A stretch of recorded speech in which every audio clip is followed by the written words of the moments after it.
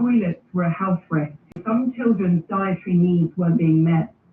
Correspondent Mackenzie, this is all happening as South Korea grapples with one of the hottest summers in years. With News Time 418, headlines up next. Have you Googled yourself lately? Are there negative posts from an employee or from a former client? Maybe an outdated news article or sensitive personal information about your family? Search engines don't always get it right. All right. You have a stalker in line? Yeah. There you go. And hello, everybody. Hey, I'm a little late today, but okay. And hello, everybody. My name is Danny. I am located in Yonkers, New York, USA. And I'm going to be on for the next couple of hours. I was on yesterday for 4 hours. So, and hello, Sanjay. Oh, I forgot to bring up the little Sanjay. Bring me up the little periodic table thing. I want to show everybody. And hello, Davis Radio Room. I got your comment. And yesterday I said that I wasn't sure if I was gonna make it. Oh, thank you, Sanjay. Let me wipe it down. Wow. So hello, Davis Radio Room. I hope you're doing well. I know Jules is not gonna be streaming for this month on Saturday, so I'm trying to see if I can, this week and next Saturday maybe.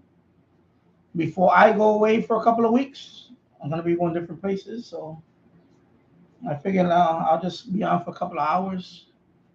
So yeah, this is I'm gonna show people the. I was talking about this yesterday. Periodic table elements. I just received this today. My son received it. He's very happy about this. So I want to show people the. This is something I would have loved to have when I was a kid. So let me put it over here. I don't want it to tip over. Yeah. So right now, I'll wait a couple of more minutes. I just added another cable up here. My MLA 30 is up here now. I still got to hook it up, but I got the wire up here today. So right now I have, let me see, I'm losing count on how many I have. I have two LMR 400s. Well, I have to eat by Ethernet.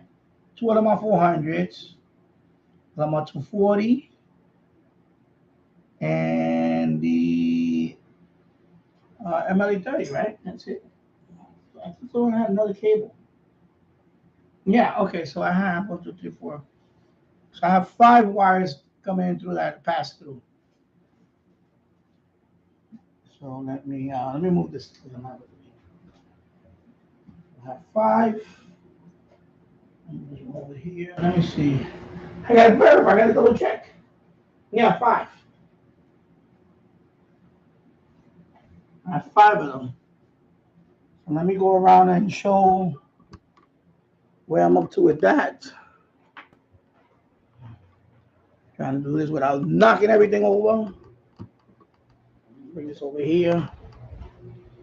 Trying to keep it steady. I can't see myself now, so now I have 5, including the Ethernet. This is the MLA 30. And I have 5. I have room for one more. But it's gonna be probably a thin cable. Maybe one more, and that's it. So this is the pass through. Of course, my wife made that for me. This is what they call Cricut. It's like it actually etches out the. It's a decal you put there. So right now, that's good. She's working out well. So I got room for maybe one more. Yeah, one more maybe. Yeah, I'm gonna say one more. Maybe one more like this type of wire or RG8X, and that's about it. And then if I want to run more, I'm gonna have to drill another hole and put another one.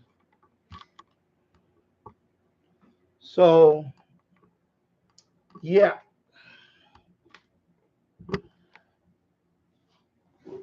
Oh, thank you, David. Yeah, it's something I came up with. I got an idea for a while back, and I said, let me make. So here I have to do that because there's no other way. I mean, if we're talking about two LMR 400, which is very rigid. There's no way if you just put that and put the wind on top. It's not going to work for me. That was not an option. So I had to build that. And then I have the LMR 240. So one LMR 400 is for the end-fed. The other LMR 400 is for the MFJ 1886 loop that's on the roof right now. That's the one that's been there for years on the chimney. I'm going to use that one for now. Then the LMR 240 is from the discone that's in front of on the roof, is toward the front of the house. Eventually that one is going to be moved. And then I have a flat Ethernet cable, gigabit Ethernet that's coming from the basement. It's connected to a switch because I need gigabit Ethernet up here. I want to be able to scroll with the Wi-Fi. Wi-Fi is okay here. Wi-Fi is good. But for streaming, I want Ethernet. I need the Ethernet, direct Ethernet. And then I just put the MLA 30 stock. So this is the extension for the MLA 30. So this is an extension. Because people ask me all the time, can you put an extension on MLA 30, the stock one? I say, yeah. So this is another 50 feet from the original MLA 30 to get it up here. And I could actually got 25 feet. I would have, but this, So now I got the MLA 30 up here, stock version. So I think that's going to be it. I don't want to bring any more up here. If I need to bring more, then I'm going to have to drill a second hole. And I don't think I need that. Because I want to keep one or two for the basement in the boiler room. Because I want to set up, but right now I'm going to repaint that part of the boiler room. I'm going to put a shelving in that corner. And there I'm probably going to run the other MFJ 1886 loop. I'm going to run it to that part of the basement for the like winter time. Especially late at night. Because the late at night up here, my brother is next door. I can't be listening late at night here, and I don't want to. And I like to listen to the boiler room. It's a lot more quieter there. So I'm gonna have the other MFJ go in the boiler room, and whatever other wire. I have I have two more MLA 30s that are modified. I could whatever. And also even a U loop. I had a U loop, but it got damaged. It got damaged because of the ivy. It was right against my fence. But now, it was last summer actually. But when the weather gets warmer here, I have a lot of ivy that comes over that fence, and it's very evasive ivy, and it wrapped around the U loop, and it destroyed it. It literally stretched it, and it broke. Where the connections are on the U loop, it broke it off. The ivy really tore up the U loop. When I was trying to take the ivy off the U loop, it just broke. It broke apart. So now I got to keep that in mind. If I put a loop antenna on the fence, I have to make sure the ivy doesn't. Same thing with the end fed. Right now, the ivy is trying to wrap around the box and trying to go up the end fed. I had to cut it because I don't want that thing wrapping around the end fed, going up the wire. And can't have that. So that's what happened with the U loop. That's how it got destroyed. So now I know if I get another, I'm gonna get the U loop from AirSpy this time. I'm not gonna get the clone. I'm gonna get the AirSpy one because I liked that one. That one was pretty quiet for VLF and for longwave. Even if I put it against the fence, I just got to keep in mind now that I cannot let ivy vines get to it and wrap around it. Because that is a big deal. I didn't think it was that. Yeah, David, I didn't know it was so destructive, but it is. It is destructive because especially if you have on a brick house, they can destroy like wood. They can split wood over time, especially the ivy gets bigger and bigger, thicker ivy. But in this case, it wrapped around it was so tight around the U loop. I mean, the U loop was completely covered. You couldn't see the U loop no more. I let it grow as an experiment because I was gonna make a video on that about HOA. But when I tried to remove the ivy, it fell apart. The especially where the connectors are at, it just came right out. So I know now that I cannot let the ivy get out of hand. I have to cut it as you know, before it even wraps around the loop itself and all that, because it wrapped around a few times. It looked like a wreath. It looked like a Christmas wreath. Literally, it looked like that. But it destroyed the U loop. So yeah, no, right in my backyard, let me see if I can even show you.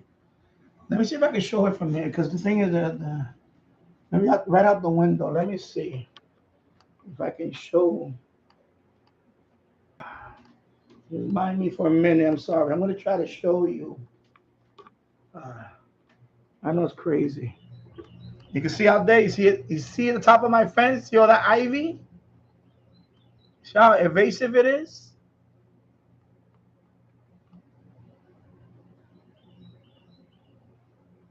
Okay, that's what I'm dealing with.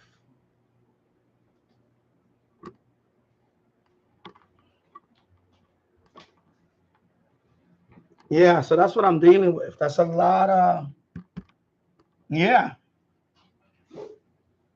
That's June, no, all of July. Because in June, I had ripped it out. I ripped all that out. It grows in July. And I'm gonna rip it out in another couple of weeks. But I have to. That is not poison ivy, but somebody told me it could be poison ivy too. So anyway, when I ripped that out, I had to wear long sleeve. Of course, I wear masks because all that stuff is in the air. I have to wear gloves. I rip that stuff all the time. I have to rip it off the fence, and then I rip it off the fence, and I have a mulcher. I throw it in there, and it mulches it. I have electric mulcher that I'll put out there. I rip that stuff up, and I can't throw it away. I just throw it in the mulcher, and then once it mulches it, I put it in the bags. Get rid of it. But yeah, good grief is right. We get that thing goes up trees and all that. It goes up the trees. Yeah, it's very evasive. When we lived in the Bronx, we had that in the front of our house too. But we have roses because roses are like that too. There's roses that are very and they can damage brick and all that. They can damage your home. Any long term they can damage. Yeah. So and hello, Dwayne Trivet. I'm glad to see you too. Yeah. So no ivy in Georgia. It's hard to believe. Maybe no ivy in your area. There's ivy everywhere. Everywhere where there's heavy anywhere where there's a lot of trees, you're gonna find some type of vine plant. This like we have here. I don't know what the name of that species is. I'm not a botanist. I don't know. All I know, that one kind of it looks like grapes. That one, it grows to the point where little grapes come out, but they're not grapes. I mean, I would eat them. They're not edible. For me, I don't think they're edible, but they look like grapes. I forgot that my wife. There's an app that you can like I'm saying. There's an app that you can like kind of take a picture of it, and they'll tell you what type of plant that is. I think it was about a week ago, so she did it, and I think it's some kind of grape, but it's not like the grapes that we eat. It's some kind of wild grape. So that's what that is. It's not poison ivy. That is some kind of wild grape. Because when it gets big enough, you'll start seeing the flowers, and then you'll get the little grapes. And they're all over here. We have them all over New York, all over Westchester, all over New York. Across the street, there's a house that has all of that in front of it. There's a wall, and they're big. They're little grapes. Literally, they're like grapes. Yeah, so ivy can destroy property. If you let it grow on the side of your house and really get it up, it can split like a brick. It can, if it gets inside the brick, it can split the brick over time. It can crack through. It can do damage. If you have a wooden house, same thing. It can split. Yeah, it can do damage. So that U-loop, it just it stretched it out, and the connector just came out. Because I left it. I said I'm gonna leave it because I wasn't using it all last summer. When I had installed that U-loop, it was like the winter time, and then I did a couple of videos on it, and I just left it. And then it started growing the ivy. I said, "Oh, look, I left it as an experiment, and I was gonna make a video on it, like, oh, look, this is what you could do HOA, you can hide it." But no, that was no match for that. Now, more rigid loop like the MFJ 1886 loop, which is aluminum, I think that'll hold up fine in the ivy. But that U loop, I think even MLA 30, you have to be careful with that if you get ivy around it. I call it ivy, but vine, any type of vine around the U loop is not good. Yeah. And hello, Paul. AA1SU from Northern Vermont. Yeah, it grows. I know you, Paul. You have all that up there in Vermont. You have to I do it from time to time. I have to pull it out. Yeah, so I do that from time to time, Paul, because you're right. It does get. Before I moved here, nobody really maintained this part of the house. That ivy was all the way by the garage. It was all the way going out to the street. This whole backyard was the vine. I spent a few weeks clearing out all that, the whole yard. The way it is now, I had to till the soil. I had to grass seed. At one time, when I first moved there, that was a jungle out there. That was literally a jungle. So yeah. So you do have poison ivy there. Yeah, poison ivy is everywhere. Yeah. BT Radio. I have to pull out. Ivy around here from time to time. It really grows long before you know it. Yeah, it's very invasive. It gets out of control fast. I mean, over the fence, those big tall trees. There's ivy that goes all the way up to 40 feet up on the tree, all around the tree trunk. All the way up, there's ivy. And hello, my radio DXer. ¿Qué pasa, hermanito? Yeah. So yeah, my radio DXer. I was just showing my son. This is what he received today. So this is the periodic table of elements. Is a acrylic. Go close there because I don't know if it's going to. Hard to focus the acrylic, but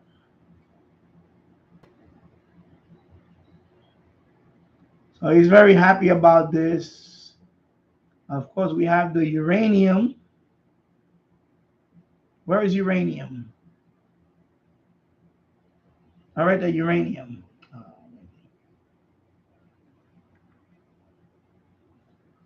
Oh my God, this thing is anyway. So this has the all the elements. Of course, some of them are not here, like plutonium. You're not gonna find plutonium in here. So they have a little sample of each one. They have gold, copper, silver. So this is something that he could put on display on his So this is something he wants to put on display. Like when I was a kid, I would have loved to have this as a young boy. So when Amazon delivered it today, I gave it to my son. He was so excited. He's happy. So yeah, because he's looking up all these symbols. He's so he's fascinated by this stuff. So it's good to see that when a kid is fascinated by science, chemistry and all that stuff, you want to encourage him. So we bought this for him. Yeah. No, there's not no plutonium. I'm trying to zoom in where the if I put my hand over it, maybe it could zoom in. Because it's see-through. You see plutonium right there, Pu? There is no plutonium in there. Uranium, there is uranium. Uranium-238 is there. Plutonium is not there. So yeah, if there was plutonium in there, you're right. If this thing would have cracked open,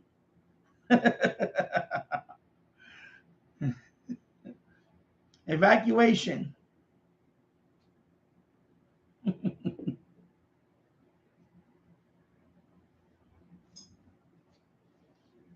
Oh yeah, you know, I never watched that though, but I seen like little clips of it on YouTube. You know, Paul VT Radio. I have 5 locust trees in my tiny yard. This caused me to have to pull new saplings out all summer long. I pulled them out of my neighbor's yard too. Okay. A handy chart to have. Congrats to your son. Yeah, thank you. Yeah, he's very happy about it. Now, really, if that fell down and cracked and it had plutonium, the whole neighborhood would have had been evacuated. Yeah. I mean, it has uranium, but uranium is not. Yeah, uranium is not. There's also other stuff in it. It has arsenic. There is arsenic. Arsenic is up here somewhere. Focus. See, arsenic, number 33. That's arsenic, I believe. And you have also selenium. I mean, not selenium. Cesium. Cesium is what they use for the atomic clock. So cesium. Where's cesium? Cesium, I think, is over here. It's somewhere over here. I saw it, I think. Anyway, cesium, because I saw a video on WWV, and they were explaining that the atomic clock has a cesium crystal. They use cesium. So they have cesium here. So it's kind of a little, it has it's kind of a, I'm not an expert, I'm not a chemist or anything, but I know it's cesium. So that's pretty cool. So it has cesium. It has a cesium element. It even has gold. So there's a little tiny speck of gold in there. It's pretty cool. Yeah, because when I was a kid, I used to look at those magazines like Edmund Scientific Magazine, and I used to drool at all that stuff I wanted, like the telescopes, stuff like this on those magazines. I would have been drooling over that stuff. I was wanted like a chemistry set, one of those. I never, of course, my mom couldn't afford that stuff, but I wish I would have had that as a kid.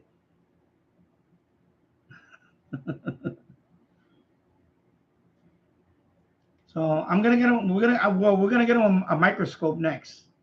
But right now he's kind of squeamish with the bugs. He doesn't like bugs. Scare him right now. Like even the tiniest bugs scare him. Because I remember as a kid, we had two microscopes. My brothers had, and I would look at them. Sometimes I would put like a drop of water or something, or a leaf, and you look at it with the microscope. You see how it's fascinating. I was fascinated by that stuff as a kid. I remember even a bug, like a dead, what it was. Literally, I would take it with a tweezer, like a roach leg. I don't know, it's kind of disgusting. I think about it now, it is disgusting. I took like a roach leg with a tweezer. I put it there just to look at it and see. Oh my God! Listen, when you see that thing up close, it's like creepy. Uh, oh my God! Because I used to have, Omni. You ever heard of Omni magazine? I know somebody. Must have heard of Omni magazine. I used to get Omni. I used to have an Omni magazine. I used to go buy them in the newsstand. So I remember this one Omni magazine that they had a lot of I guess they use a micron. What is it? A micron telescope. I forgot what it's called. Excuse me, electron. Is it electron telescope? I mean, electron microscope or something. It's those very high power microscope. And they had like a whole bunch. They had like a montage of photos of different things that are like 10. Like, I don't know how many times magnification, and it looks like another universe, like another world. And literally, it was just regular household stuff, like a cotton ball, a leaf, a plant leaf, and it looks like another world when you look at it that close, magnified. So I used to look at that stuff. I was fascinated by that stuff. It was pretty cool. I love that stuff. So that's why, whenever he's fascinated by stuff, and we just, buy him the stuff so he can really, you know. So eventually we're gonna get him the microscope. Of course, we have the telescope there. We have the telescope there. Sometimes we take it outside. We all watch. Although right here the problem is the trees. It's like limited view of the sky. So you get to see, like, he gets to look at the moon and Jupiter. Of course, he has the app on his phone, the Stellarium app, so he likes to look at the sky. So he said, "Why that one is kind of yellowish? That one is very bright." I said, "Sanjay, that's Jupiter." And what about that reddish one over here? I said, "That's probably Mars." And then he goes verifies it. He said, "Yeah, Papa, that's Mars, and that's Venus." And then he knows all he knows his planets. He knows all that stuff. You know, he doesn't play with other kids. He doesn't play outside with the other kids. He's on the computer just looking up, googling and stuff like that, and watching videos. And he plays these games, and he's which is fine.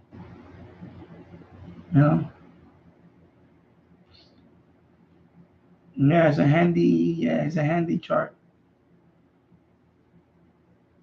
Paul Vitti on the show, The Big Bang Theory, they have a shower curtain with a periodic table of elements.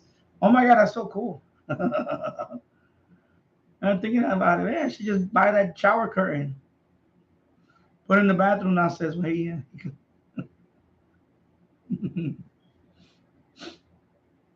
Already there's a good thing. I did not have a chemistry set as a kid. Otherwise, I would have ended up like Bart Simpson in that episode where he faked that he had a high IQ. Oh my God.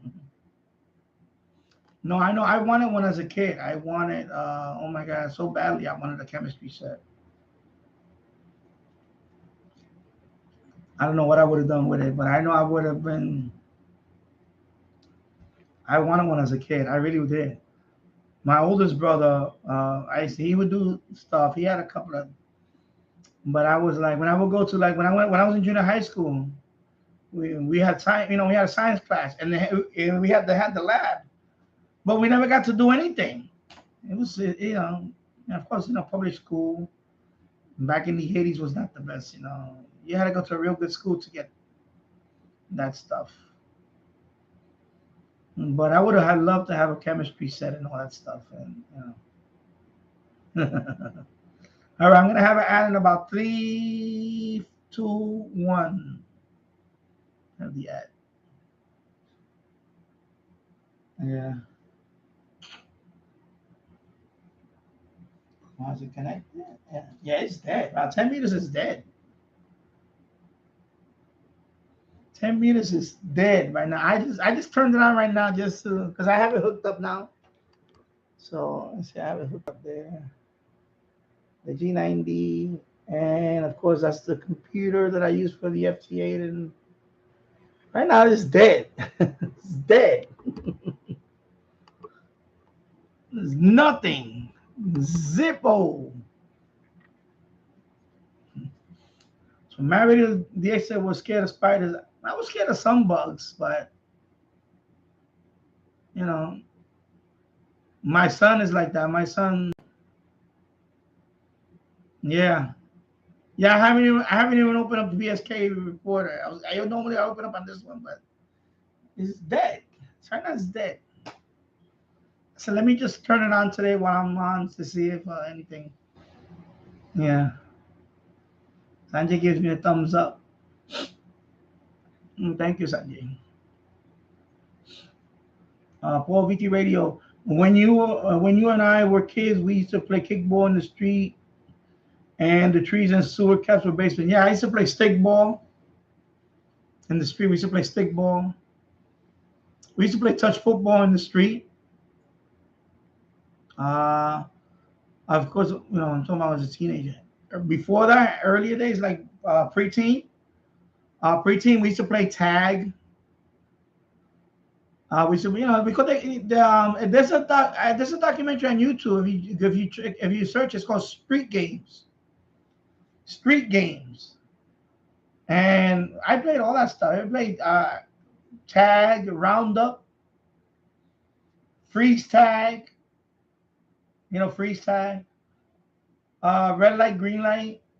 You know, red light. I think it's called red light, green light. In school, we used to play kickball in school. No, not dodgeball. I never played kickball. We used to play punch ball. You have a Spalding ball and you just hit it with your fist and then you run around the bases. You don't use a bat, you use your fist. You just, and then you run around them. I was never really big into that.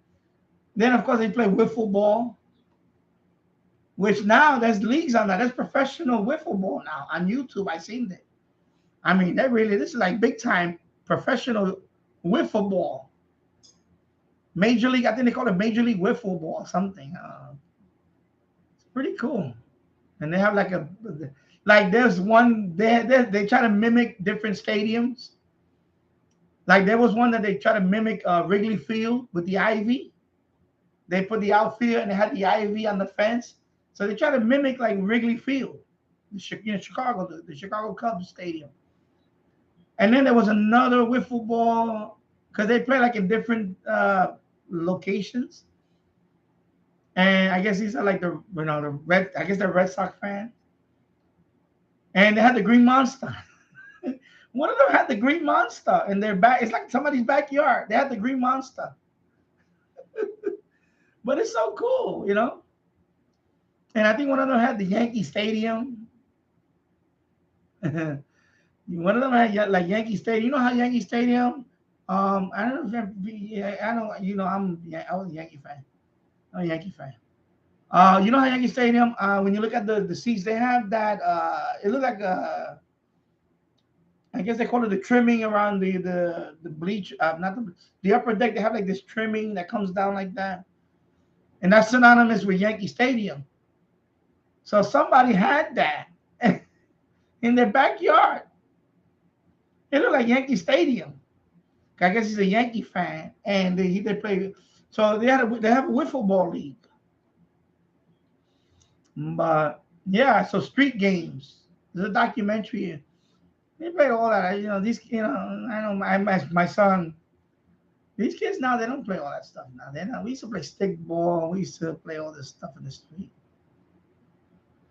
Johnny on the Pony. Uh, and some of them were, yeah. Paul BT rated PSK reporter map shows 10 and 6 meters or so dead. Yeah. Yeah, it's dead. Right now it's dead. Nothing. Monitoring nothing. I got nothing. Hey, hello, Bobby. Morgan City, Louisiana. Shortwave call sign WA5107SWL. Yeah, Marriott DX reminds me of the Squid Games. If you've seen that on Netflix, and they mimic kids game. Yeah, yeah. We before we canceled the Netflix, we saw a couple of well, my wife did. I saw some of it too. We saw a couple of the episodes. The one we saw was the famous one, the one with the green light, red light, green light, and then they get shot.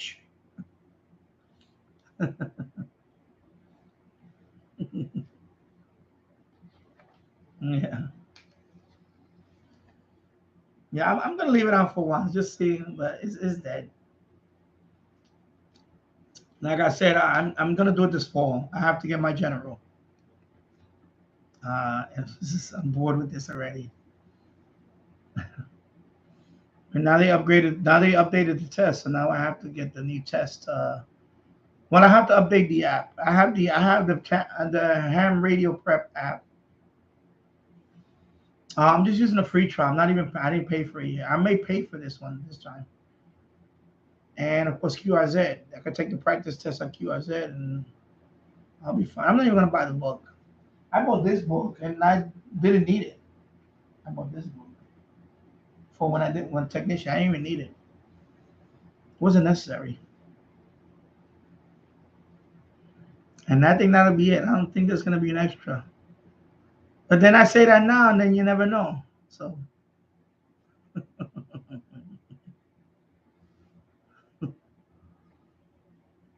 yeah, it's dead, man. Nothing. Nothing. Dead.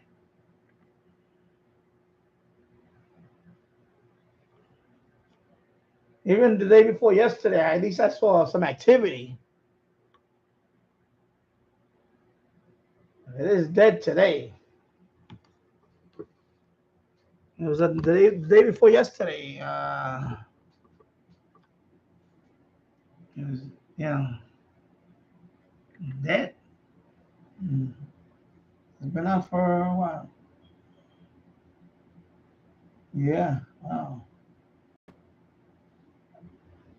Actually, nah. You know what I mean? What? Oh yeah, R2000. Yeah, I need to.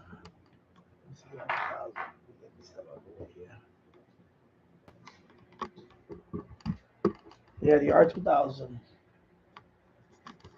But this one, the single sideband is not working, and the RF attenuator is not there. I bought this stuff. I paid $50. $50. It was somebody in the Bronx who was selling it. Craigslist. So I don't know if I want to fix it. At this point, I don't know. Someday. And then the 7700, that was from eBay. I got that from eBay. And of course, down there, I got the Yaesu Focus, the FT818. I got the auto tuner with it. And I got the CB radio down there. I have to set all that up. But I don't have space here. So I'm thinking about eventually getting rid of the shelving and put a bigger one. And that way I can have all that. So I still have work here to do. Because the shelving is not going to be enough for all of this.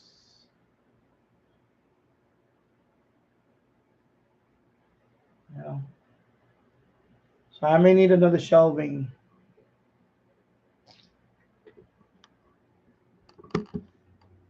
Because, what happened in the basement, I had everything lined up nicely in the basement, and then once I got that flood scare, that's it. I said I have to move all this stuff up here. I have a third one of these units that I can put there, and that'll take care of all of this. But I don't know if I want to do that. I don't know if I want to bring a third one here. I may have to do that.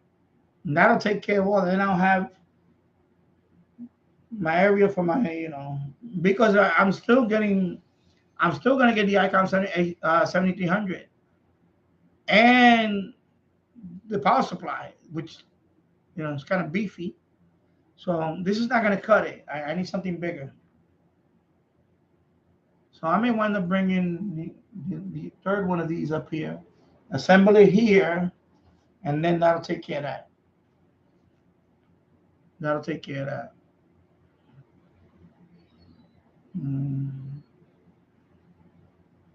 these things are not cheap. I didn't buy these. They were gonna.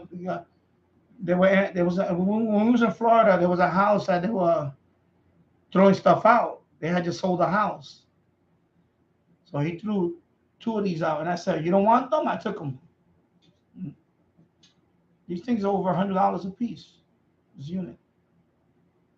So I took 2 of these, put them in a van, and when we came up here from Florida, we just took them with us. Because these are strong. These aren't the plastic. See the plastic ones that I have over there? That thing will warp like that. If you put all these radios on that one, it'll warp. But this one, I had to put 2 sheets of wood. I have like 2 sheets. I don't put 1 sheet. Like this one is okay. This one can handle this one. But some of them, I had to put a thicker piece of wood in there. Otherwise, it would have sagged. Yeah, because these are heavy. This is heavy. So there's 2 sheets in there. This one too, so there's 2 sheets. These are heavy. You can't do it like a bunch of, nothing will sag, and the plastic one that I had here is, you can tell it's like a little sag. And I didn't have my radios on that one. It was just some other stuff in it. So I may have to put a third one here because I still have radios that I haven't hooked up yet. I have 2 scanners I want to hook up. And then also the switches. I have to mount the switches somewhere. I have to wall mount them.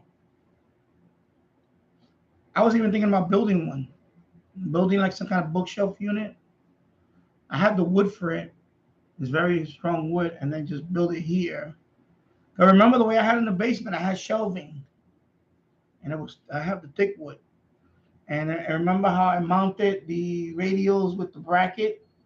I can't do that with this one. That's the thing about them. I miss the base because of that, because it's very cozy.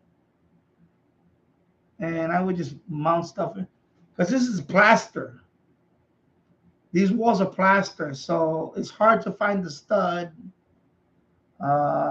It's not like drywall where you can put a stud finder and you can find the stud and then you can anchor it right in there. And this is more difficult with that because it has the, what they call it, right, Paul? It's called plaster and lath. It's a lot of little pieces of wood that go on. So when you try to do if you try to use a regular stud finder, it's not going to work. And then some houses, like this one was built in 1924. I don't know how spaced they are. Some of them are 12 inches apart, the studs, the original studs that are in there. Some of them are 16 inches apart, I believe. So I think the only surefire way to do that is I need to get a strong magnet. And you run the magnet, and wherever the magnet sticks at, that's where all the nails are at. And that's where the stud is at. But I don't have a very strong magnet. I need one of those. I'm gonna have to buy one. It's a real strong magnet, and you just put it on the wall, and it'll. I forgot what they call it. It's a certain type of magnet. It's a very strong magnet. You know, I have one that's very tiny. It's a little tiny magnet.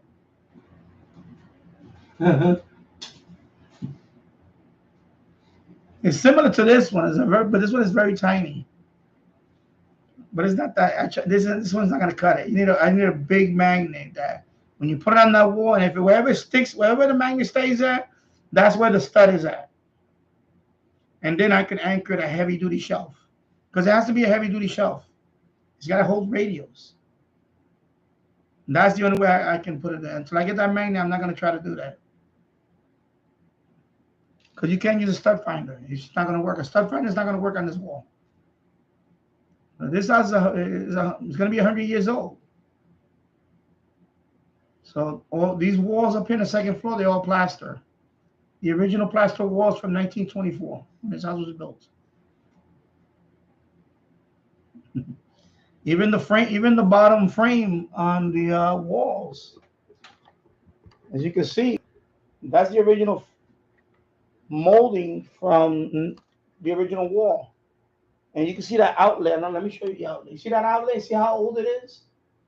That's the original outlets from this house. I didn't want to take it out because it's going to be but that is the original outlets from 1924. So this is the old house.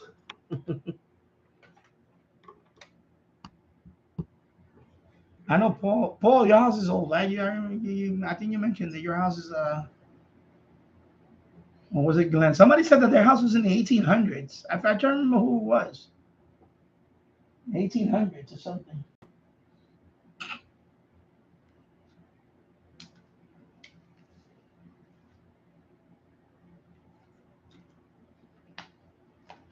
Yeah.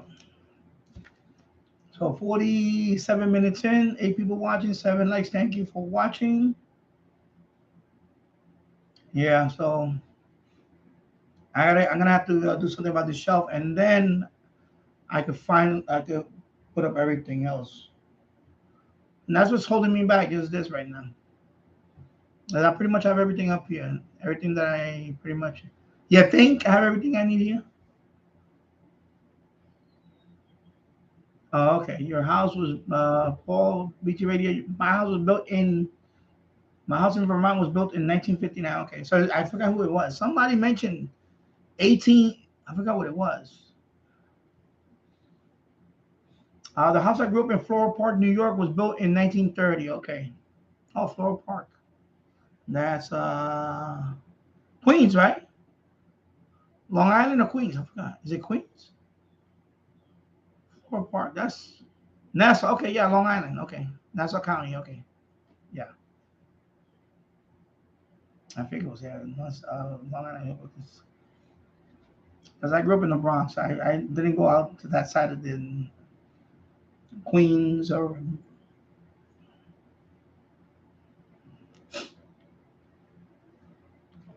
For many years, that was a very nice areas. New York City was the Bronx. You wanted to avoid the Bronx, although there is some nice parts of the Bronx. There's some nice parts, like Crog's Neck is very nice. Like if it looks suburban. By Orchard Beach, by City Island, that's also very. Up in Riverdale, there are some parts that are very, clean. I'm gonna say clean. Let me just put it like that, clean. And then everything else, not so much. And then of course you got Manhattan, and then Staten Island. Staten Island, of course, same thing. They call it the Forgotten Borough. Oh look.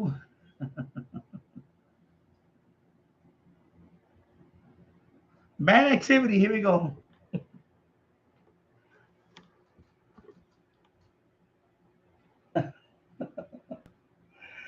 Oh boy.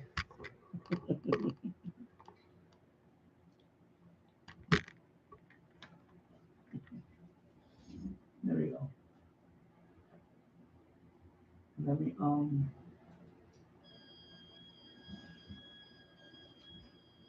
if anybody hears me.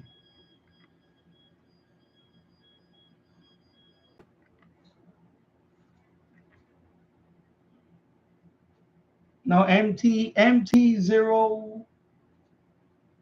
PC. So MT0. What?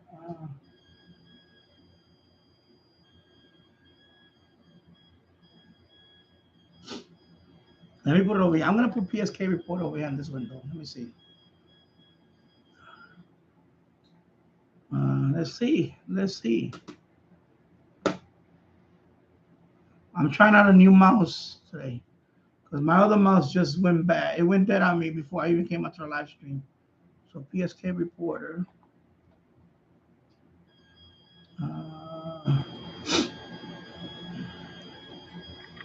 PSK reporter.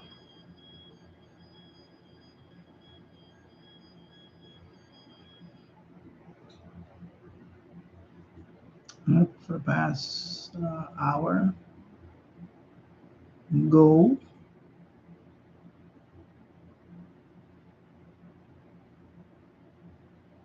Yeah, 10 meters. It's dead right now. It's dead. 10 meters. FT8. Dead.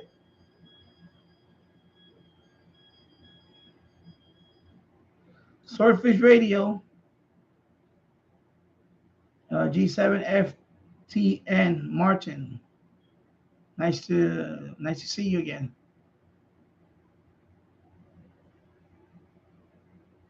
That's what I'm thinking. That's what I thought it was from the UK. But I know. Let me see. Hold on. Let me find out.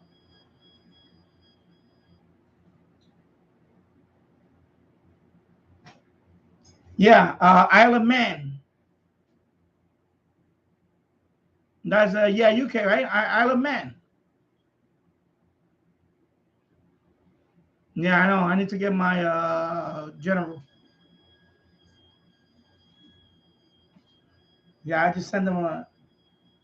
Says Isle of Man. Wait, what is? No. No, what is that? Okay, hold on.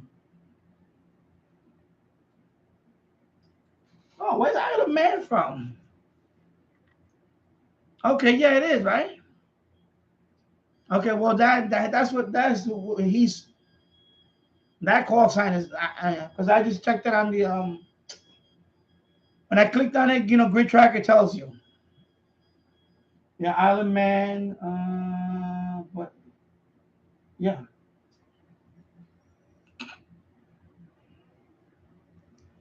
Swordfish radio. Yeah, I need to get the extra light so I can drop down to 20 meters. Yeah, I know. Yeah, I'm 4. That's it. I'm drawing the line on the sand.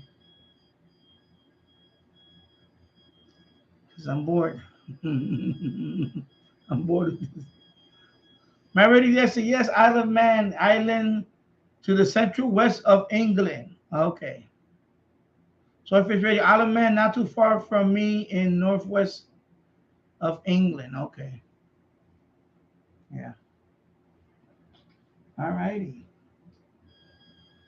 Yeah, I know. I see 20 meters is very busy. I see that's the only band that's according to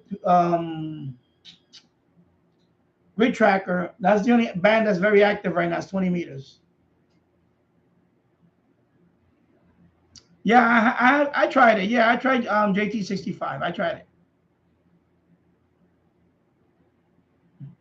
I mean, I can try it now. I can try it.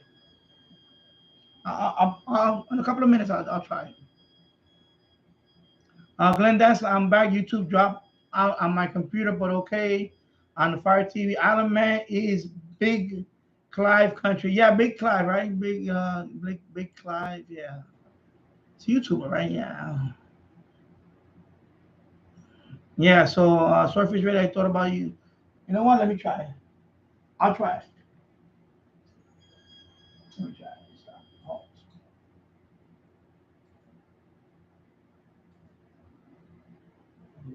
Let me just hit this again.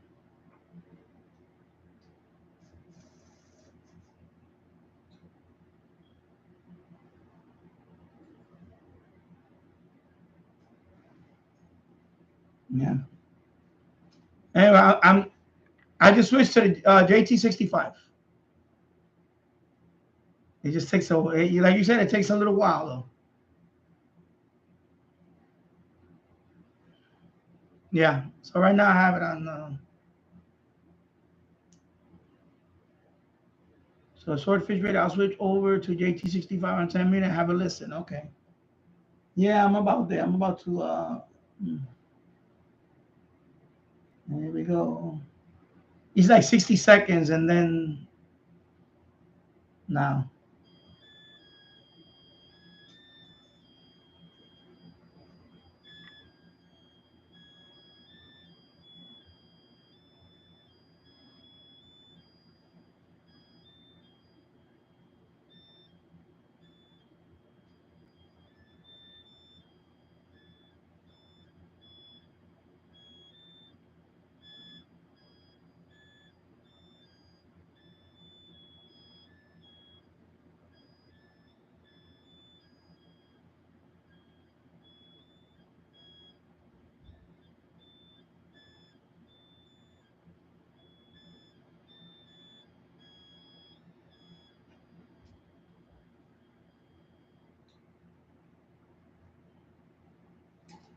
All right, there you go.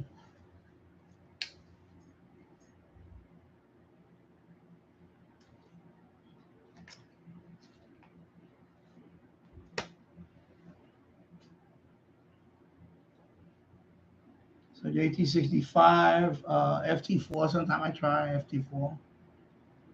Nothing heard. I'm just sending out a. Okay. Yeah.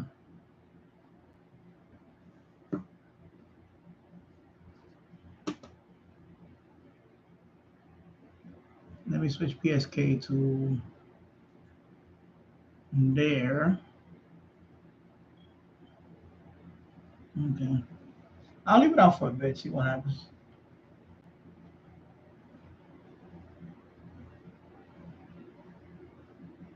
Yeah, I know. I just checked it right now. I don't see nothing on. I just switched a PSK to JT65 for the past. I don't know. Let me see for the past. Let's see. Receive. Let me see. I mean, not receive. Excuse me. No, oh, excuse me. Not receive, but yeah, receive. Let me see. Come on. Let me see. Receive.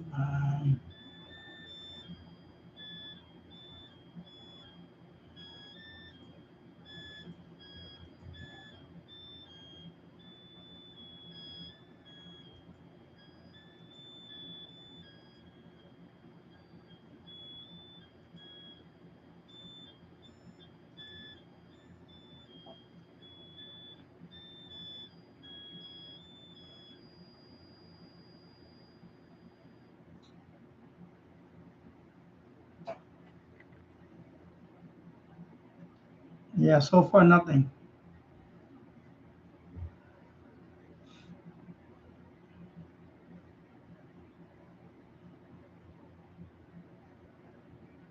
Mm-hmm.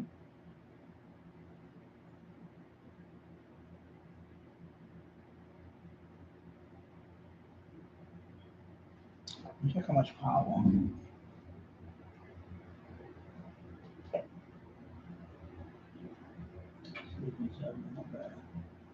Okay. All right. My bad. I was checking how much power. I thought I had it. I have a 20 watts. G90. Thought I had it down to 10 watts or something. 20 watts.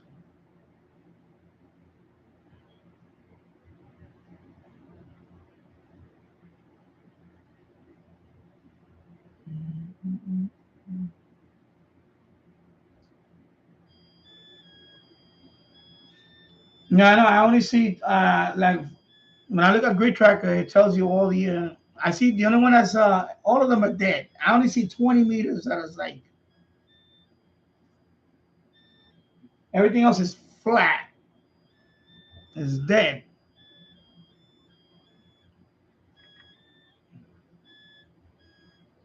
So Paul, VT radio 20 meters on FTA isn't getting many QSOs right now either. Yeah.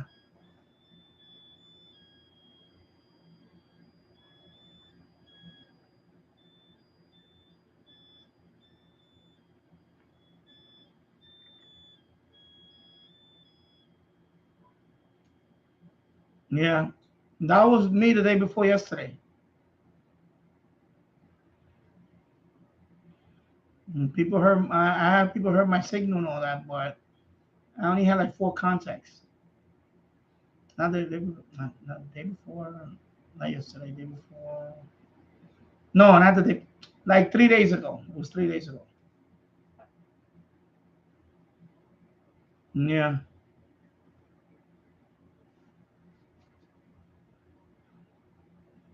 Modified DX. So yesterday I had lots of stations. Here my signals on 20 meters FTA, but I only have 1 Q. So strange. Yeah, that happens. Yeah, that's the way it's been happening to me lately. Like I said the other day, I was surprised that I got 4, and it was like maybe almost 3 hours. 4. I was like, wow. It's like compared to what it was a few months ago. Like a few months ago, man, I was just like I couldn't keep up with them. Now it's like slim pickings.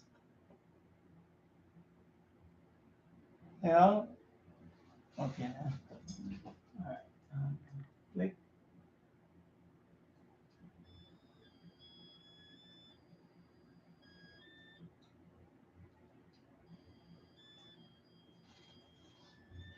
All right, hold on.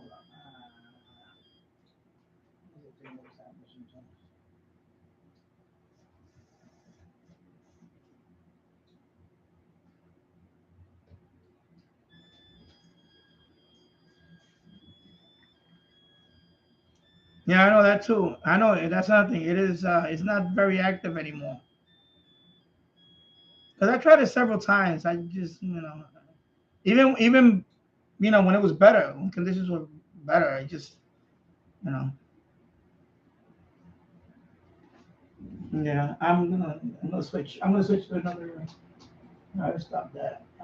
Let me go back to. I'm gonna try FT4.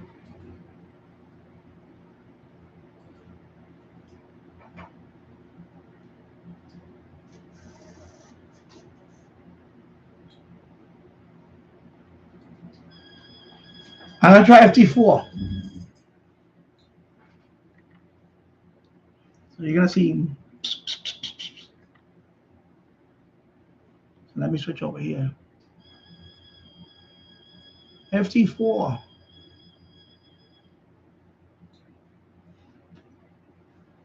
Yeah, I know it's rare because I knew that because that's a lot of people. Yeah, they went to FT. Actually, FT4. I even tried FT4. I have better luck there.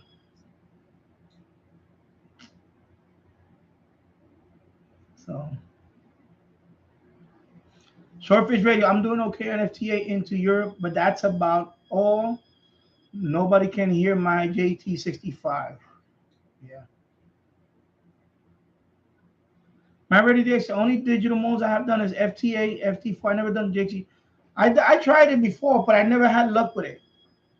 But like he mentioned, and I already knew about that it's kind of outdated now. Now that FTA popularity, you don't see too many, But I used to do it once in a while. I used to just to see. But I'm like you, married to the FT4, FT8. Right now I'm doing FT4, so we'll see. Let me erase that mess activity here. See if anything else comes up again. So yeah. So I'm just trying FT4 now. So 1 hour in, 1 hour and 4 minutes in, 5 people watching, 8 likes. Thank you for watching. And, feel free to come on the chat. If you have a question, anything like that, welcome to join the chat. Of course, official SWL channel is not on today. He's not going to be on till September, because he's taking a break. So that's why I'm coming. That's why I'm here today. I did my live stream yesterday, but I figured let me be on today for a couple of hours. If anybody wants to just chime in.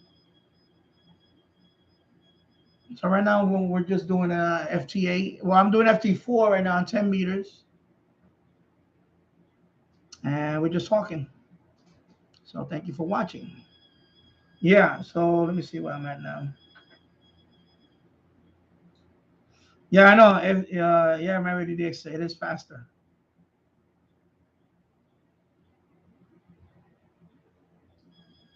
So right now, I don't see anybody on the activity. So I'm not hearing anybody. So Swordfish Radio, JT65 transmissions are rare nowadays, but sometimes you'll find somebody else, usually on 20. Yeah. Paul VT Radio, I'm calling CQ on 10 meters. FDA now just for fun. Yeah. Yeah, I think you're just going over me because you're right there in Vermont. So I'm in New York, you're in Vermont. So I'm like, I don't think it's going to happen. It always happens with Jill's too. He's in Montreal, and I guess he skips over me, So usually it goes west. So I'm not gonna hear. I'm not gonna be able to. I don't think I will. Maybe if anyway.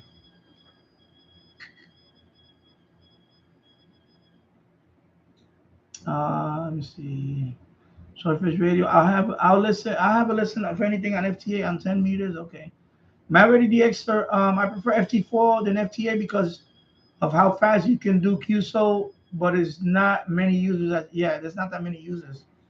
But like when it was a few months ago, when it was busy, sometimes it was just too many. It was crowded. I would go to FT4. I would do FT4 and just to and I would get a few. I had a few on FT4. But that's like people were telling me, enjoy it while you can because it doesn't happen often. And I did. I got spoiled. I was like, man, this is pretty good. But now I see nothing now. And it happens. Yeah, it is. That's the yep, that's the lowest I can go. And 6 meters, forget about it. I can't do with not with this radio. With the my Yaesu, I can do 6 meters. But my G9D is only HF. I can't do so. And I need to set that one up. And then I can do 6. I can do Yep.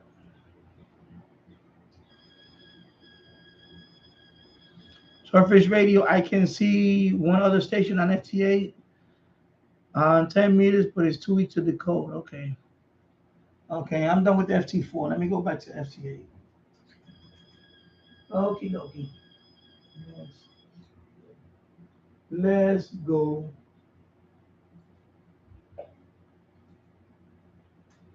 All right.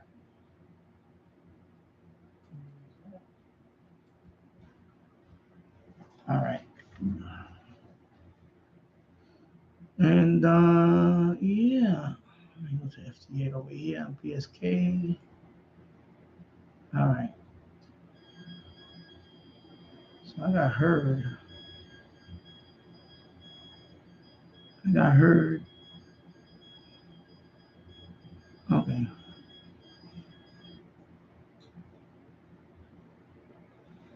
Yeah. I just went back to FTA and I got heard, but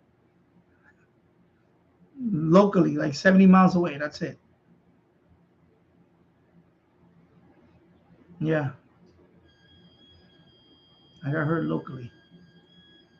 And then, yeah, that's it.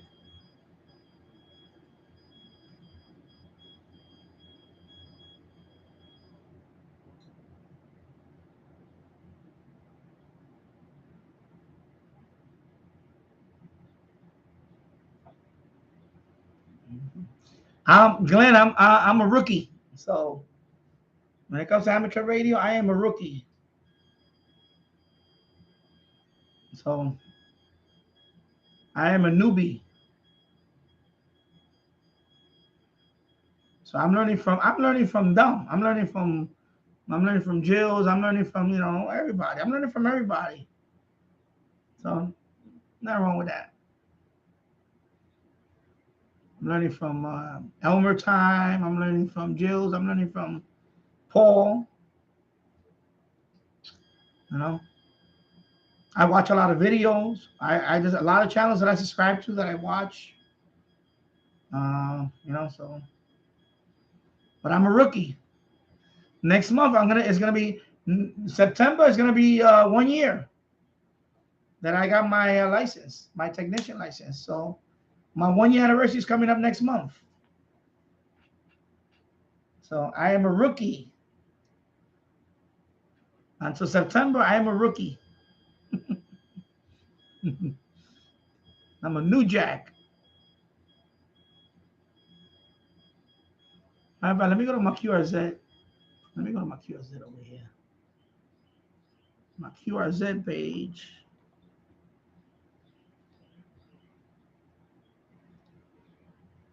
I got two new alerts. Oh, from the other day. Okay, they got confirmed. Okay, I got 2 new confirmations from the other day. Yeah. So I have 2 new confirmations. So now let me go to my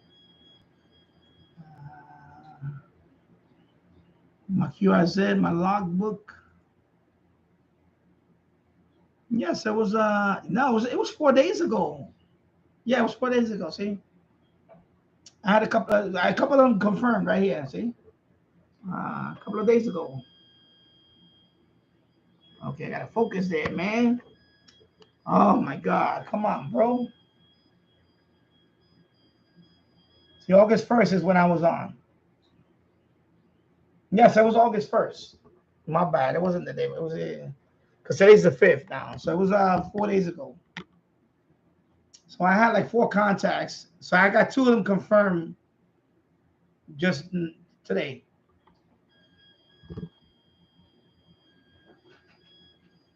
So I'm a rookie, bro. So right now QRZ, I got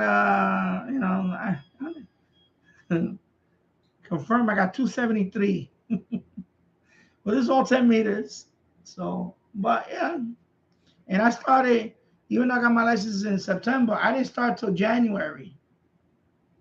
I didn't start my first contact in January because I didn't have the G90. I was having trouble setting up the other one. And finally, when I got the G90, once I got the G90, I was up and, because the G90 is beautiful, man. You just get up and running with the G90. But if I would have had that one, the X6100, that one is even better because he said that one has the sound card, everything's built in, everything off and running. So the G90, same thing, off and running.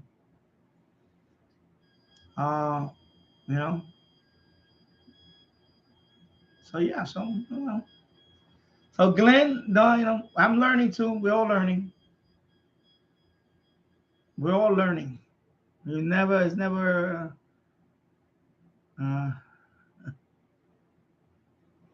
It's fun though. I wish I could have done this years ago. That's the only regret I have. I wish I could have done this years ago. I wish I could have got my license years ago, and especially when I just got back into radio listening hobby. I should have just right then and there. I should have went for my technician license right there. You know.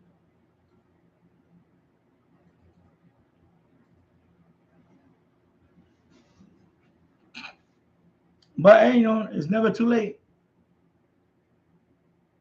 You know, it's never too late. So just like Jules just got his. I think he's 2 years now, because it was the year before.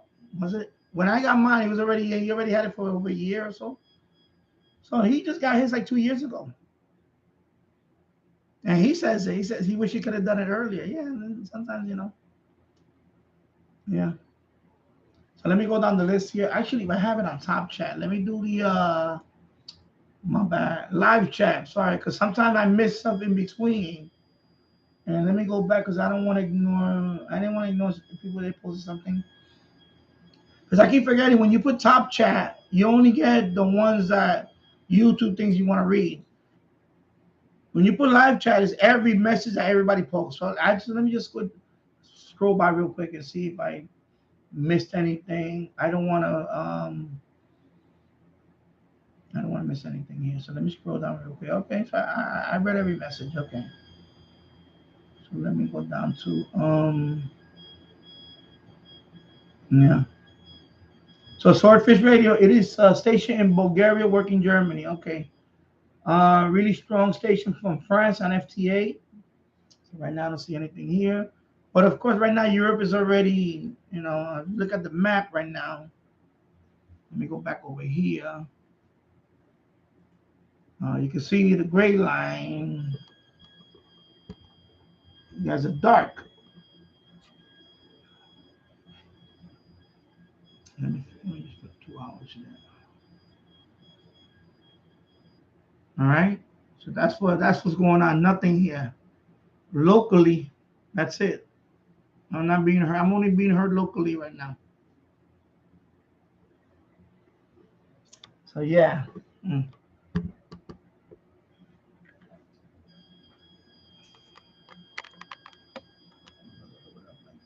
Yeah.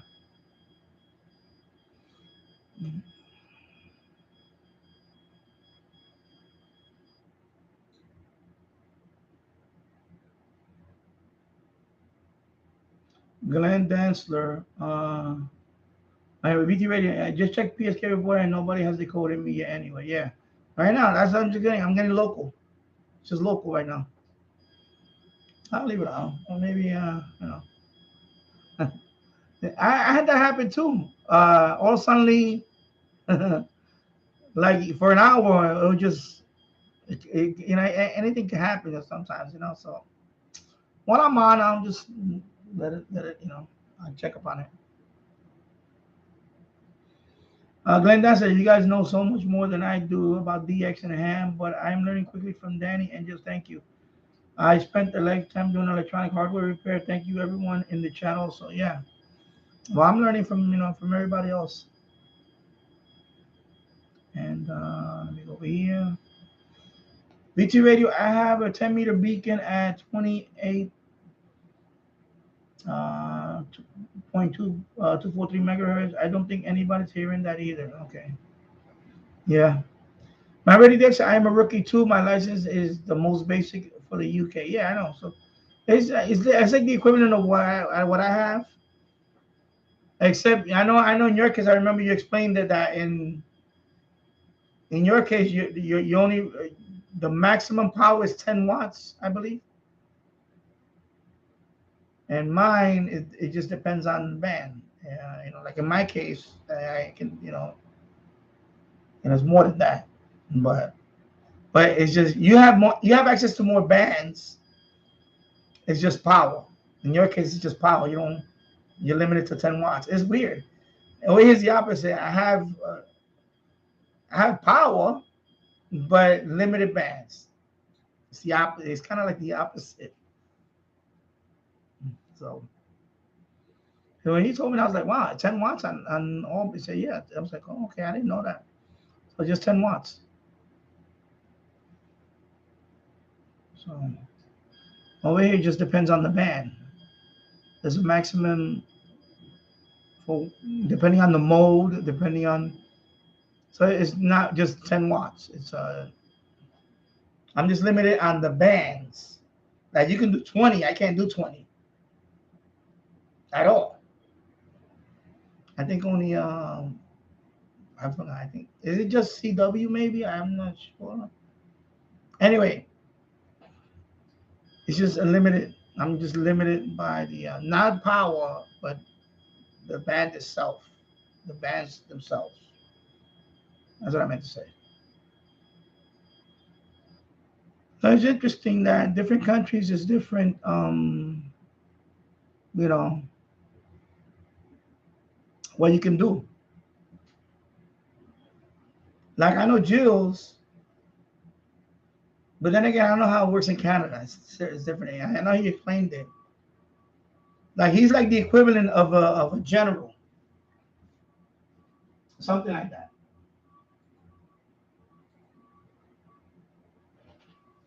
And Sanjay with the check mark. My son Sanjay. Yeah.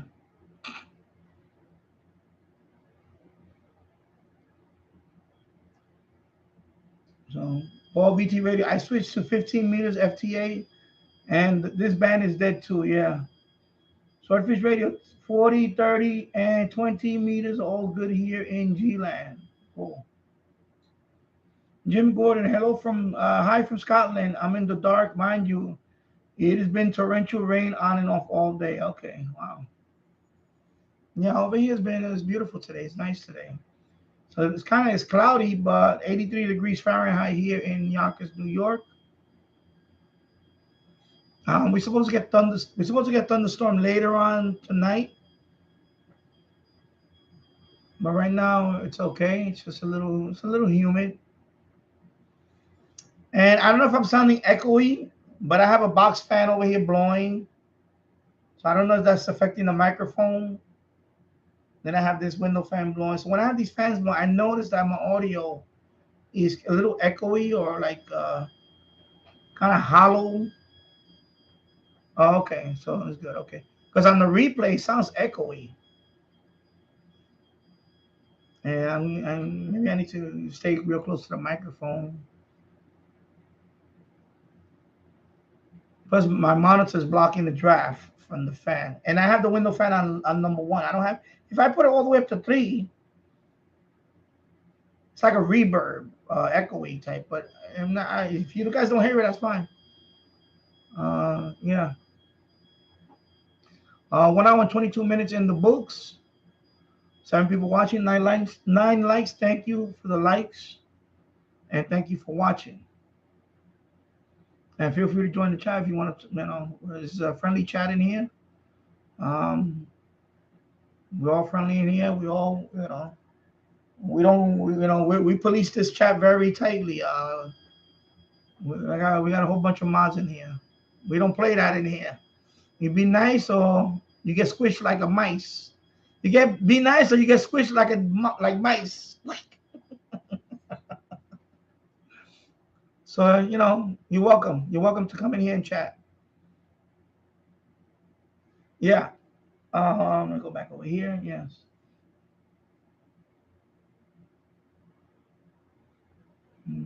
So okay. So again, Glendance DX is so much fun compared to being bent over a circuit board with oscilloscope. Yeah. Well, I'm not good at. I never did all that. I never did any.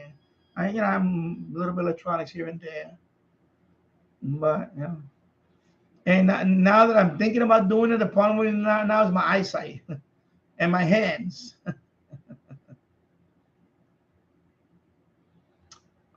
Jim Gordon, what is the top music radio station in the New York? There's so many of them. Well, I don't want to know if they're top. We have quite a few that are old. Been around for a long time, like WBLS. I remember them since I was a kid.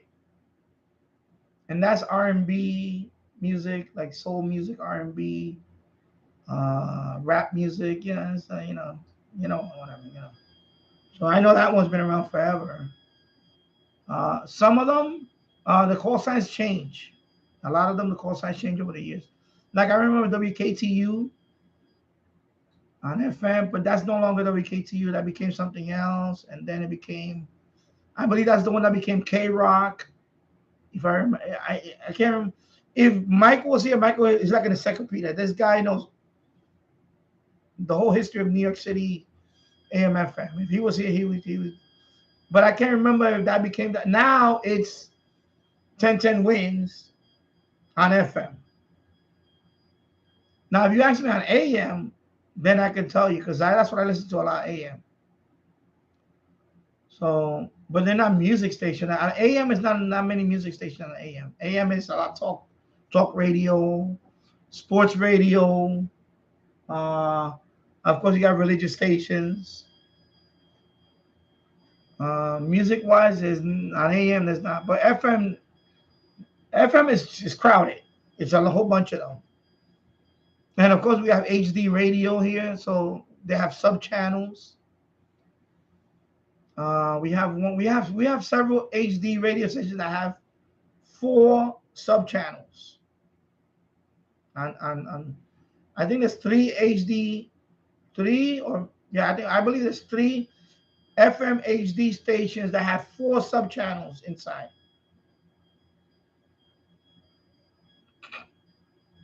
So, and HD radio is like the equivalent of what you guys have in Europe, DAB, because you guys have DAB. We don't have that in the States. We don't have DAB.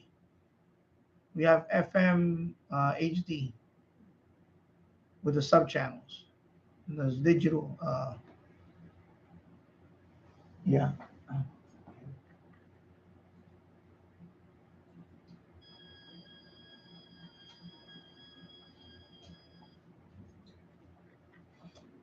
So let me go over here.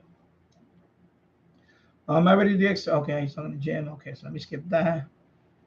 My son, the check mark. And let me go here. Okay, so this is all among you guys. So, okay, so all good, no echo. Okay, good. So, yeah, so music station, I can't tell you, right? Because I don't listen to, I mean, I do listen to one music station, but it's a local station. It's a college station. It's WBGO, because I listen to jazz. I like to listen to jazz and stuff like that too. So this is all the way down the dial. This is like 88 point. Is it 88.5? 88.5. It's all the way at the bottom of the dial on FM. And I listen to jazz music, but not every radio that I have it can pick up that. So, and that's when I'm outside. I'm like mowing the lawn or something. I'll put that on.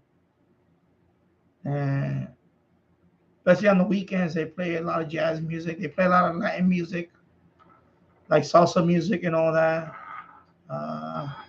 Latin music, which I listen to also. And I listen to everything. It just depends on the mood. It depends on the, I don't listen to anything new now. I can't listen to anything new. Like, I don't understand some of the stuff. Some of the new stuff, I just can't understand it. Yeah.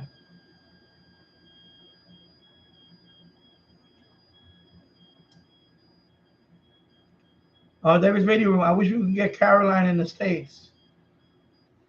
Yeah, I wish I can get all those medium wave stations in transatlantic. I have no luck on that. I have no luck with that.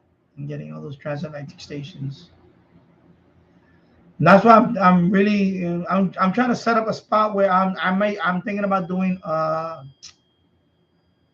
CAS loop. The CAS loop. I need to make space for it. I may use the pine tree as the to run the wire to make a CAS loop. So I try to get for medium wave, medium wave DXing. It's not going to be a big CAS loop because I don't have the space for.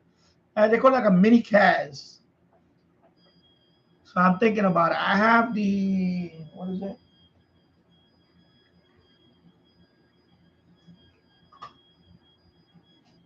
I have the components for it. See, I have the preamp,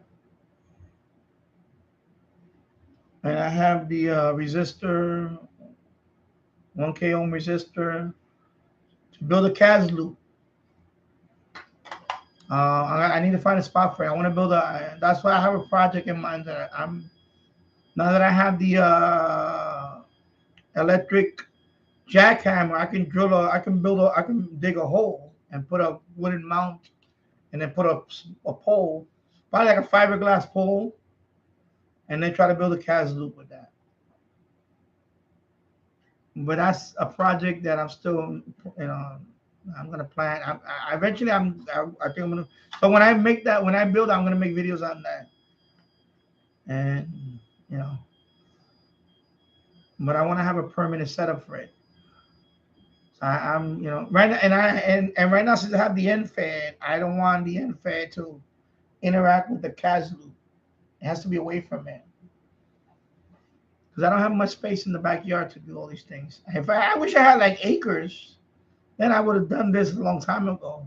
I would have had a beverage antenna, long wire and all that. But I don't have that type of space. But I want to build a mini CAS. I like the one that DX Central built. So I'm kind of going to do something similar to what he built. And because I tried transatlantic many times. I just can't. I don't have the. If I had a Wellbrook, maybe that would have helped. MFJ 1886 is not it's a good antenna. It's a good loop antenna, but it's not a Wellbrook. It's not going to be a Wellbrook because even my MLA 30 is almost on par with the MFJ. So maybe if I had a Wellbrook, I could probably have better success getting transatlantic medium wave DX or a CAS loop, because that's all I can build here, a CAS loop. I have another idea, but it's gonna be more that's taking risk. Because I was talking about running up the wire all the way up that hill. But that's city property. So I would have to do it incognito. It would have to be like what they call clandestine. Clandestine type. Yeah, I get nothing. So I just got hurt a few times, but they're all local. Northeast region. That's it. Let me see. Who else hurt me? Yeah, let me see. Let me zoom in. Yeah, so this is where I've been hurt at. That's it. Right there. So region, local, see? So right here, if I go over here, is Western New York. And then up here, down here in where's that? Ohio. That's it. Nothing.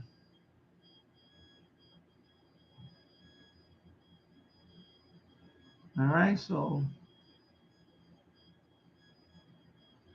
yeah.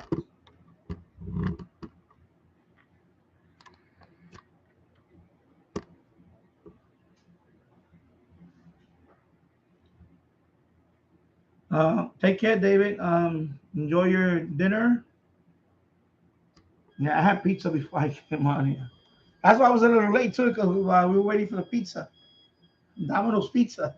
So that's why I was a few minutes late today, because I had to wolf down a couple of pizzas.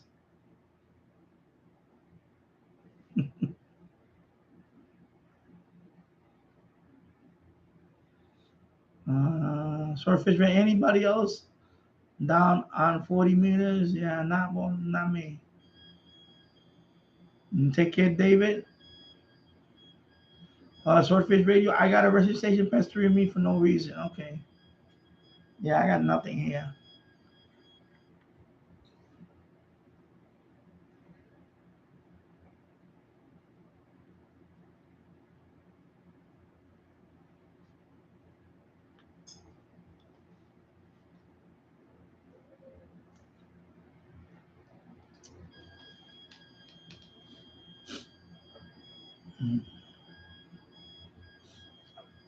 So I have this week, and then the next Saturday, and then that's when I go on vacation.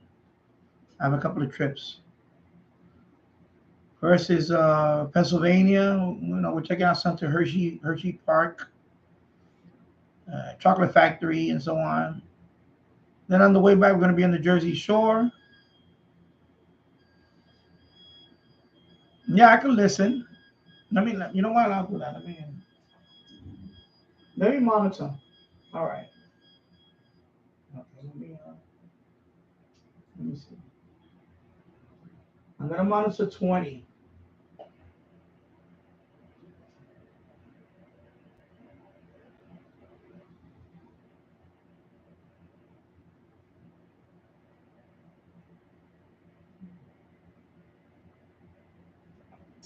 Let me monitor. Yeah, I can listen.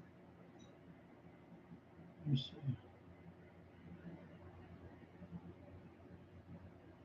Yeah, right away, 20. I can see 20. I'm on. Man. Yeah, I could only monitor. I can't. Yeah, see, 20. 20 is like boom, boom, boom, boom.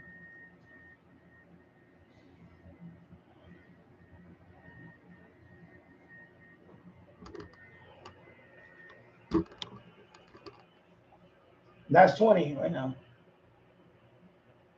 Just right now. Just put it on right now. Monitoring.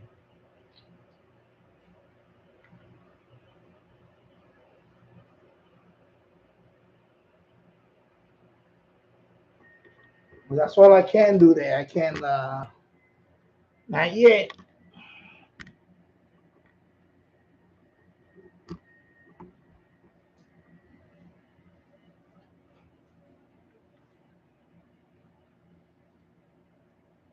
So I can only monitor.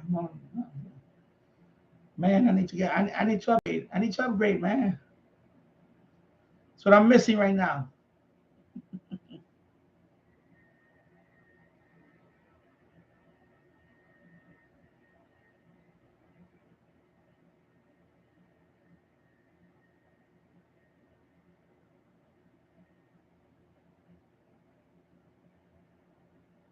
Yeah.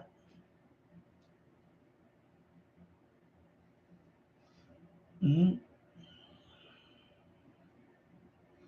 Yeah. No, I monitor. Sometimes I'll monitor, especially when my SDR.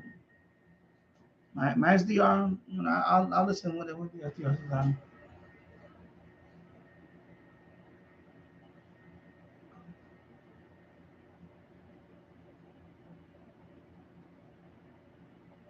All right. Let me see.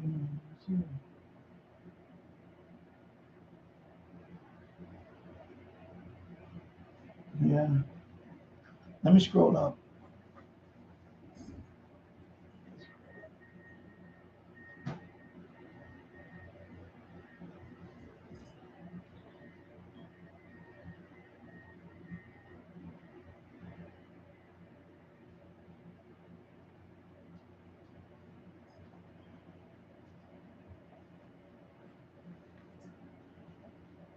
Yeah, swordfish. Right now, not yet. I don't hear you.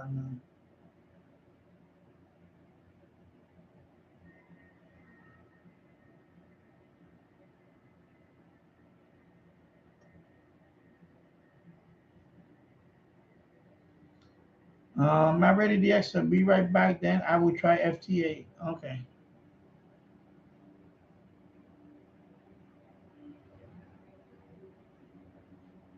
Yeah. Right now, I'm just monitoring the 20 meter band. Excuse me. My God. Cough button. Oh my God.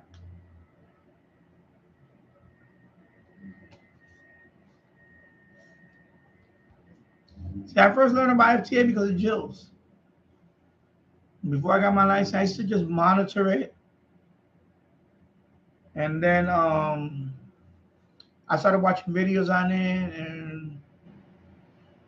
and the reason why I got my technician license because you know, I'm not a talker. I don't want to be talking, but it appealed to me, the digital mode. So that compelled me to finally get my license. You know.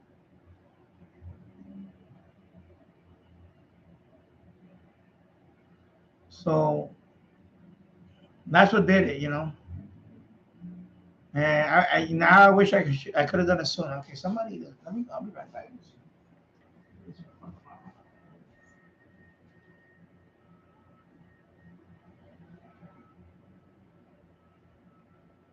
All right. Yeah. So that's what finally motivated me to get my license was because I wanted to do FTA. You know, I had bought the transceiver during the pandemic, and you know, and like I said, I wish I could have done it sooner, but it is what it is. But I'm having fun. It's fun. And Sanjay's back. Sanjay, you can pick up your come and pick up your table.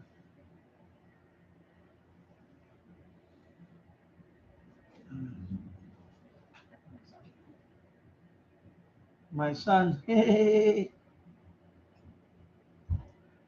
here you go. Thank you.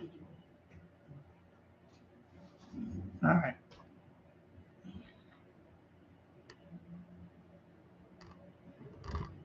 So that's what I'm missing. I'm missing all this stuff right here. Surface Radio PSK reporter is showing me dropping some signal between Boston and Pittsburgh. Okay.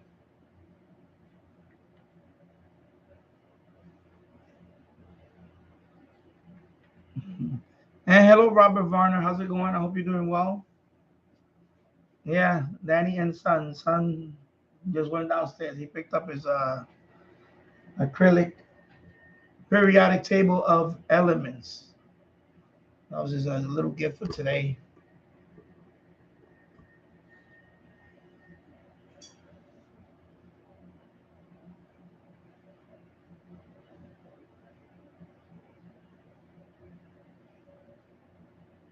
I'm going to monitor a little more, then I'm going to go back to 10.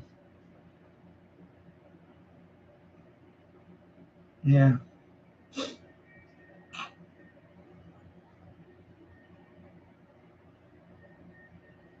And I'm gonna make a 1 year update on the NFED.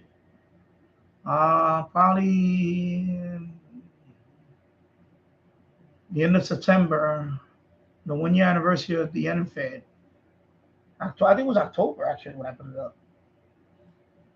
Yeah, it was October. It was after I got licensed. Because I got my license in September.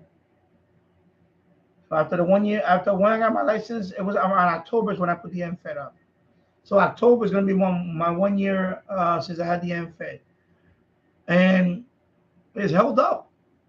I had several windstorms. It held up pretty good. I had a tree branch fall on the other side of the NFED. Where the paracord is at, a tree branch fell right on it. And it didn't snap it.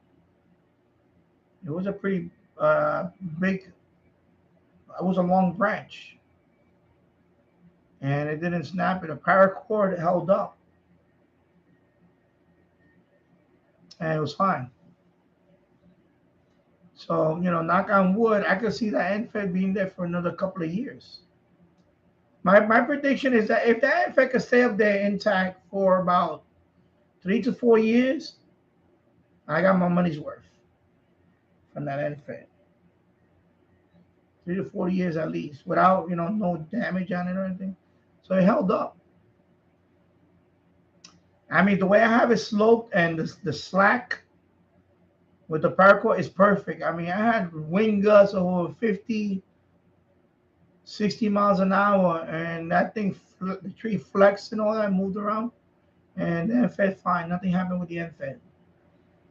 I didn't even have to do the emergency thing, the give it more slack. I didn't have to do anything like that. It held up.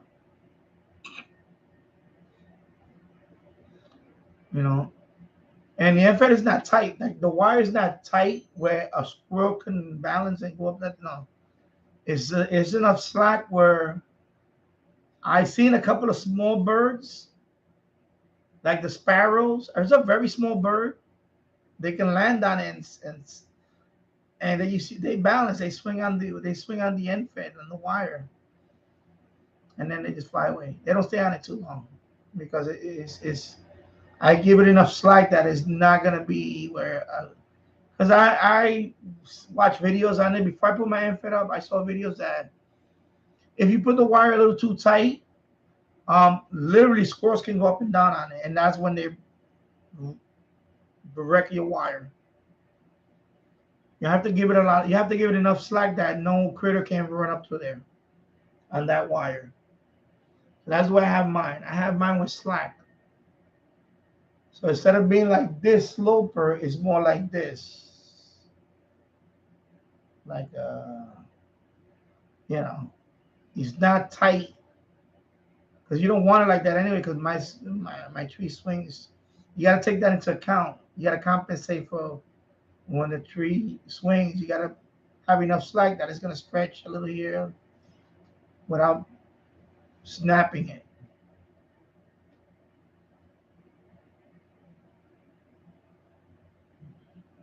Yeah, there's a lot of activity. I see now 17 meters. 17 meters look active. Yeah, 17.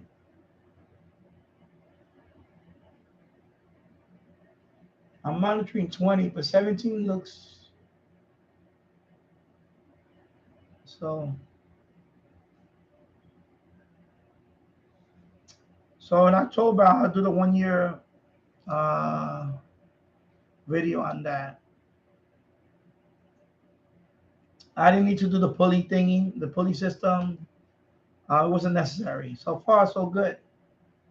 So I'm gonna keep it the way it is. That's the thing. When you put up a sloper antenna on, especially if it's on a fixed structure like a pole, like a wooden pole, something, I'm not talking about utility pole. I'm talking about if it's a fixed structure, like if it's, not a tree, then you can give it enough slack that it can, a little more tighter. But when you're dealing with it, when I put it up to a tree, you gotta factor in the tree movement.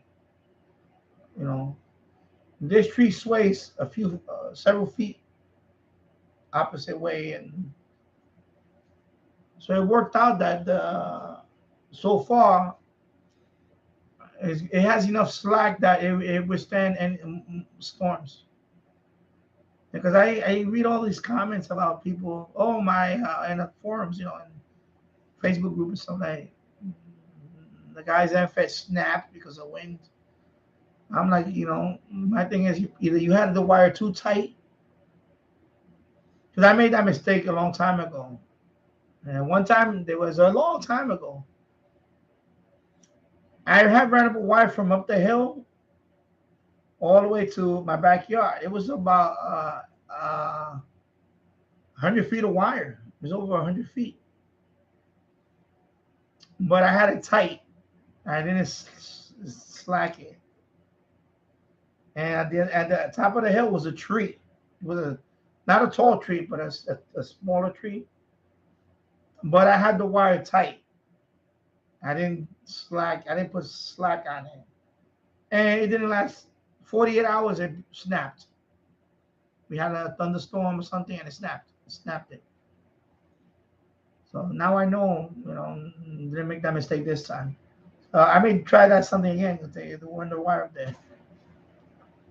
Plus, that wire was thin. It was a thinner wire. It wasn't uh, like this type of, this is gauge wire. This is more thicker. This is stranded wire, but it's thicker. Because I want to try that. I want to try a long, it's not like it's like a mini beverage. The opposite direction. This one is coming from, north to south, right? But I want to do east to west. I want to do wire going the other way. But that one I have to do it on the down low. It has to be on the down low.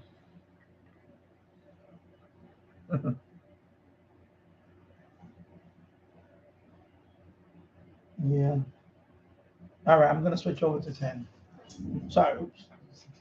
I'm gonna switch over to 10. And for another hour, and then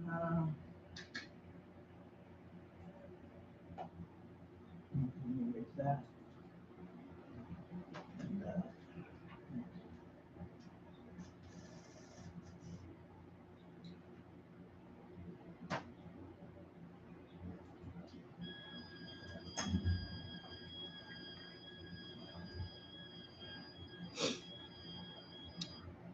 so right now, 1 hour and 51 minutes in the books.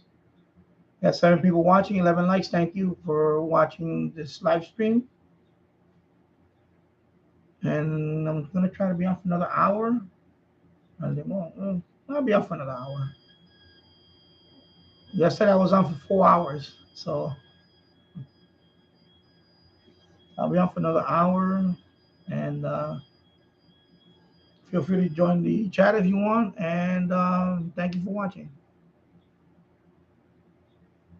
So let me go back over here.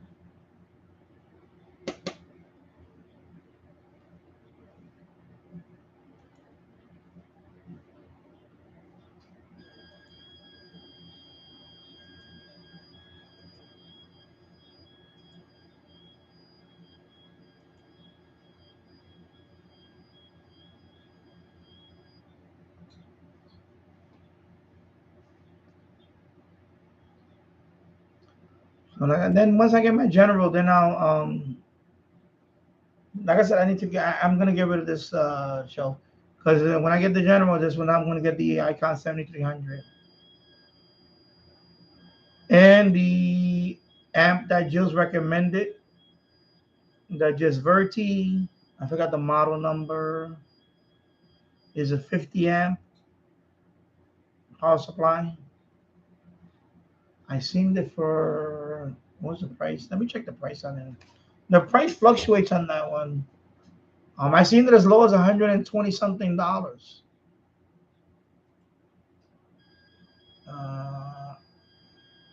Actually, let me just search it on Google first. Just Verti. I know. Yeah. Okay. It's the SPS 50II. Let me go on shopping. So right now it's $149.99 on Amazon.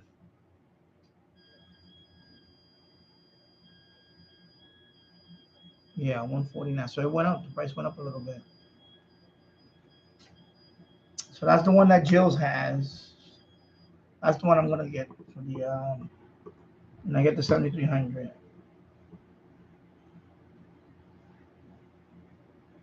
All right, so it's the so 13.8 volt, 9 to 15 volt. You got screw type terminals on there. 4.6 stars out of 179 ratings. And like I said, I said when he says this is good to go, when that man makes the review, his words to me is like gospel. As one of the few people that when he makes a review, I say it. I say, you know what? He's spot on. So that is the one I'm gonna buy for my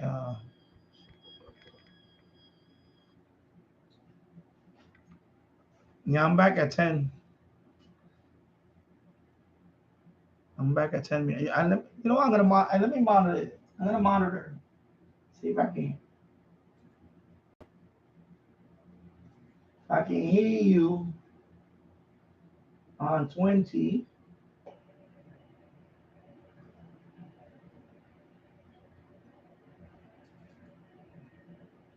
All right, I'm gonna monitor now. So I'm monitoring 20, just to see if I can hear you. Yeah, so that's the one I'm gonna when I get the general.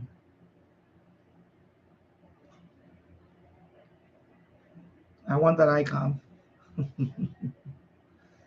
I was looking at the one Jill's had the Yesu, but I really want the 7300.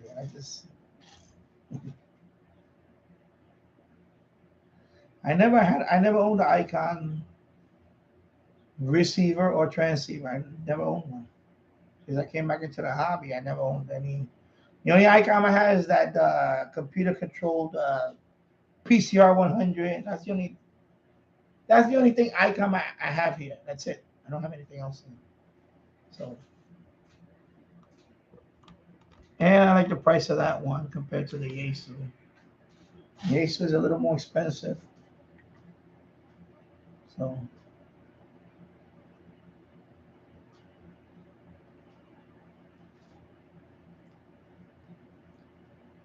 Madeira Island.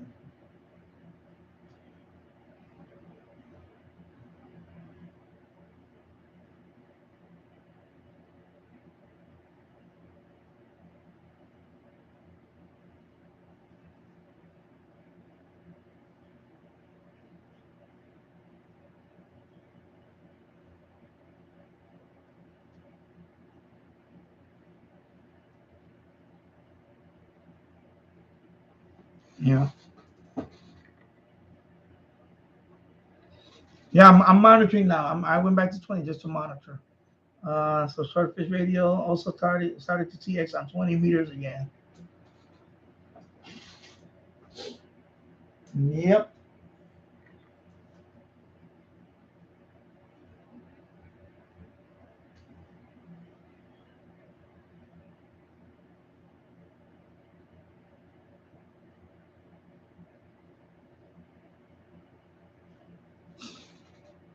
I'm gonna crank up that fan. See if the audio changes. Let me know, because I didn't want to. I was afraid that I was getting too much echoing. But I'm gonna crank it up. See what happens. Then I have my air conditioner here, so I have to use fans. I'm gonna go with number 2.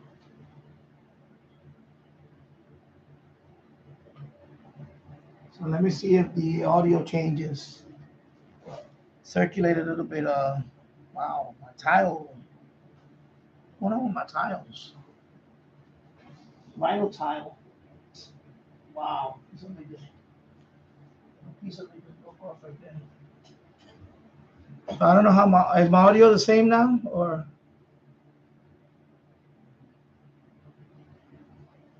Let me see there.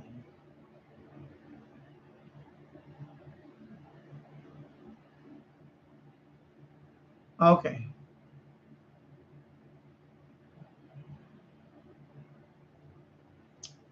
Yeah, I'm thinking about using this. I may upgrade my microphone in the future.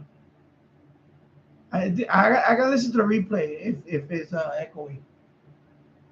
But if it's good, if it's good for you guys, that's fine. Good. And just for the remainder, because I'm not buying an air conditioner now. We're already in August. We're gonna buy one after when the price drops for next summer. I'll get an air conditioner for here. But I'm not buying one now. The price is too high right now. Surface Radio, I had to pause TX. Universal station trying to work. He's persistent. Bobby, be right back. It's still not on 73. Okay.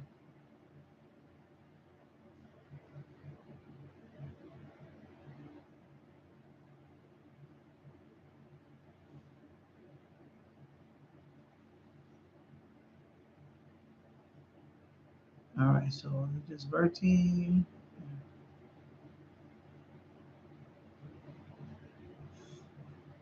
I don't mind. I don't really. I don't get involved with that. Surface Radio. Sorry, I don't work or log stations from Russia currently due to the situation in Ukraine. I don't do that. You know why? Because it's not. You know, like when they did that boycott, they had a backtrack. QRZ actually did a boycott. They were gonna. I mean, not a boycott. I believe they were gonna ban Russian accounts, but then the community saying, you know what? It's not the fault of the Russian. Because it's not the fault. If whatever the government does is not the fault of the people that the government. Yeah, I know I'm ex. I was in the Air Force.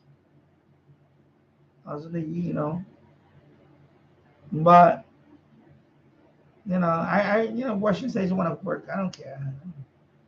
It's not the fault of the people. It's not the people's fault. I mean, I don't want to get to politics. Same thing here, when I rant about it, I say it's just. I mean, some people vote for the same dumb people, but that's not Russia. Russia is a totally different thing. It's what they call autocratic. What is it, like president for life? Come on. I'm sure a lot of people, don't really care for it. They don't want to be involved in it. So, exactly. And there some are fleeing. They're leaving the country. Especially the ones that are of age, of military age. They don't want to fight an endless war. Because that's what it is, an endless war.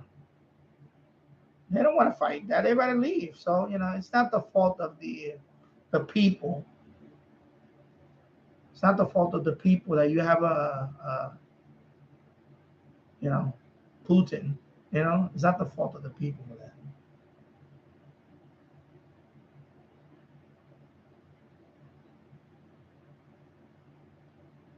It's like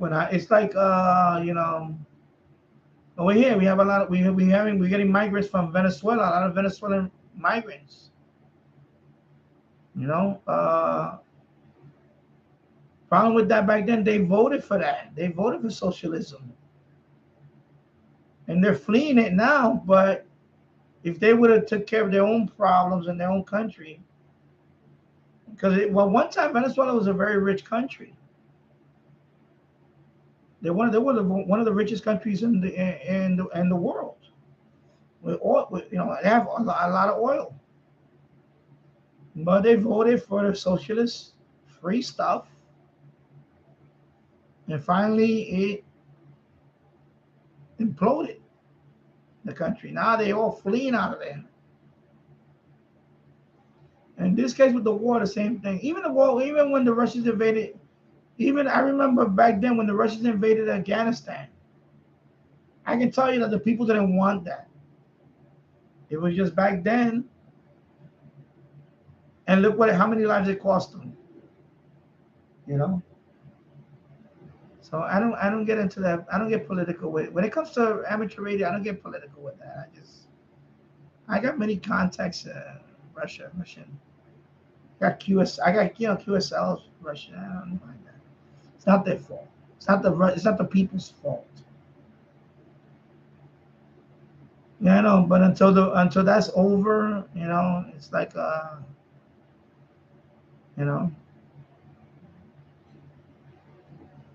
it's like same thing with I don't want to get into a whole history thing about it, but same thing with Nazi Germany. Most of the people didn't want that, but they were afraid. They were afraid of, if you speak out against the government, you was gone. Like, Yeah, I same thing with religion. I avoid it. I just don't, I avoid it. Same thing. But, you know, yeah. Anyway, that's fine. I'm gonna pronounce your name finally, Salard, right? It's Salard. I finally figured out how to pronounce your name. I believe it's Salard Peter. I kept saying whatever. So it's Salard. Okay. You know why? I I saw Oppenheimer, the movie. I saw it on my computer. I saw Oppenheimer, and one of the physicists is Salard. So yes, I finally figured out. Oh yes, Salard, like the guys on my chat, Leo Salard. Yes, exactly. Yeah, Leo Salard. So I finally figured out. Oh, that's how you pronounce his name. Yeah. So the whole Manhattan Project. Yeah. So then I learned about Leo Salard. Yeah. So there you go. So I'm glad I finally was able to pronounce Hungarian. Yeah. Because I know about what's his name? Teller, right? Edward Teller. Is it Edward Teller? He's also Hungarian, right? Edward Teller. So I remember that because I a few years ago I watched the Edward Teller. Yeah, it was okay. Yeah. So he's the father of the hydrogen bomb. Basically, it was his, you know, just like Oppenheimer was the so-called father of the atomic bomb. Edward Teller was the hydrogen. Yeah, the hydrogen bomb. So of course, the whole thing about that. When he went to testify, he actually testified against Oppenheimer, and so I don't know. I guess there was a kind of rivalry thing there. I don't know. Anyway, but he is a hero. So then, yeah, because I remember watching the documentary, the atomic bomb. What is it? The Trinity and Beyond, the atomic bomb movie. It's like a documentary, and they show the atomic bomb, the testing. So of course they started out with the 100. I'm not. Is it 100? 10,000 tons of TNT. That was the first one. It was just high explosive, just 10,000 tons of TNT. That was it. Right, 10,000 tons. And then it was Trinity. And one day I'm gonna visit it. If we ever go like to Las Vegas, I want to go to New Mexico. I actually want to go to that spot. They have like it's a landmark they have there, and they have tours there. I want to go there. I want to go to the spot where the first atomic bomb was detonated. It's just me. I want to go there. So, and then the school that my son goes to, the school that my son goes to is named after Enrico Fermi. Enrico Fermi. So I explained to my son about that. Because I said, did they explain to you who was Enrico Fermi? And he didn't know, so I explained to him about that. That he was I believe he was the first man that created nuclear fission. He was the one that actually, first reactor. Yeah. So, University of Chicago, I believe. It was under, I think it was an old football. It was under bleachers, some football stadium. Underneath it, they had it. Chicago, the Chicago Pile. Yeah. Let me read up here first. I jumped ahead a little bit. So yeah, so Swordfish Radio, you're ex-military. I'm very no, I'm for the of course I'm for of course I want Ukraine to but I'm just saying overall, I'm talking about like the amateur radio community. I just don't get involved with that. You know.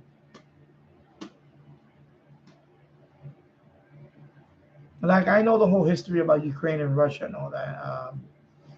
Because where I worked at an office where our secretary was from Ukraine, and a couple of my coworkers called her Russian, and she was pissed off. She wasn't happy. She said, "Don't ever call me Russian. I'm not a." She said, "I'm not an effing Russian. I'm Ukrainian." And she explained the difference. She started breaking it down about Stalin and all that. And I told them, I said, listen, you don't know you don't know history about, you don't know the whole history about what happened. She got offended. She was offended that they were calling her Russian. You know, because she was like what do they call her? Receptionist. And I knew she was because I asked her, "Where you from?" She said, "I'm from Ukraine." I said, "Oh, okay." So I already knew. I know the difference.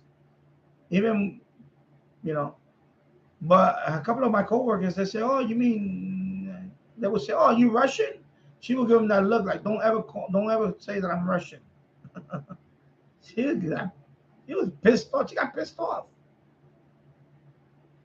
and so I explained to her. I said, "Listen, don't throw labels at people you don't know."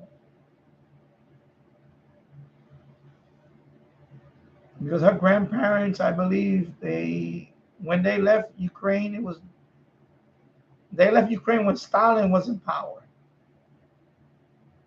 And you know what Stalin did? If you don't know it, go read it. Go look it up. I'm not gonna get into the whole thing about what he did to Ukrainian people. Just what Stalin did alone. So yeah.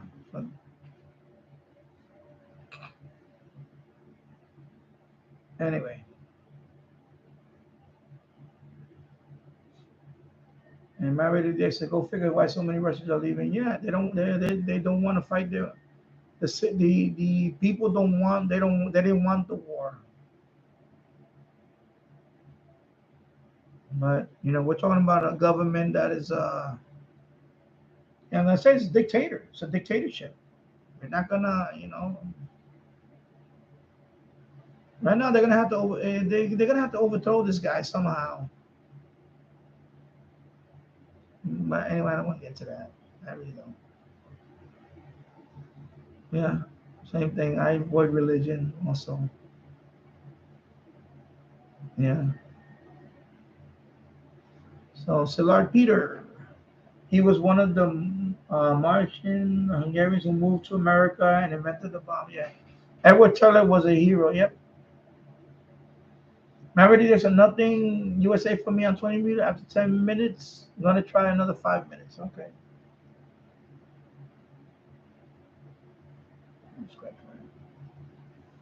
I'm gonna go back to 10 because I'm gonna wrap it up in another.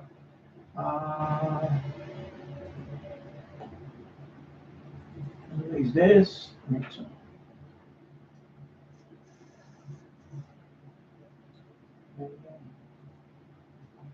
I'll do that. All right, and then let me go back here. So yeah, Edward Teller, Ulam designed the hydrogen bomb. Yeah, because yeah, I saw the movie, so they were like saying that the bomb was gonna be too big. Like of course, his design was impractical because the hydrogen bomb would have been too big to be delivered on a plane. It's just until they can make it to a point where it was to be delivered from a plane, and then so and Solar Peter. Where's it at? Up here, I'm sorry. Yeah, so there's a good book about this, the Dark Sun by Richard Rhodes. Okay. Enrico Fermi, a great man, yeah, he is a great Italian physicist. And he made the first reactor. Yeah.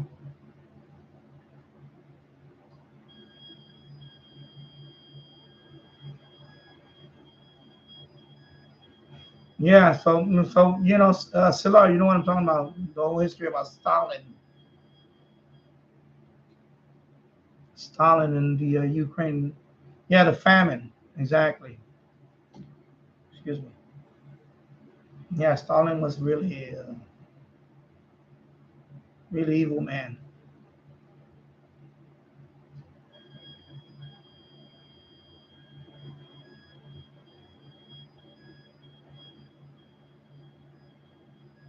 So,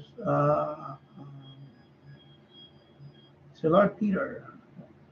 My best friend was from the Ukraine. I was born near Semipalatinsk test site, Kazakhstan. I can relate to that. Yeah, it was a terrible time. I can tell you this for days. The more. My grandfather was one of the dozen children who survived the famine. Yeah,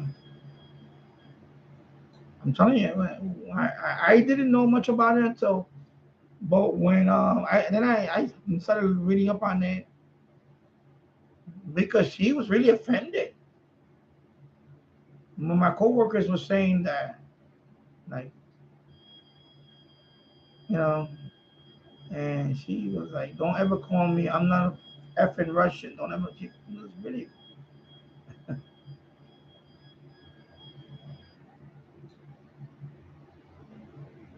Yeah.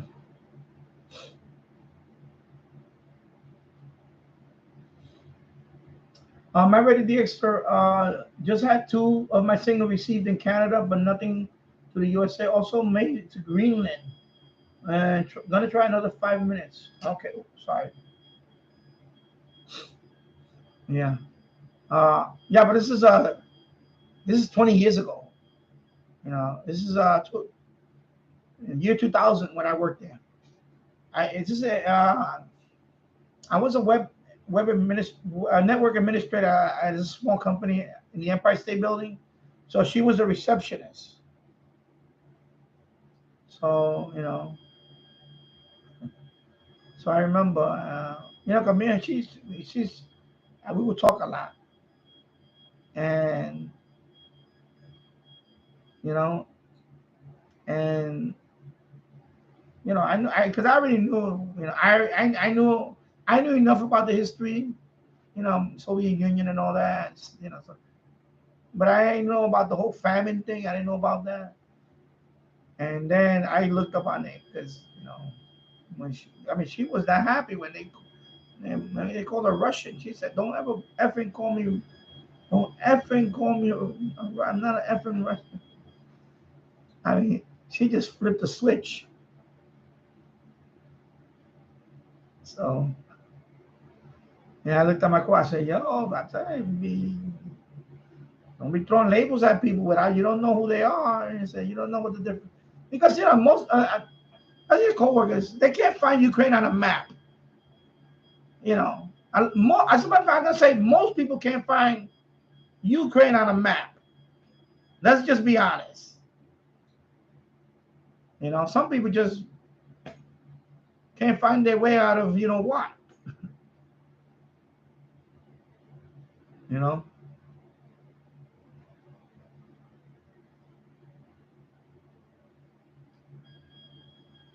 Because when the Soviet Union dissolved, right? And a lot of these countries, went independent, including Ukraine. Like Lithuania, uh, Latvia, Georgia, Belarus, Kazakhstan. When they all went, when the Soviet Union dissolved, that was it. Before that, you didn't know you didn't know nothing about those ex-satellite nations, right? You didn't know anything. Yeah. Yeah, I was let's see, I was 16. I was still young. I wasn't a baby. I was let's see. Yeah, but I remember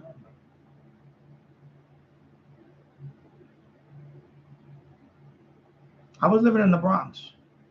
1991. I was in the Bronx. I remember I had just came back from because I was still in the I was in the Air Force. So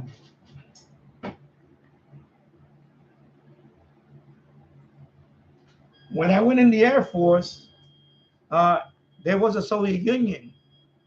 By the time I was done with the Air Force, there was no longer Soviet Union. So I went in. When I went in,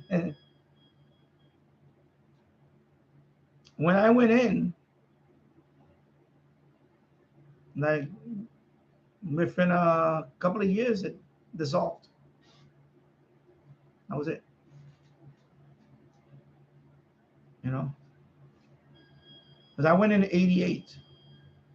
1988 was my first year in the Air Force. So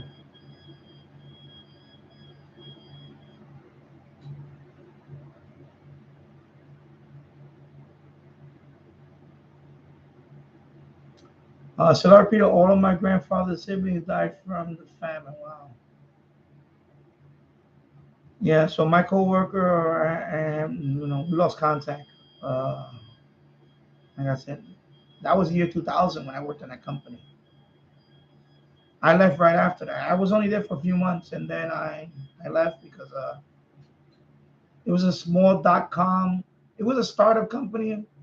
They're still around actually. They still have the website, but they're not making any. They're not making any money to the point where. So this is around the .com bubble. So because that's and you could talk about investing. I worked for a few startups, and of course most of them went belly up, or they got gobbled up by another company. So that company I used to work for, they just I got to the point where they couldn't even pay my salary. And I was like, no, if you can't pay my salary, I'm out of here. I'm not, there's no loyalty. I'm not going to stick around. And hopefully that, I didn't really, well, the website's is still around. It's still around. The website's still around. But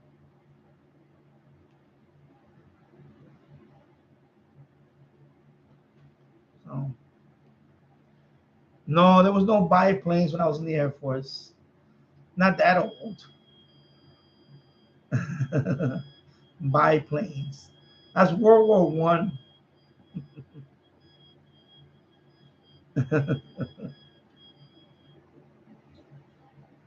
Yeah. Remember, you said no USA still for FTA, so giving up on that. Yeah, I think same here. Now there's nothing. I'm not even hearing anybody now. Yeah, so I'm gonna leave it on for a little bit and then let me go back over here. Let me see my PSK now. Let's see now. Let me put 3 hours.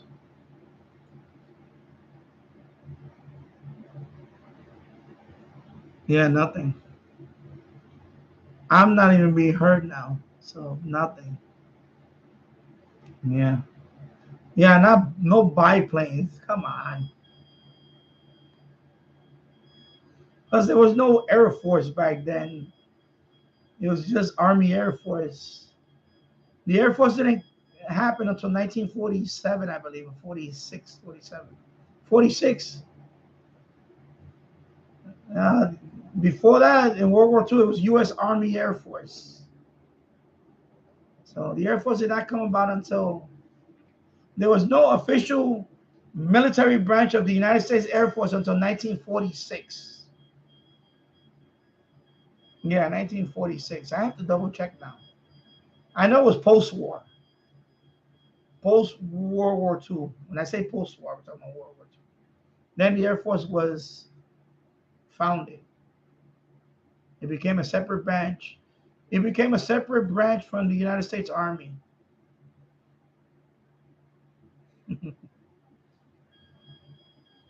Because they're sister branch. They call them sister branch. If you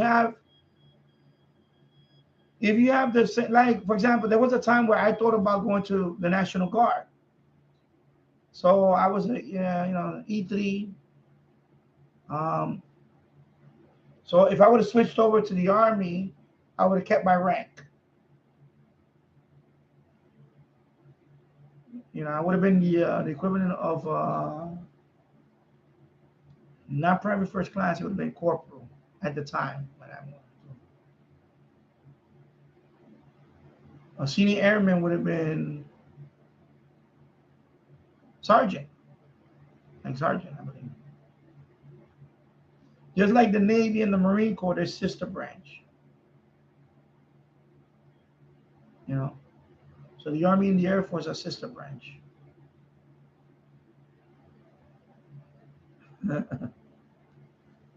So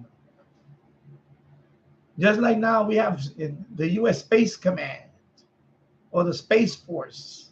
Yeah, Space Force right here. I have the patch right here.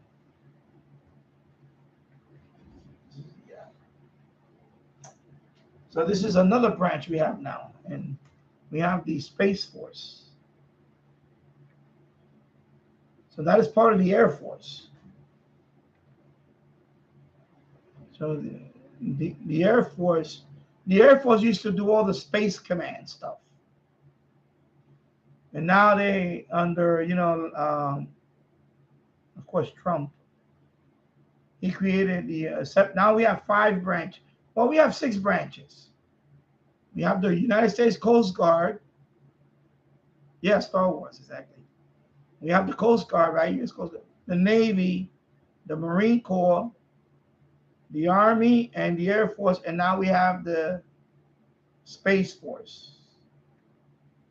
Okay? So that is the newest branch. So they're in charge of the like the satellites,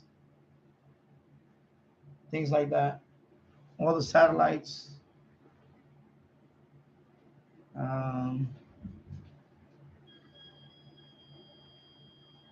I don't know if they're in charge of the what else they're in charge of. I guess the satellite defense, obviously, anything with satellites.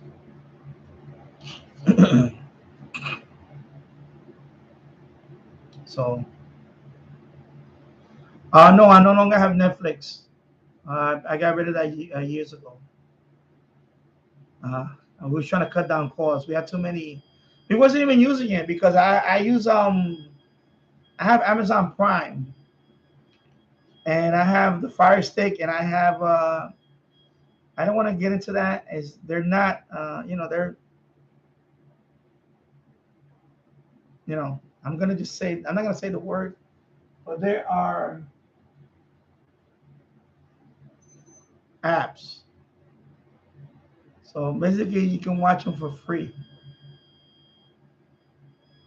Okay, because I don't want to say the word and then it goes in the algorithm. So there are these type of apps.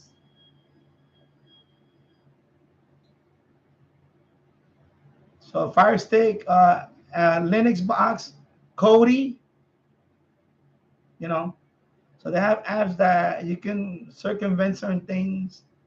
They're not always reliable, but when they work very well. So that's my new Netflix and other things.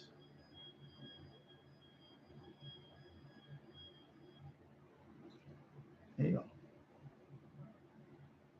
Yeah.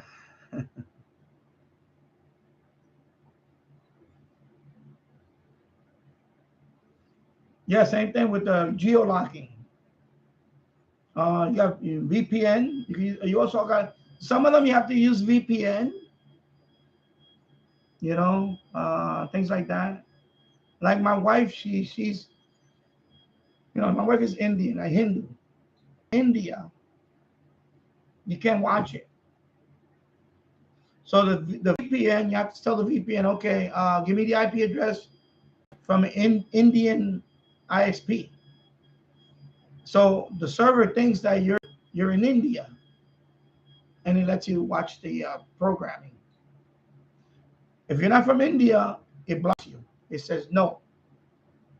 So that's VPN. So you have VPNs that do that too. So yeah, region lock. You call it region lock.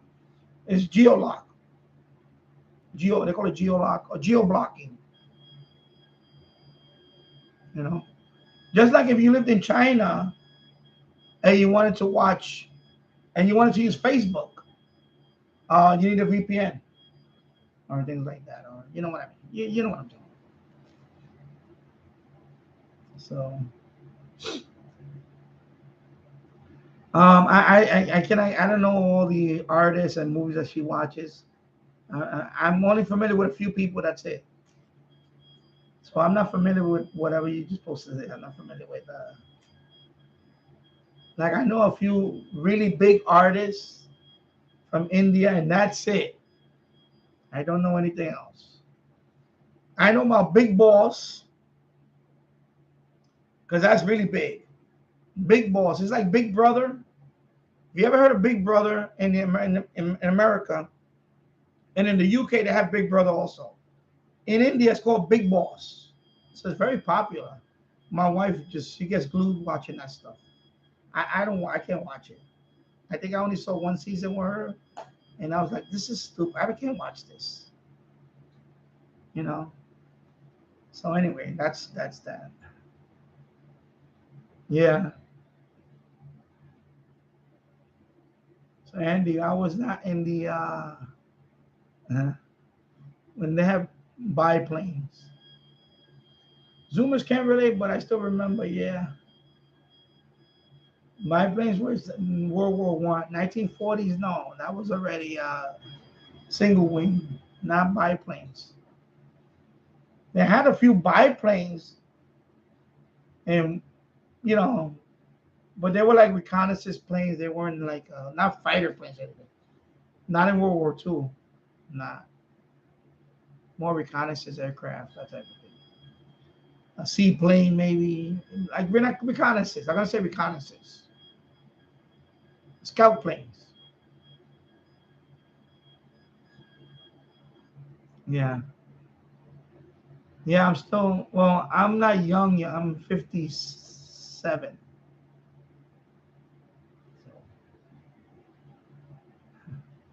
40 meters is very busy. Okay. 40 meters is, I'm already there, except 40 meters is not good for me here, noisy conditions. Yeah.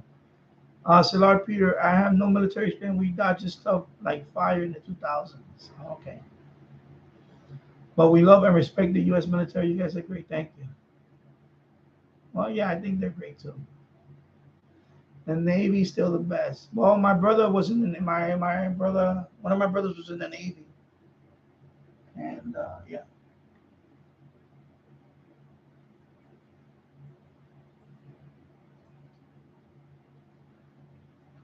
Yeah, one of my brothers was in the Navy. Uh, yeah, in the Navy. My other brother was in the National Guard, and I was in the Air Force. And my other brother went to Marine Corps, but he didn't make it past. He did not complete the boot camp. So cannot say you're a Marine if you didn't go to the boot camp. So basically, three of us served. We graduated from the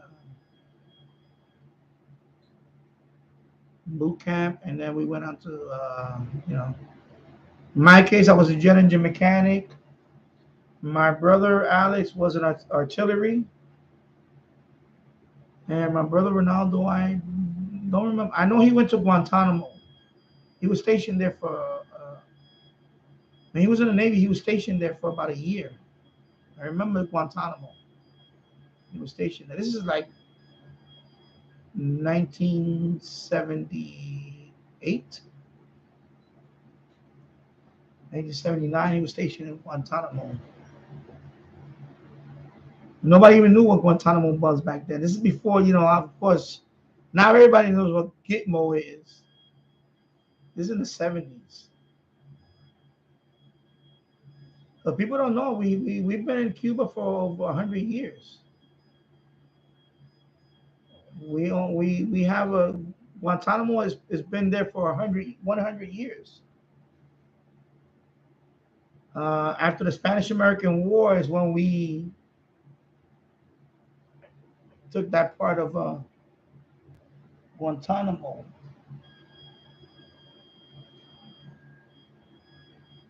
We and there's a whole history behind that.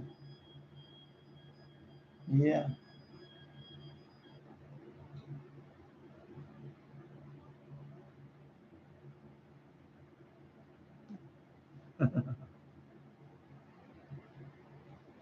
That is my transceiver. I'm doing 10 meters FTA, but right now I'm not being heard, so I'm gonna. Yeah, as you can see.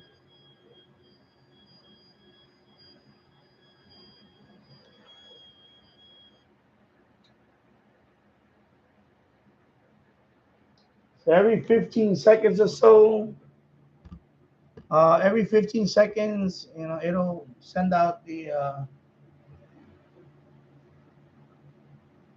transmission.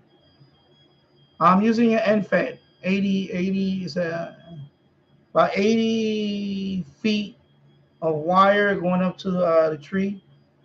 At the top of the sloper, it's a sloper, NFET. At the top of the at the highest point is about 35 feet off the ground. It's on a tree branch, and it slopes into my backyard to 9-to-1 unit. 9-to-1 unit is an NFET. And then I have LMR 400 coming in here. And that is my coax. I know it's overkill, but I got it for nothing, LMR 400, so might as well use it. Don't really need it for this, but I bought it for nothing. LMR 400. So I have 75. I have 75 feet of LMR 400 coming into here, into the coming into the shack.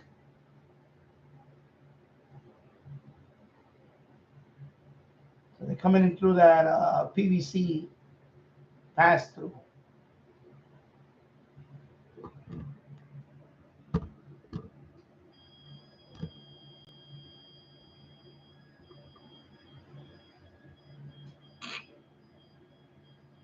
Yeah, it's nothing. I'm not even any PSK is not, nothing. Nobody. I'm gonna anyway. Yeah. Star Wars, yeah.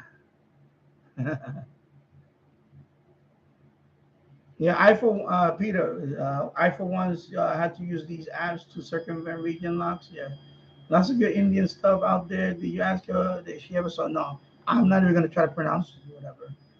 That is a classic now by Shankar. Okay. See, I don't know all that stuff. I only know a couple of artists, and that's it. A couple of actors, like the host of Big Boss. He's a famous actor. I think Salman Khan. Salman, right? Salman, yeah. And then there's another couple of actors that I know, and that's it. And a few actresses, and that's it. I don't know much about. That's her stuff. I don't watch. She watches sometimes. I just sit there, and plus she watches a lot of Indian like soap operas. I just can't watch that stuff. I can't. I'll go down to the basement and put on one of those apps. And I watch Oppenheimer. She can't sit down and watch Oppenheimer with me. That's something I watch. Oppenheimer, right? You can't watch that. And I already knew about it. I just watched it, but I already know the whole man project thing. You know, I'm a World War II history guy and all that. So I already knew about the whole, you know. I knew that since I was a kid. I know about the World War II. I was a big, I still am, but you know, when I was a kid, I was a really, I used to go through history books, encyclopedias like nobody's business. So I already knew about that when I was a kid.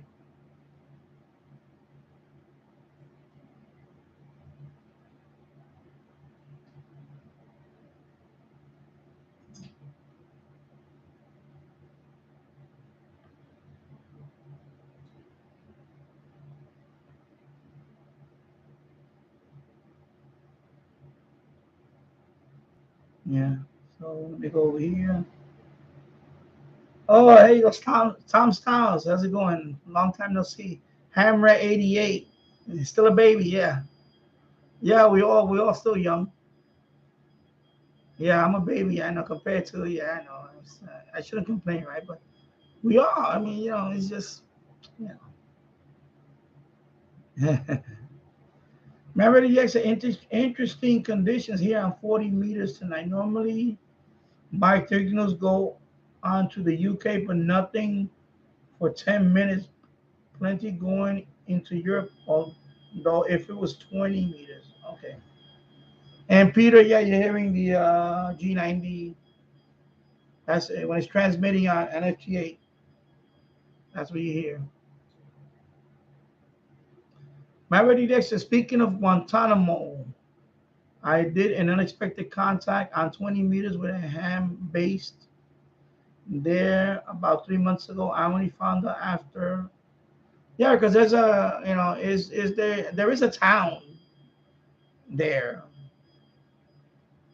You know, it's a town, Guantanamo. There is a town there. But there's also a military base there.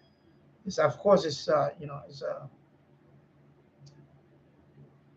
because that's a is it a province or town in is I don't think you know that it's in western the eastern southeastern part of Cuba. Let me just bring up a map. So there's an area where the United States is considered you know United States like territory like and it's been like that for over 100 years. So let me, what if I can blow this one up?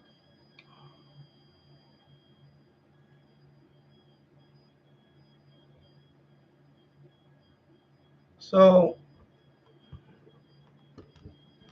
I'm gonna see if I give you a little geography lesson here. So this is Cuba, of course, and Havana is all the way over here, right? Can you see the whole thing? I guess the chat blocks the. Anyway, Havana, Matanzas. So Guantanamo is all the way down here. There is a town called Guantanamo, and then the if you zoom in,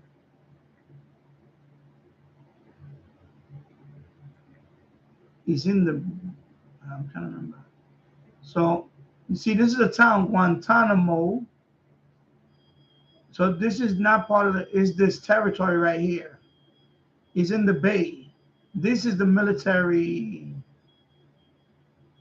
So this part right here is the military. That is part, you know, territory of the United States.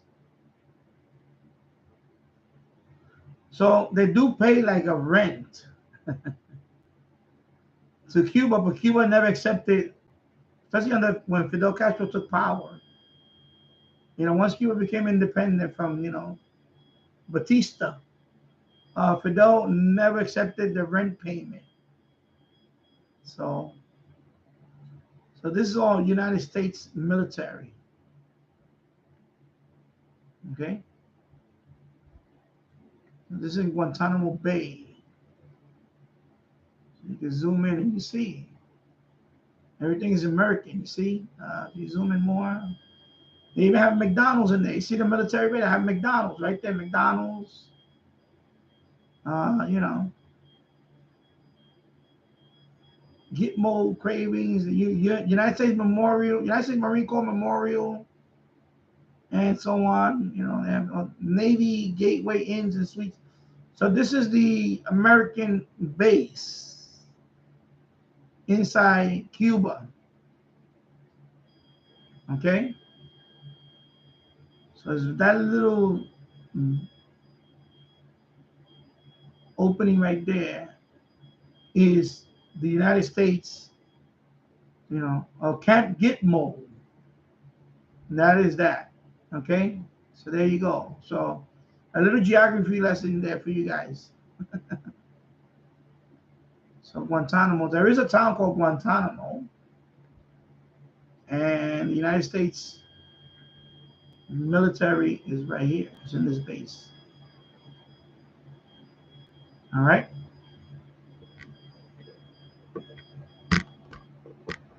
So that's where my brother was stationed at. I think when you're, well, I don't know if everybody goes there, but I know my brother when he was in the Navy, that was his first tour duty was there. They send them right there. So inside there, it's a military base. I've been, because I've been to a few military bases. It's a whole community. It's just, it's like a small, suburban area. You have everything in there. You have all the amenities in there. Of course, you're not even allowed to leave there. In this case, they're not allowed to walk. They're not in there. They're not allowed to leave the base because, of course, there is, well, I don't know about now, but they're, of course, they're not in there. They're not allowed to leave the base. But yeah,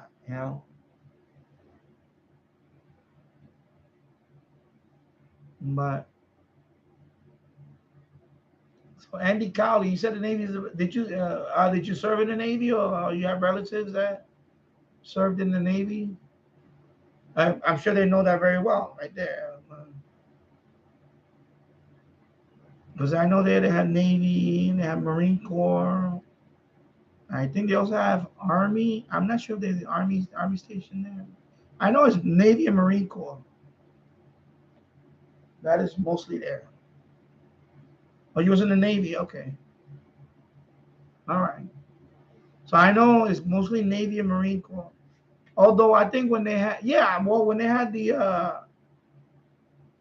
they have Army in there because they have military police. Because they were the guards for the, of course, when they had the, after 9/11, they opened that up for, what they call Camp X-Ray, is it called? I forgot what it's called. Camp X-Ray. Correct me if I'm wrong. So Camp X-Ray. Anyway, that was where they kept all the, the terrorists and all that stuff, all these enemy, the Afghan prisoners and all that, whatever, they would take them there. Camp X-Ray. I think that's what it's called, Camp X-Ray. So they have military. So I think military police. So that's from the Army. Yeah, and then of course the Air Force. I think the Air Force was yes. All the four branches was there because the Air Force is the one that transports them from Afghanistan or from Iraq. Fly them during there. Yeah, so all four branches are there. Then. Yeah, I never been there. My brother was there, so. I would have liked to gone. I would like to go there. I would, I was stationed there. That would be pretty cool. Yeah. What is my opinion of Seinfeld? I like Seinfeld. It's funny. I watch it every once in a while. I watch clips here and there on YouTube.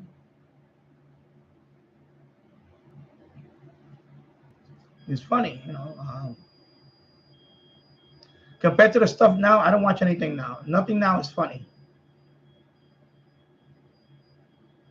You know, like that was toward the end of, and it's funny. I seen a couple episodes of Friends. I don't like Friends, but Seinfeld I thought was funny. It was funny. Yeah.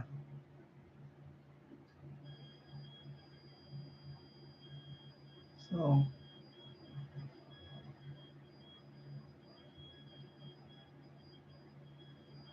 yeah, so my already just speaking of Guantanamo, so yeah, so yeah, so you probably made a contact with a citizen from the town, because I made a few contacts from there, and some of them were, I could look it up actually. I have them on QRZ. I can name you the places they were. I think a couple of them were from Camagüey, because I know Camagüey from baseball, because I'm a big baseball fan, so I know about Cuban baseball players and all that. So, because I watch once in a while, I do with the those apps. I do watch Cuban baseball, like the Cuban League, baseball league. So I watch all that stuff because I'm gonna tell you, Cuba reminds me of Puerto Rico. Kind of, we're actually like brothers, sisters. It's just that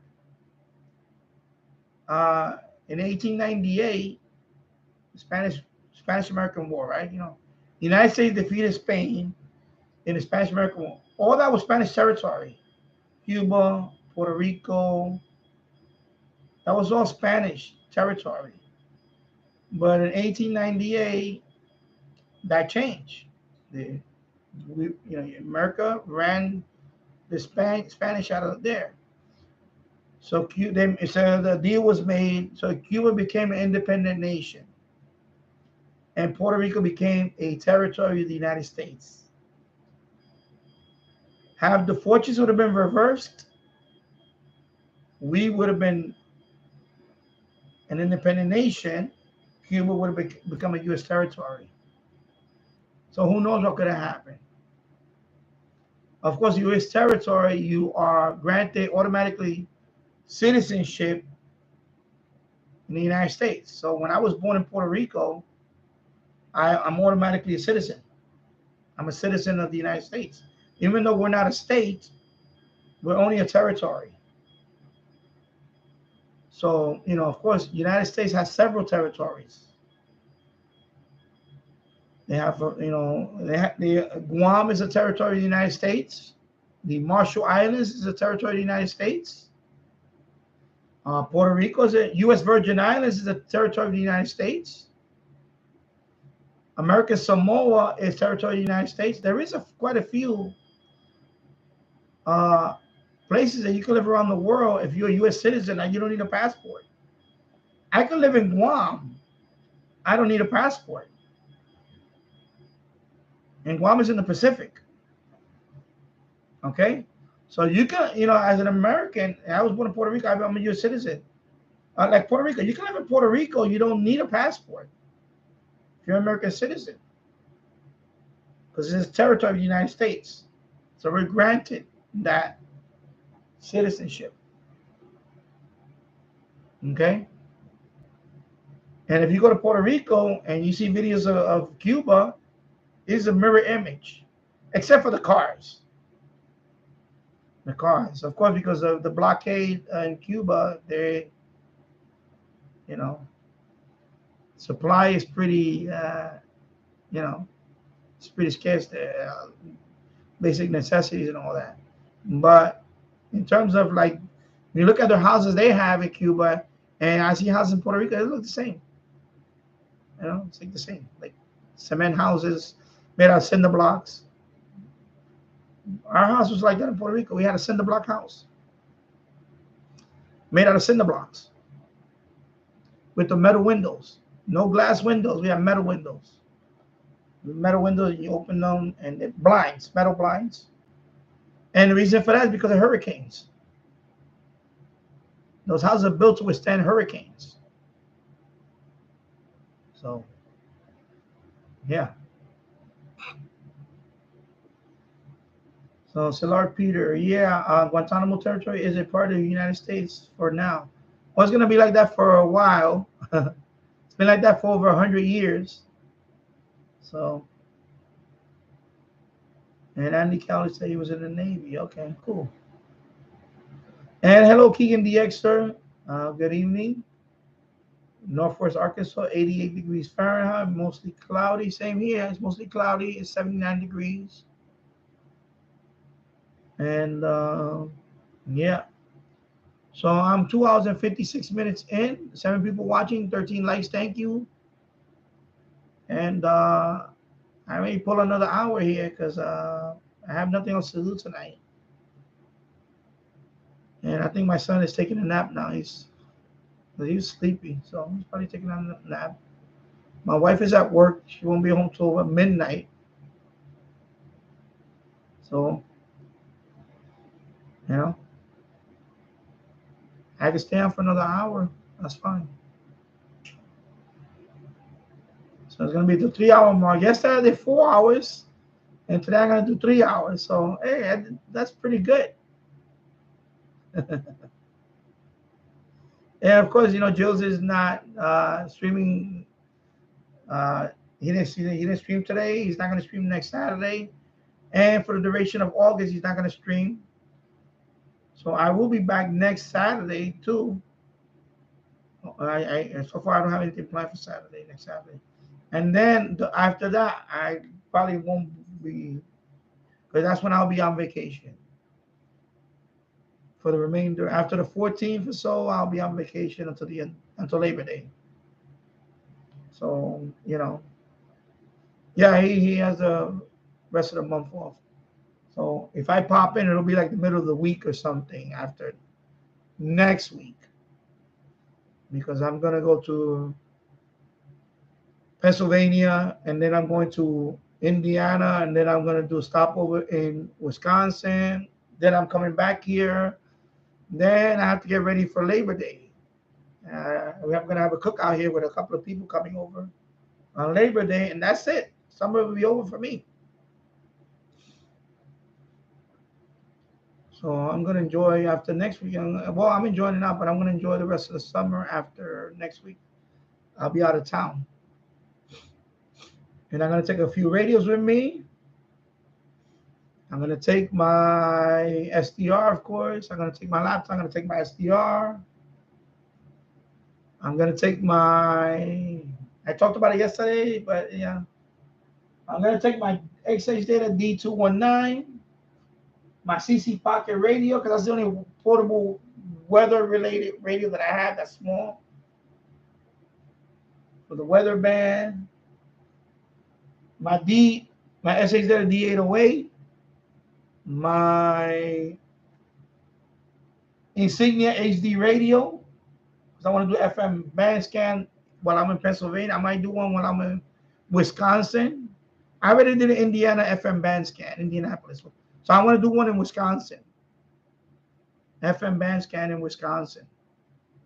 So most likely it's going to be pick up Madison, Wisconsin stations and so on. Because I'll be near Madison. Maybe Milwaukee. It may pick up Milwaukee station. I don't know. Because I'll be near there. I'm going to do a band scan on that. FM HD. And then, and then when I'm in Pennsylvania too, I'm going to do another, I'll do an FM band scan. I'll probably be near Harrisburg. I think it's Harrisburg. Actually, it's Greenville or something. Anyway, it's near Harrisburg, I believe. So I'm going to do an FM band scan there. And that's it. I'm not going to take too many radios. So anyway, I got to add in about 5 seconds. So let me just wait for the ad to pass. This is the one.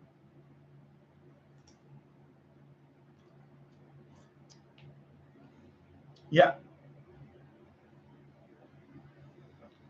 So I'm going to do a band scan while I'm in Pennsylvania, and I'm going to do one in Wisconsin. I also try to do medium wave one, but you know, because the thing is, I'm going to be busy. I want to have fun, so. But when I'm in the hotel room, I will try to do band scans. You know, that's what I do when I travel. I like to take my you know, yeah. My Green Bay's further up. I'm not gonna be nowhere near Green Bay. I'm gonna go up to. Let me go. I'm gonna put the map. I show you. Let me go over here. Okay, mouse. Okay. Let me close this Cuba map. We're done talking about Cuba. Let me go to. Let me close a couple of tabs here. Close this.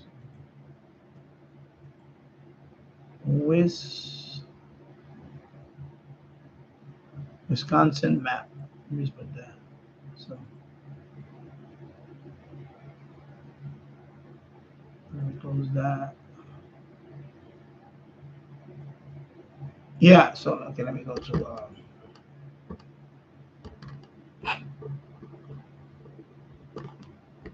I know I love maps. So if you watch my live streams, you know I love maps. So let me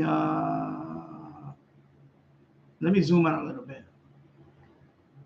So we're coming from here, New York to Indianapolis.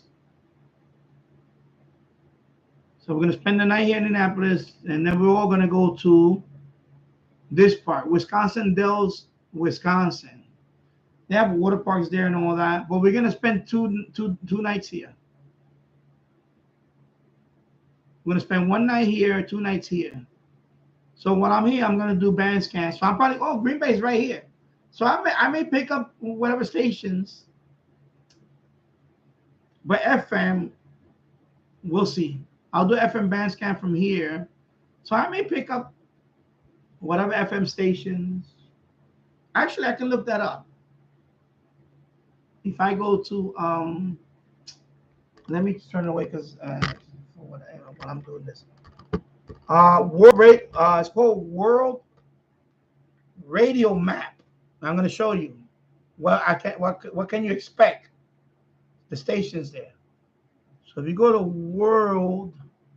worldradiomap.com, right? I'll show you now. Worldradiomap.com. Because this is what I use when I'm going to go on a trip. I'm going to prepare myself to see what stations I may pick up. We're going to, where's the map?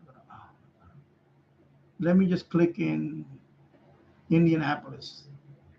Okay, let me close this ad.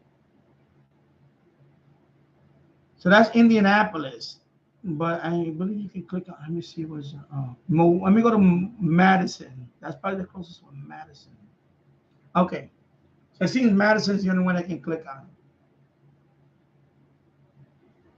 Madison. So I'm going to be near Madison. That's going to be the most likely place. So these are the stations you're going to be able to pick up. Let me close this stuff.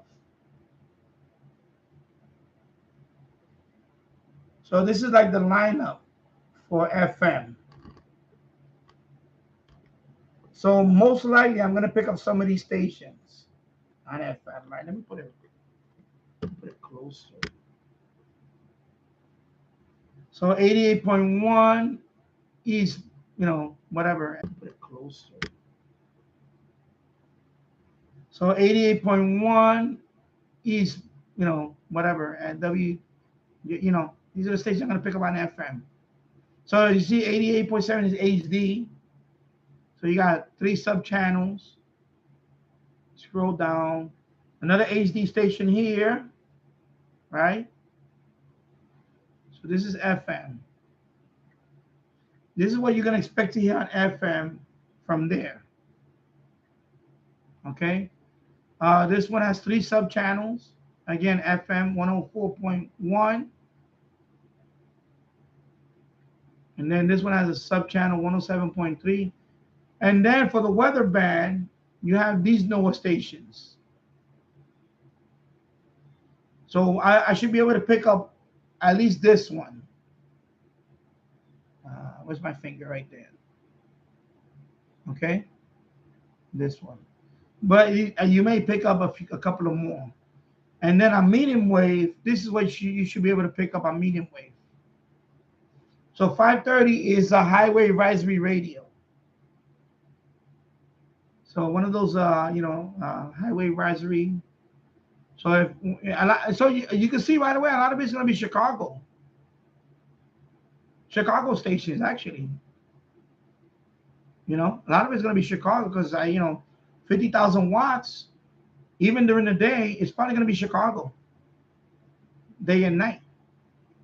Because if you look at the map, right, Chicago is right here. Even though Milwaukee is right here, Chicago is right here, and we're going to be right here. Okay, so a lot of it's going to be a lot of Chicago stations. Of course, over here, WHO, Des Moines, Iowa. Of course, these are daytime ones. It's not going to be DX. At night, you're probably going to, at night, hopefully I can pick up, I'm hoping I can pick up Calgary or something. Medium wave. Station in Calgary or Winnipeg or, South Dakota, North Dakota, a medium wave. Who knows what I can pick up at night? So I'm going to do AM band scan, a daytime one, and then I'll probably do a nighttime band scan. Just to see if I can pick up, whatever at night. Because I would love to pick up maybe Edmonton on medium wave, Edmonton station or Winnipeg or, whatever. Saskatchewan or Montana, Wyoming type, because I'll be hopefully I can pick up something that way, that'll be cool. I never logged those stations. I'll be able to pick them up. So I think that'll be cool. So I use this website, World. Let me put the camera over here. WorldRadioMap.com. Okay, you just put the city that you're gonna travel to, or the city that's near where you're gonna travel to, and this is gonna be your lineup for radio, FM, AM, and weather band. Okay, so down here you see you got the zone. That is from Wisconsin. I remember I picked that one up all the way over here. I picked that one in New York, 1670. I remember that one. In the basement. I picked that one up, and I picked up this one too, 1640. Relevant radio. I picked that one up also with the SDR from here. So I remember picking that one up too. So I already DX these two from here in Yonkers. I heard these two before. So that's why I like World Radio Map. It tells you the lineup. So especially when you want to reference, when you're doing a band scan, you need to reference. Okay, what is the station? I go here, and I say, okay, it's this station. So when you do your FM band scan, I use World Radio Map. All right. See, so there's a lot of Chicago stations that I'm going to be able to pick up. But most of them I pick up here in Yonkers. So it's not like, so, but it's cool, it's cool that you can see it there. So you got this utility. Let me see what's all the way down here. There's no utilities.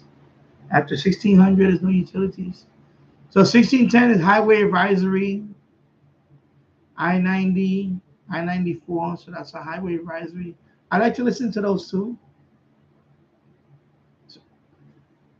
Excuse me. So maybe I can make a video on that alone. If I can get 1610 while I'm on the highway, I can make a video on that.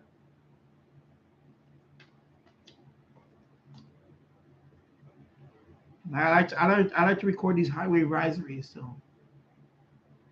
And then they give you a little information here on some of the towers. Okay, so they give you a little information here, and they have some links here for Wisconsin stuff. So that's why I like this website. I can make a video on this website alone and just talk about it for. So World Radio Map, and this is also for, of course, the world. You can any country.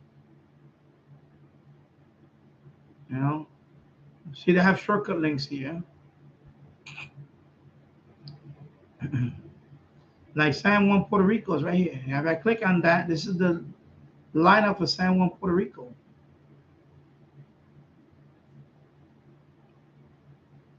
Okay, so because one day I'm going to visit Puerto Rico one day, so I already have the lineup here. Before you be able to click on the map, I don't know why you can't do that now. Let me go to the main page. And you go. You can select all the countries, right? You see, you can select the country. So if you want to know what's going on in, Afghanistan, right? You want to know what? You select the city. So let me select Kabul. That's the only one. Of course, this is in Arabic, so I'm not gonna be able to understand that unless I translate. Let me see. Can I try? Yeah, I can translate it. Okay, so this is in Kabul, Afghanistan. This is the radio lineup. So they have FM. They have FM stations, and then medium wave is right here for Afghanistan in Kabul. This is what they can hear. Of course, some of them are not in Afghanistan. Like this one is in Iran. This one is in Tajikistan, Pakistan, and that's it. And shortwave. And also shortwave. 6100 in Afghanistan is this station. Okay? And it's coming from a prison. I can't pronounce the whole chart. Key prison. That's a transmitter. Sharia. I said Shariat. Voice radio. Okay, I guess that's but that's why I love this website. The worldradiomap.com. All right, so that's what I'm gonna do. That's why I wherever I go, I try to do a band scan.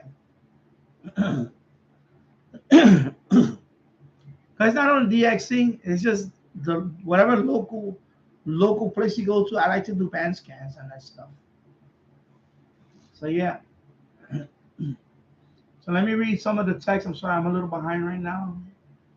I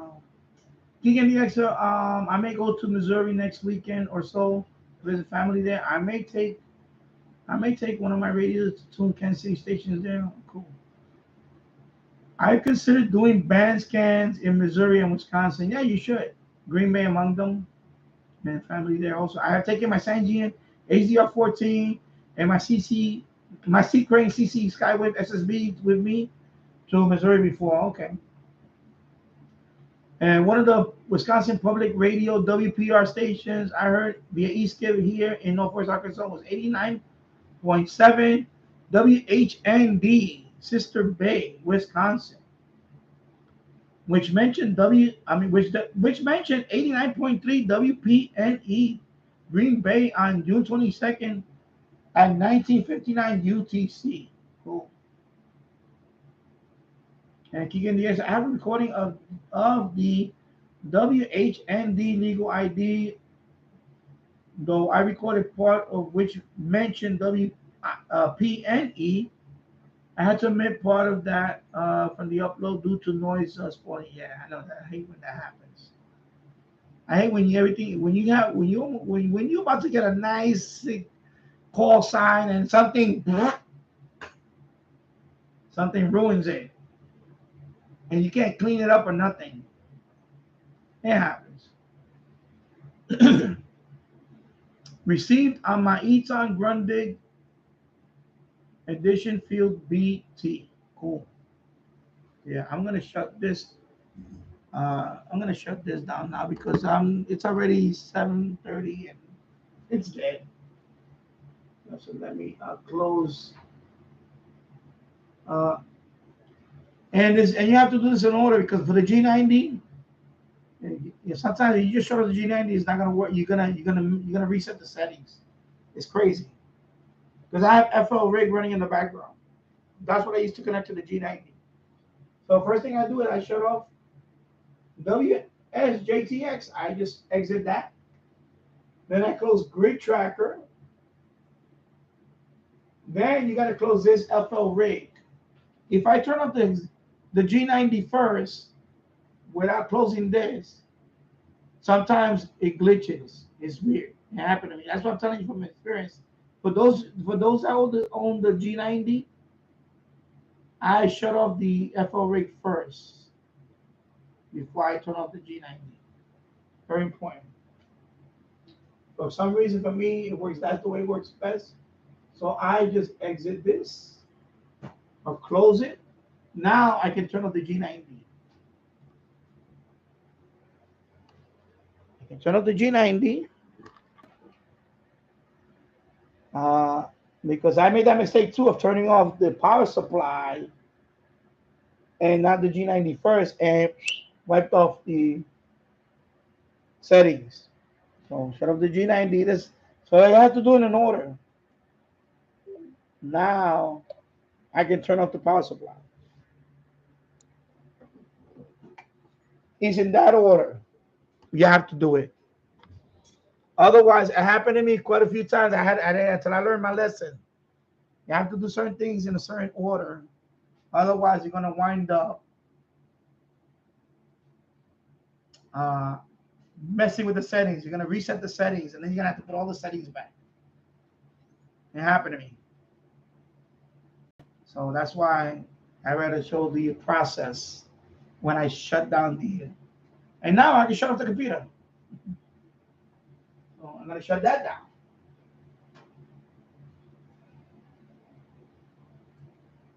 And then once Windows, you know what, update it. Why? No, I don't want to update it because I don't want to, shut it down. I don't want to update because I'm streaming and I don't want anything happening. I don't want to get kicked off. Yeah, so now I'm done. See? Shut it off. But yeah, with the G90, you have to close the apps first. I have FL rig because that's what I used to communicate with the FTA software and my G90. FL rig is the bridge. So you have to shut off the FL rig first. Then I can shut off the G90. Because I done that. I shut off the G90 and then no. Then I turned it back on the next day. All my settings were messed up. It did, it's crazy. I need to make videos on that. So because that happened to me, and I looked around, I said I couldn't find no videos on it. So I finally just started writing everything. Because I write notes on everything. I say, okay, now I know it needs to be. You have to do this process. Otherwise, you're gonna ruin it. You're gonna reset the setting, or you're gonna mess up a setting. And one instance, it turned on the squelch, and I'm like, what's going on? I had to figure it out. So I had to go through every setting, and I saw that the squelch was on. I'm like, why is the squelch on? And that's what happened. But I guess when I turned it off the other way, it glitched it, and it put my squelch up. And So that's why I tell people, you got to shut off this way. Bing, bing, bing, bing, bing. That's it. When you're doing FTA with the G90. Yeah, I'm telling you how to find out the hard way. And you're pulling your head trying to figure out why is this thing doesn't want to transmit? Why is not listening? And then I have to go through every setting, every scenario. It's exercising patience sometimes. You know, you can't always ask somebody to handhold you. Like, I need help, please help me. No. You got to sit there and figure it out. Go through every setting.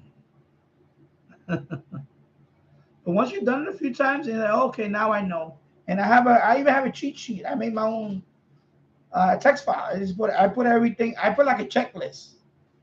So if that ever happens again, I go through my checklist. I go, okay, this is on this setting. This is on this setting. Because sometimes you're not going to memorize everything. This on this setting. This should be off. This should be this on this setting. I already have it written down on a text file, and I have it on my desktop. You know, because as we get older, we can't leave everything up here. Plus, I want to make a video on that. All right. TNDX, sir. I heard some Kansas City stations here in Northwest Arkansas. Among them, public radio station 89.3. KCUR by Tropo over local KAYH Fayetteville, Arkansas occasionally. Easier whenever the local was off. Okay. And yes, sometimes co-channel background noise, especially outside traffic on the road, can spoil. Well, yeah, I know. Yeah, I know what happened. I tried to. It was when I was in Florida. We was coming up I-95, and we pulled over a couple of rest stops. So I took my radio out right away. I put it there, medium wave DX, and I heard with the D808. But sometimes you hear a truck rumble, like an 18-wheeler go by, and it ruined the shot. A few 18-wheelers will go by, and we're talking about like 3 in the morning on the highway. So you hear a couple of cars go by. But when this 18-wheelers went by, I mean, he was. I had to reshoot the video again, and by that time it started fading away, the signal. Okay, it just came and went the signal, and I had the best signal was, and then the truck came. It's like, oh my God, ruined my shot. And I couldn't go any deeper in the woods because I don't know what's bad. I don't want to go into the woods now because it's near a rest stop. But then behind that there's woods. But I'm in a rest stop. I'm not going into no deep woods. I never come out of there alive. Not for a radio video. No, I'm not going into the deep woods. So I'm in a rest stop, and they have like tape. They have like the what they call it, picnic tables, right? They have wooden tables, picnic tables, whatever you want to call them. So I'm there recording the video.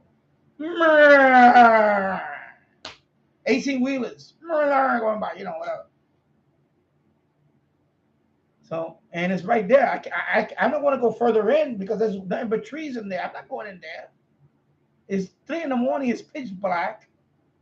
The only light I have is my phone light. I'm not going in there to make a shot. Forget about that. I don't know what's in there. So forget about that. But that happened to me a few times, Keegan. I feel you because that happened to me. I had a good DX. I'm hearing the station. I get the call sign and the truck right through the highway right there. And it's 3 in the morning. That truck is loud. Ruined the shot. I play it back. I could barely hear the call sign. I'm like, okay, this is. I didn't want to use it. I said, I can't use this. Oh my God. Or it was too windy. It got too windy or something. Oh my God. Oh, I hate that. Yeah, but we try. We try to get those shots. We try. Yeah. Kicking yes, but I may try to overlook the noise issue if the situation is rare. Yeah, exactly. I mean, that wasn't that rare. The shot that I took, it wasn't that rare. It was another Cuban station, but it was a different frequency. But I was like, you know what? It's the same. It's a different frequency, but it's the same. You know, like Rebel Day. It's a different frequency of that. A different frequency of uh, Rebel Day, and that was the other one. Anyway, it was another medium wave station, and it's like, you know what? They're no big deal. You know, you're gonna get those. Like over here in my backyard, you know, I got the dog across the street, and she knows if I'm talking there, she'll bark nonstop, nonstop barking. Right now I have the window wide open here, and I'm talking, and I got the fan blowing, but I'm surprised she's not barking. But I guess she can't hear me. But if she can hear me loud, and she'll start barking. That's why I was hesitant to do live stream up here. But so far it's good. So far it's good up here.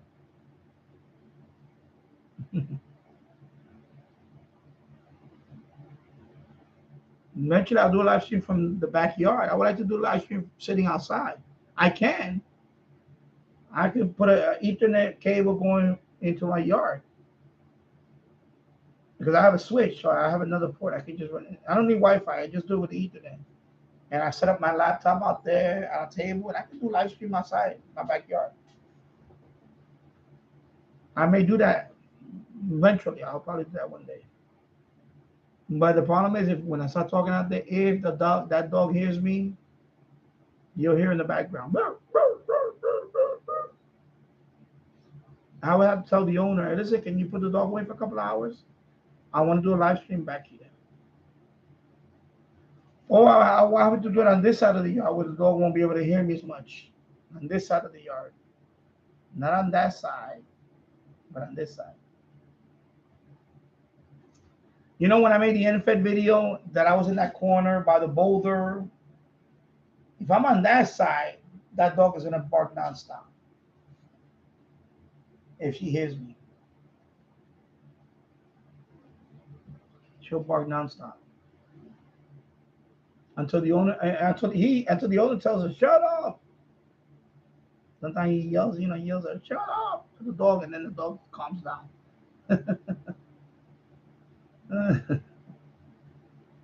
Yeah. So 3 hours and 27 minutes. And I'm gonna go for 4 hours again. I did it yesterday, 4 hour mark. 6 people watching, 14 likes. Thank you. Thank you. Thank you for watching, and thank you for the likes.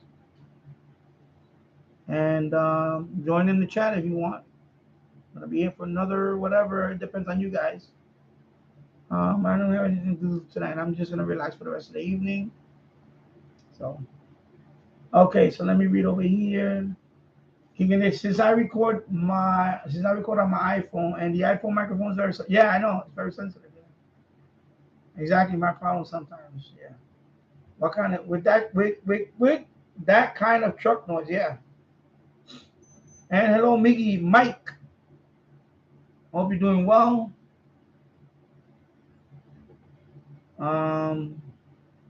You was air band scanning. Okay, cool. Yeah. Always interruptions. Yeah. I guess as long as the noise isn't too bad, isn't too bad that I can't use the recording upload. Yeah. But that one, it really ruined. I remember I was so frustrated. It just all suddenly, because I recorded anyway, but I couldn't see it when I brought it home, and I plugged it into the computer, and I saw I couldn't use it. I didn't want to use it. It was too noisy. And it was wind. There was wind too. Yeah.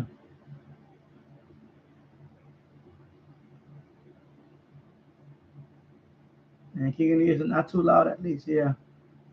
Mickey, I bought a 4-foot folding table and pulled it out my folding chair and find different parks and locations. Yeah.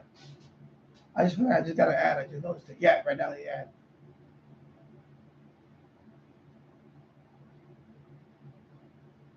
Yeah, I deleted many. I had many instances. Even my son. I'm in the basement and I'm recording. Like shortwave stations, whatever.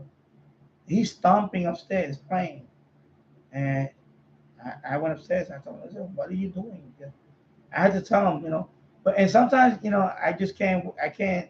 Sometimes you just get the signal when you want to record, but he doesn't. He doesn't know that he's upstairs. He's playing. He doesn't know that. Because I'm in the basement. He's above me, and when he walks and stomps, he's amplified through the wooden floor and the ceiling. So that's the good thing about being on the second floor right now. I'm above them now. So he can play down there all he wants and make noise. It doesn't really affect me up here. In the basement, it was the opposite. Remember a few times that he was playing and you could hear it? And that's when I usually wrap it up. Over here is not the case. He can play down there all day and I'm up here now. So he could stomp down there all he wants. But before it was the opposite. When I was in the basement and he would be stomping on the first floor playing all that.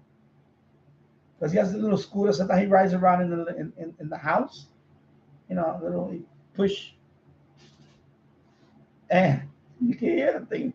The ceiling can hear it. And it's loud.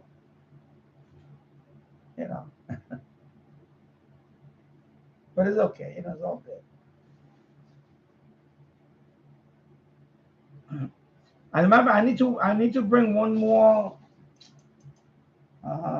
because anyway, you guys are here. There's one more wire I have to bring in here. It's probably going to be for the FM. I forgot about that one. So there's one more wire, and the antenna's right there. If you see the FM loop, I need to put that one on the roof. Then I'm going to run the wire in here for that one. I'm going to do the FM. Now, so I need one more wire through that pass through. So it's going to be the FM wire for that one.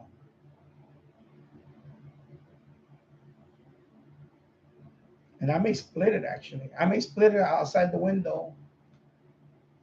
Let me see that. I see how to split over here.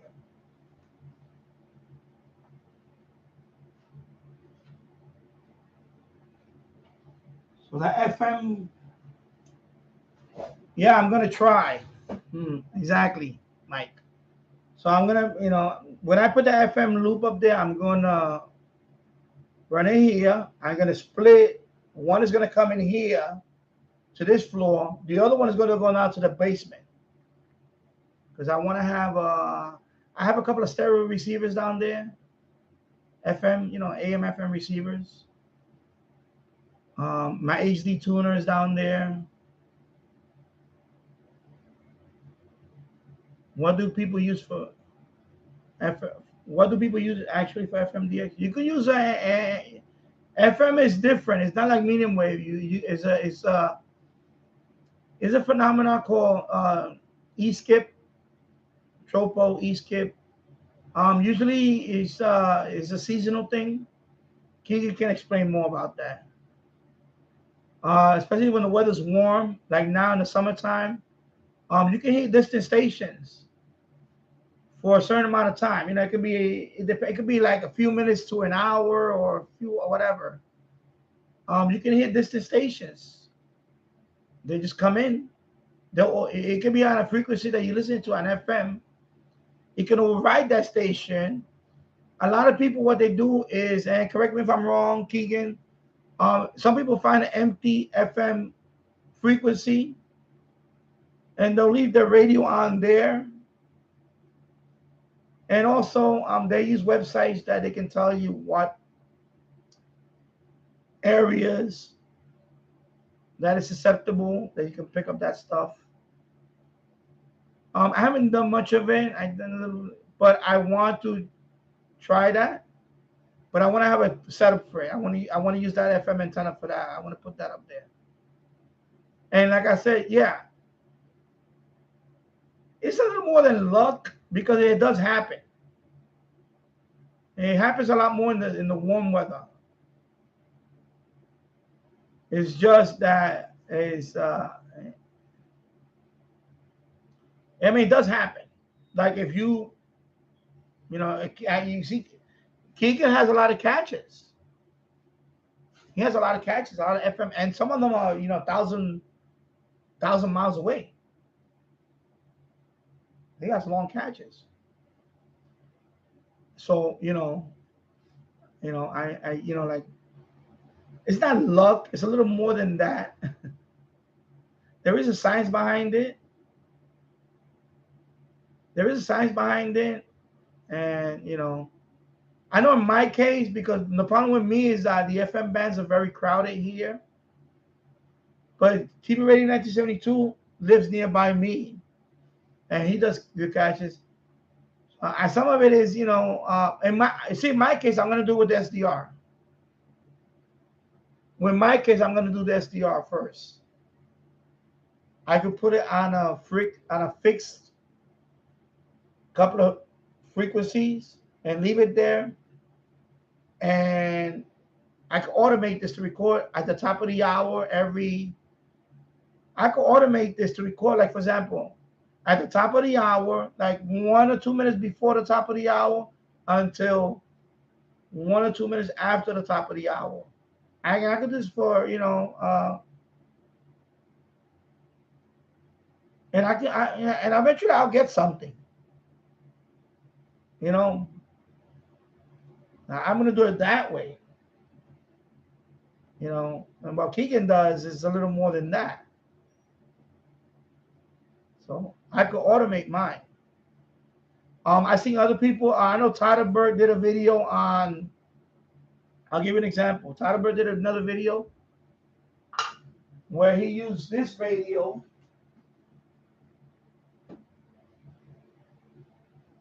He used this radio, right?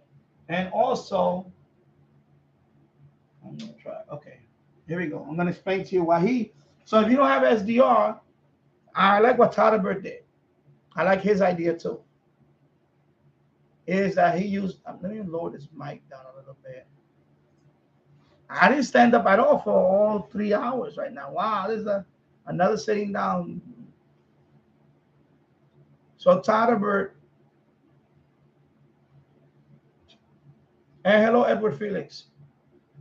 When you go to his channel, look up how to FMDX. Excuse me, Tyler Bird. He did one with, I think it might have been another. I think it is this the same exact radio. He used this one to record, because this one you can record, and you can use another radio, but he used this one to record, right? He used this one to record. So there's a line out here. This one has a line in. This one, you can set it up to record that. If it doesn't hear anything, it doesn't record. The minute it hears something, it records. And then when it stops recording. You understand? So if there's no audio, this will not record. If there is audio, it will start recording.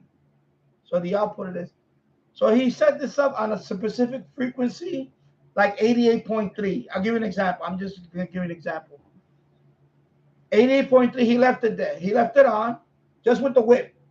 Just with the whip. I'm not going to extend it, but with the whip. This one is an earphone. So that's audio out into the line-in of this radio. He had this radio set up to record. And so that station is silent, right? When there's nothing on. But when he called when you get a signal coming into that 88.3, it started recording. and he picked up the audio. He picked up the audio for, and it was a bunch of stations. It was one from New Mexico. It was he lives around Chicago, so he picked up like New Mexico. I think it's Albuquerque, New Mexico. He picked up a couple of stations in the South. I think it was Alabama somewhere. During that time, some of it was like a minute long, a couple of minutes. Some of them he got the station ID, and he only had enough for like a whole day or so. I forgot what he did. So you don't need an SDR. You can do it this method too, but you gotta have it fixed in one particular station that is in my case, I live in New York. I live near New York City. You got to pick up a frequency that's not in use by the local stations, and you leave it there.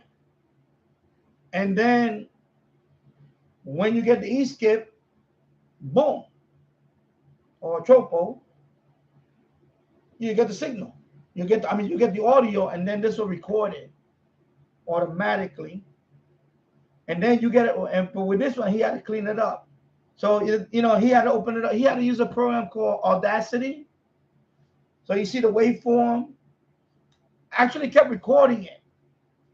So, yeah, that's what it did. It kept recording. I forgot. It doesn't. It would just be. So when you look at the audio file of this, it's dead silent. And then when you see waveform, that's what he would cut that part out and he make audio file for that. And you got to watch his video, and then you can do it that way. I tried that, but I didn't have no luck because I didn't do it for too long. I may try that method too. Just put on a fixed station and let this record. And then you take the audio file from here.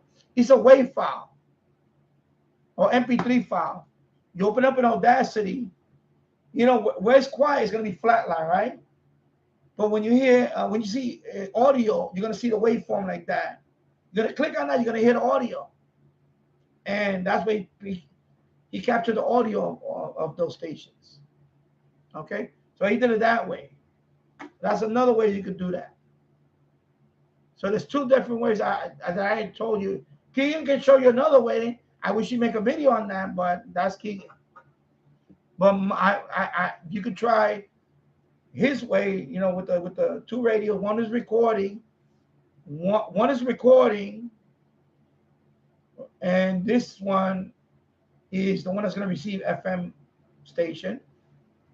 Or you can do the SDR way. But your SDR, like this one, supports recording, SDR recording. You can try this way too. And Keegan, and they can tell you how they do it. I don't know if they usually go to websites, and it, usually people, they go to website because people, for example, like if I caught, if on that frequency I caught,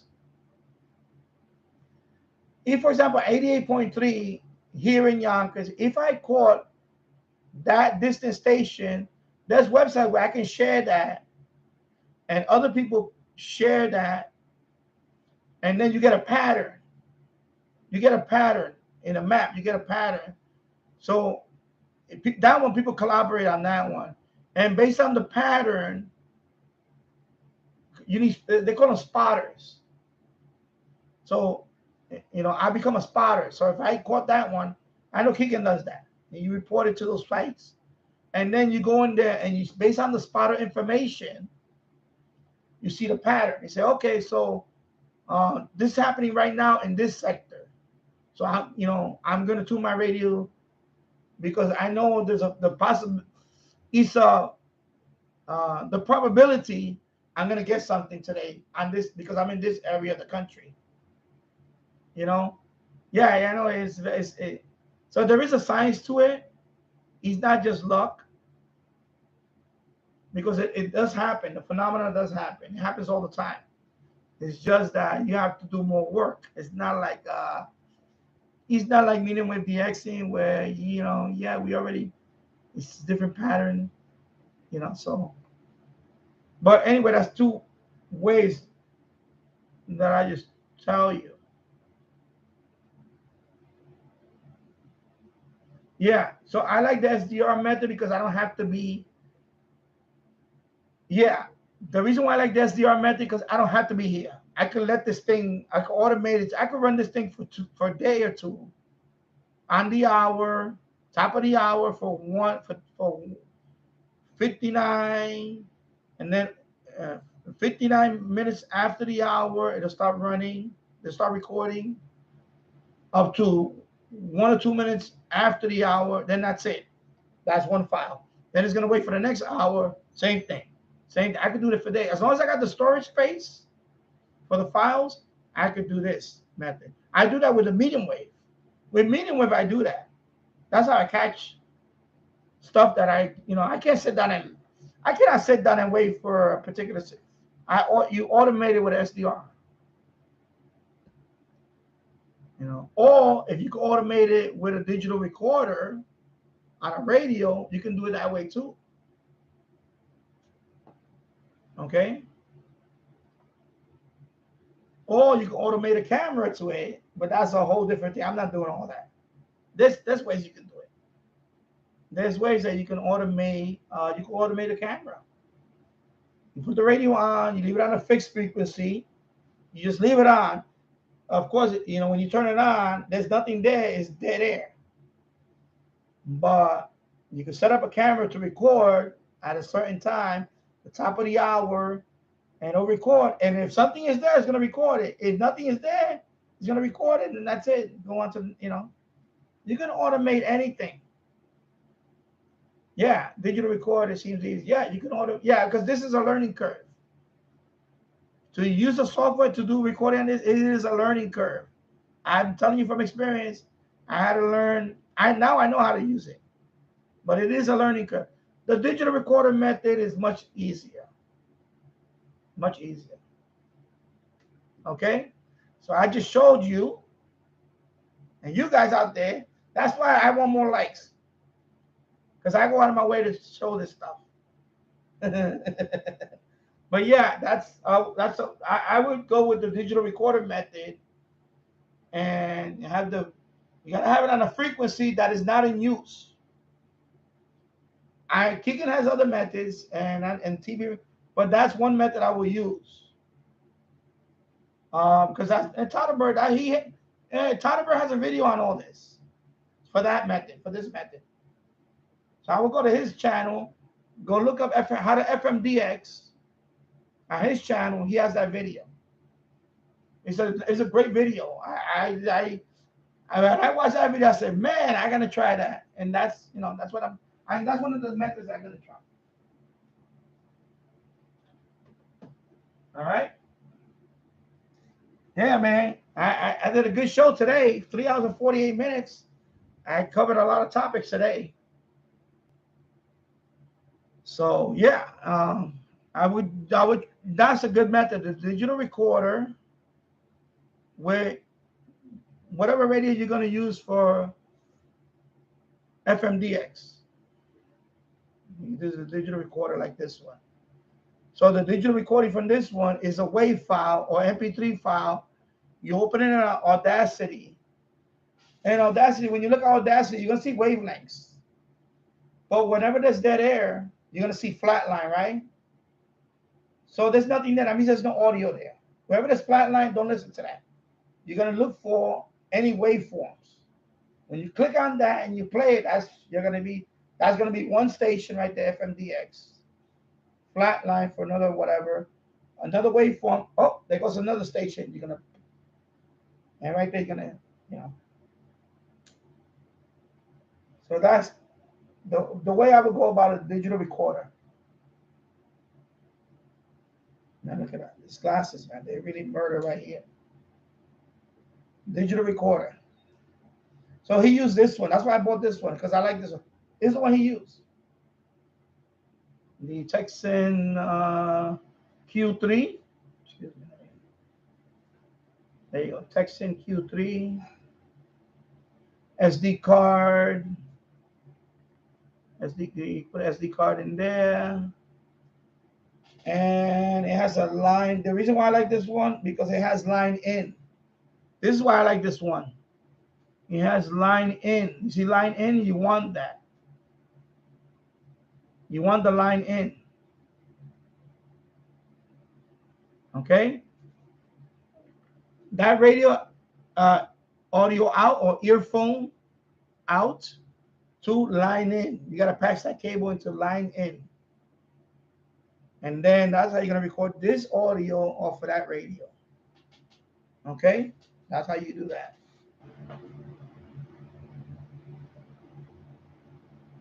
And that's it. It's a great video. You have to watch the video. Let me look for it. I'm going to look for it right now. I'm going to put the link in here. Just give me a minute. Yeah, so you're going to need a 3.5 millimeter to 3.5 millimeter patch cord. Where's my mouse? Okay, let me go over here. Hopefully this doesn't mess up my stream. Let me just give me a minute. I'm gonna stop okay, so it's not coming up. Okay, so let me go to his channel. So I subscribe to his channel. Then I'm gonna search on his channel for. Where's the search bar? Okay, the search is right here. So let me put FMDX. Let's see. So yeah, so this is the video. So let me I'm gonna put the link here. I'm gonna put the link in the description too, because I'm sure when everybody watches this, they're gonna want to see the video.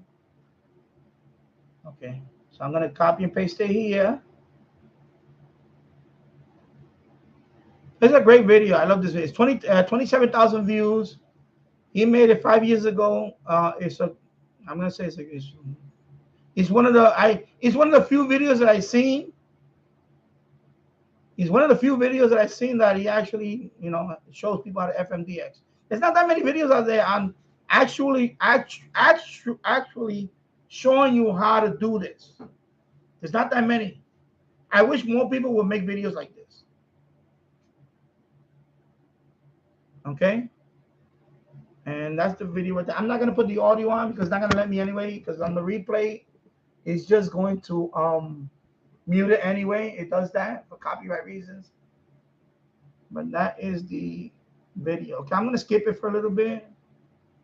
He showed it with, let me see, he did it with,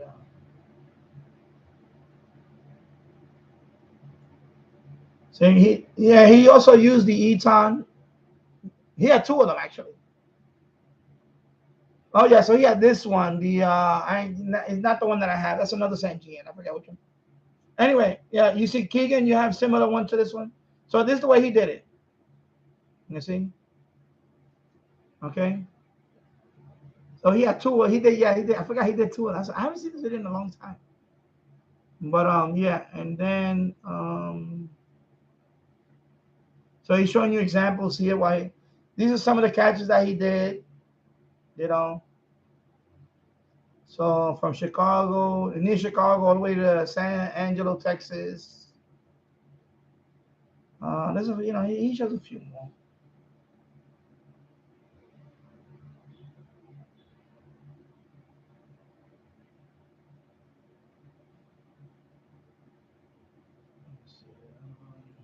Let me just skip it. So this one is New Mexico. I'm gonna skip it because I don't want to wait too long. But yeah, anyway, you watch the video, and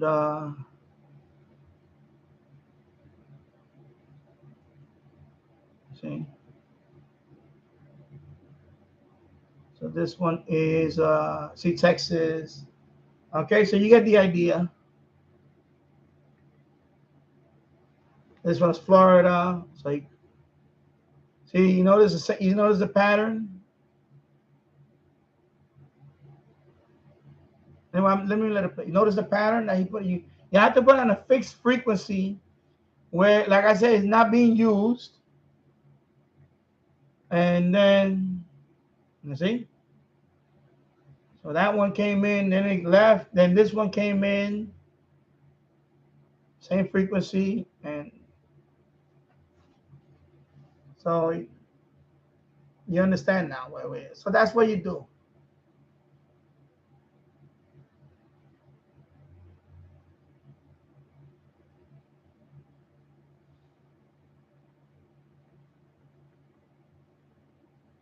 So this one was the next day, right? The next day, and this time he went out west.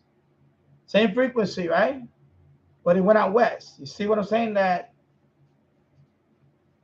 a few days later, same frequency. So you put it on a frequency that you know that's not being used locally. So in my case, you know, I'm in New York City, and there's websites you go for that where you can check. But I think my case, I think it's 88, but there's a few of them. There's like 3 or 4 of them that I can use, and you leave it on that frequency, and then that's when and you'll get something, you know. All right, so there you go. That's how you do that. And like I said, I wish more people would make videos like that, you know, because that's why that's why I tell Keegan, there's not that many videos that people actually show how to do it. If you make a video like that, your subscriber count, I guarantee you, will blow up.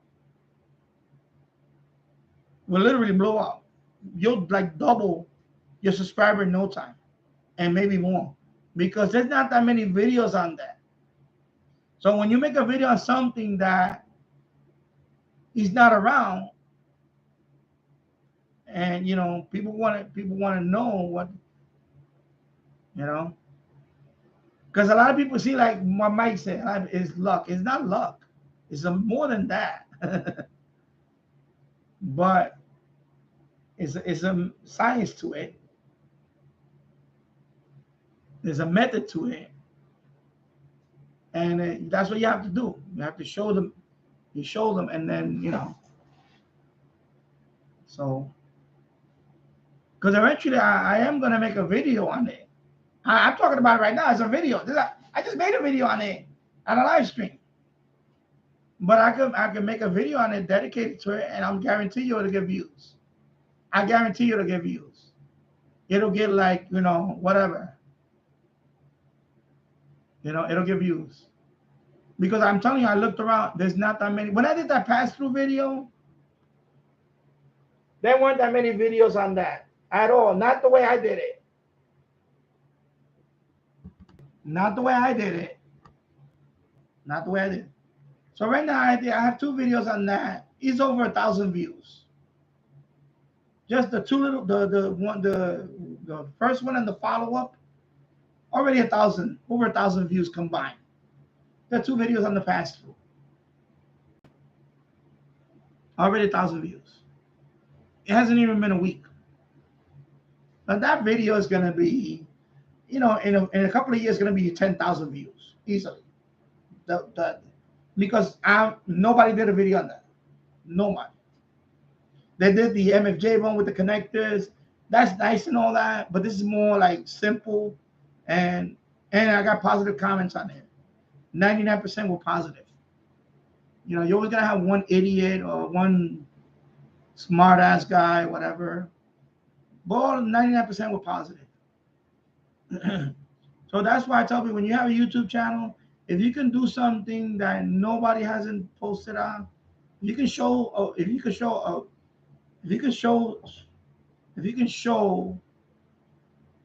how to do something that nobody hasn't posted it yet, you own that one. That's gonna be your video that's gonna make your channel grow. You know, like when I did the MLA 30 BNC connector, nobody did that video before. There was somebody that put the BNC connector, but he didn't show you how to do it. He didn't open up the box and solder it. He didn't do all that. I did all that. So that video now is the most That video gets me the most subscribers in this channel. Is that video.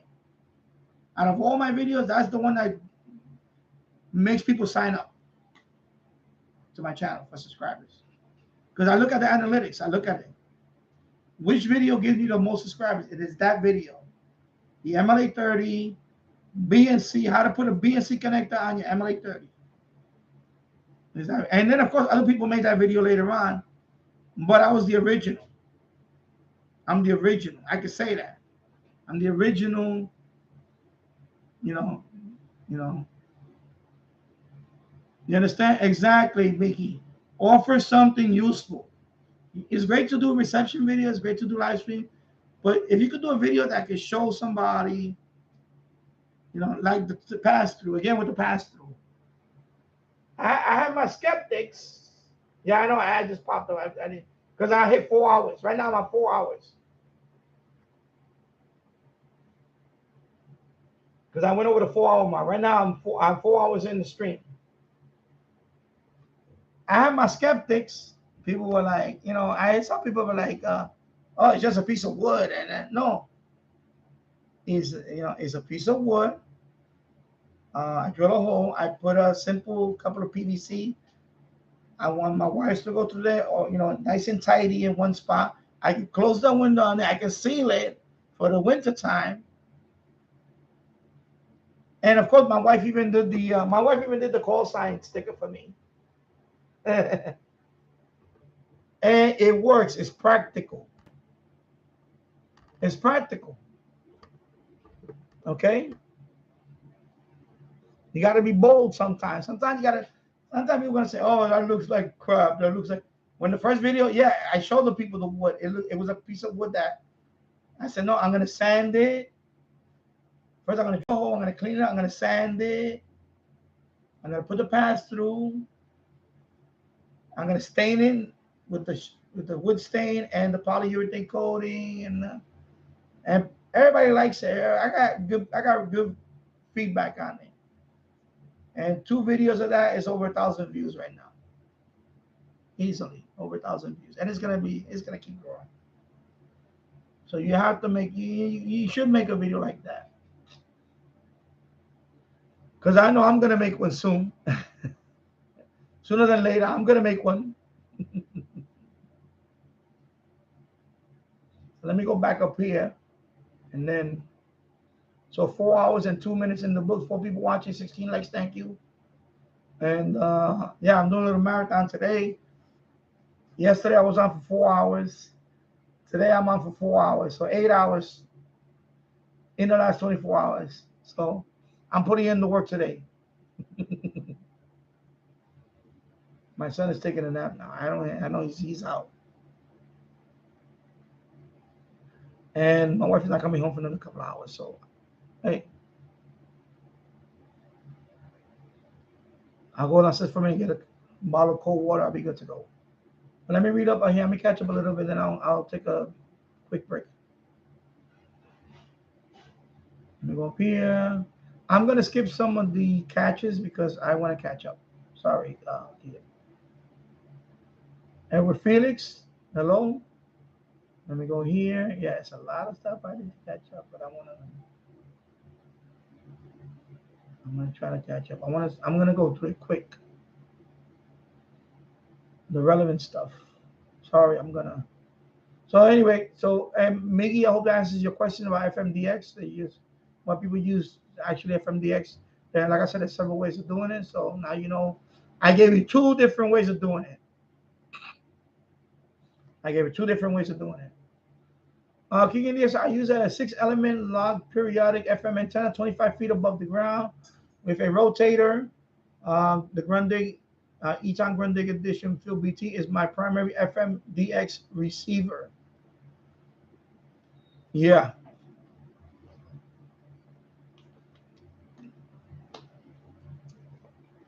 So there you go. And then I'm going to scroll down a little bit. I'm not going to read all the frequency stuff. I'm sorry, because I want to catch up. Edward Felix, welcome. Keegan, yes, my farthest catches so far had been almost 1,500 miles away. That's a nice haul. 1,500. Even on medium wave, 1500 is a very good long DX.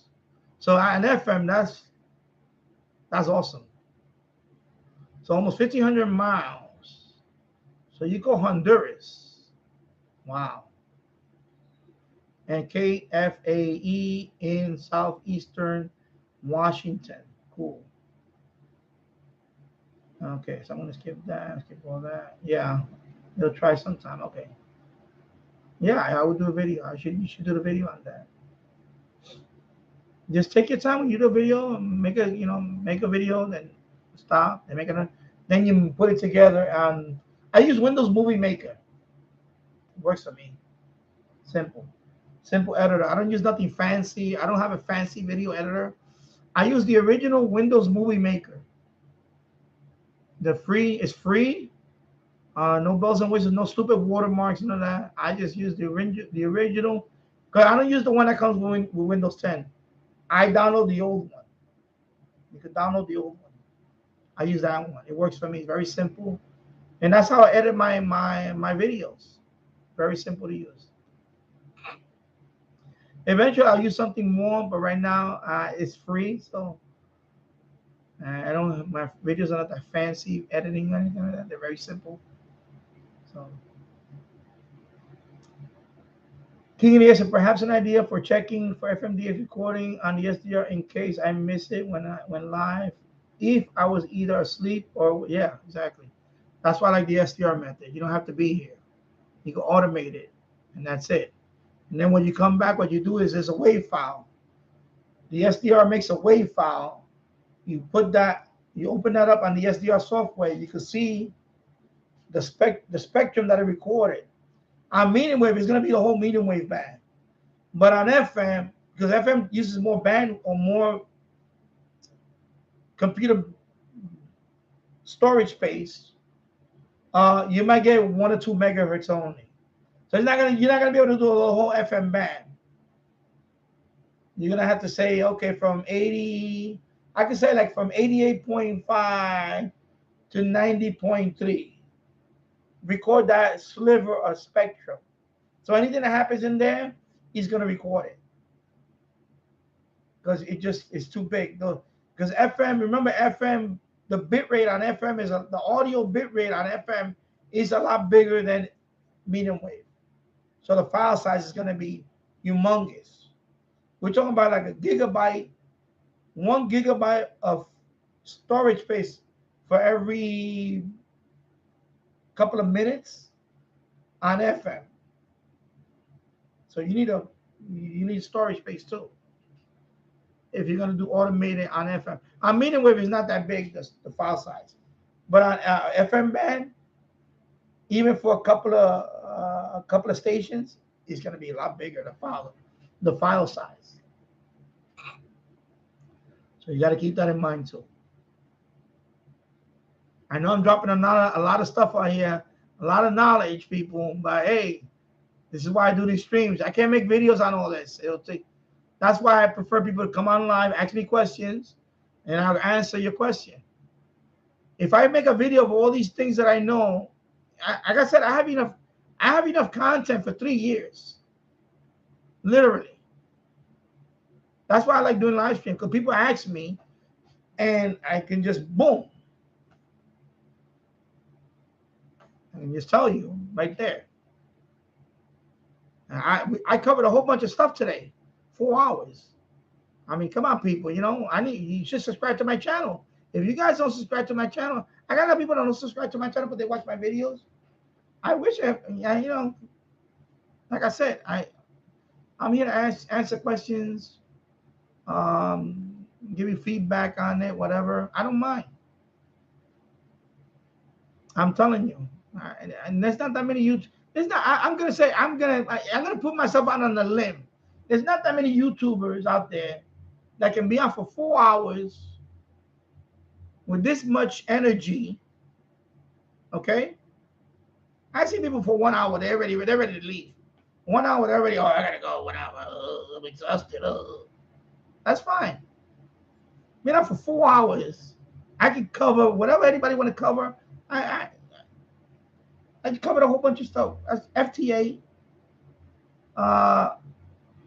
DXing, traveling, band scan, FMDX. Now I'm all over the place, people. You know, I should have more subscribers by the end of this day, and that's the way it is. So, you know, hey, that's fine.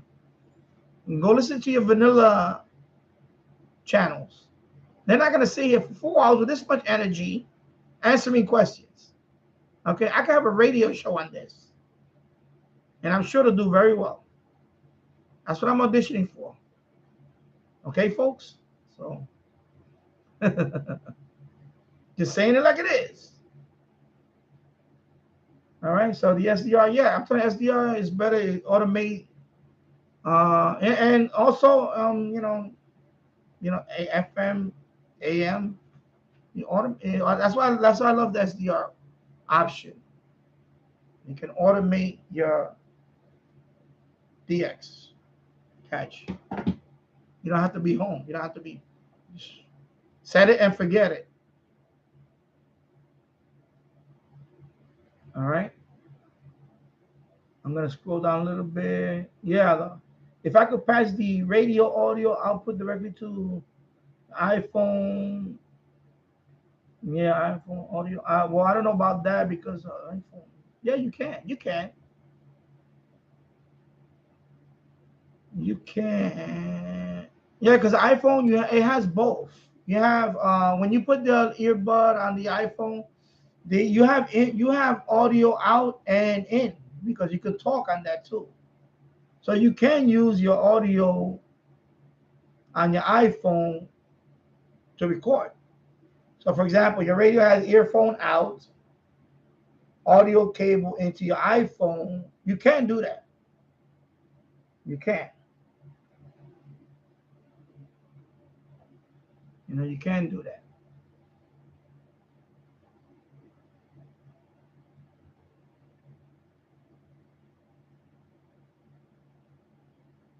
Yeah, and also Keegan, yeah, I'm gonna read it.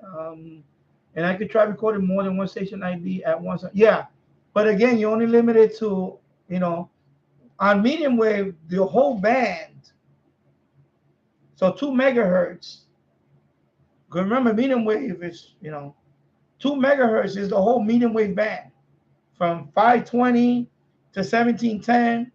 You can record the whole band on one,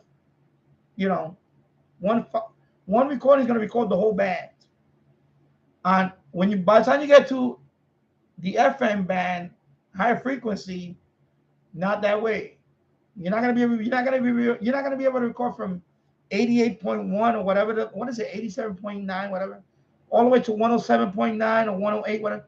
You're not gonna record all that on the SDR. The SDR cannot do it. Only up to 2 megahertz. So only 2 megahertz out of the whole FM band you're gonna be able to record.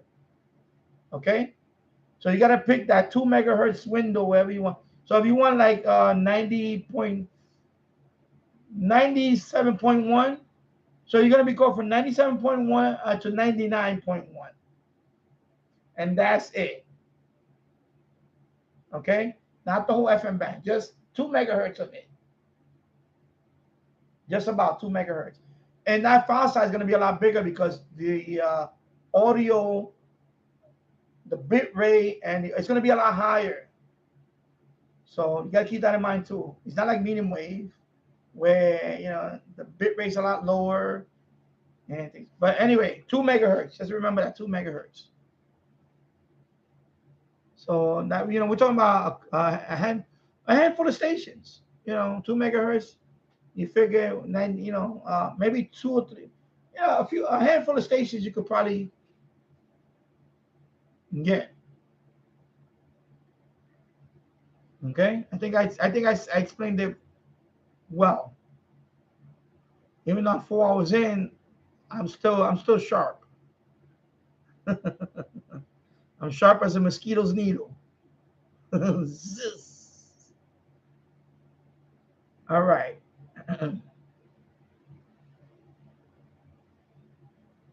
Yeah. So Michael's, I'm gonna, I want to skip a little bit, but anyway, I'm gonna read me. I think I have the same clock above you, time and temperature. Okay, I don't know what you're talking about. I guess you're talking about that one up there.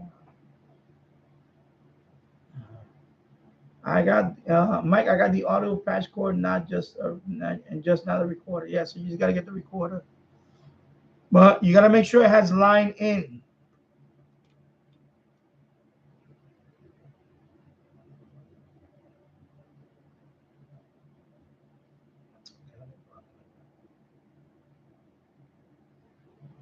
Come on, try this again.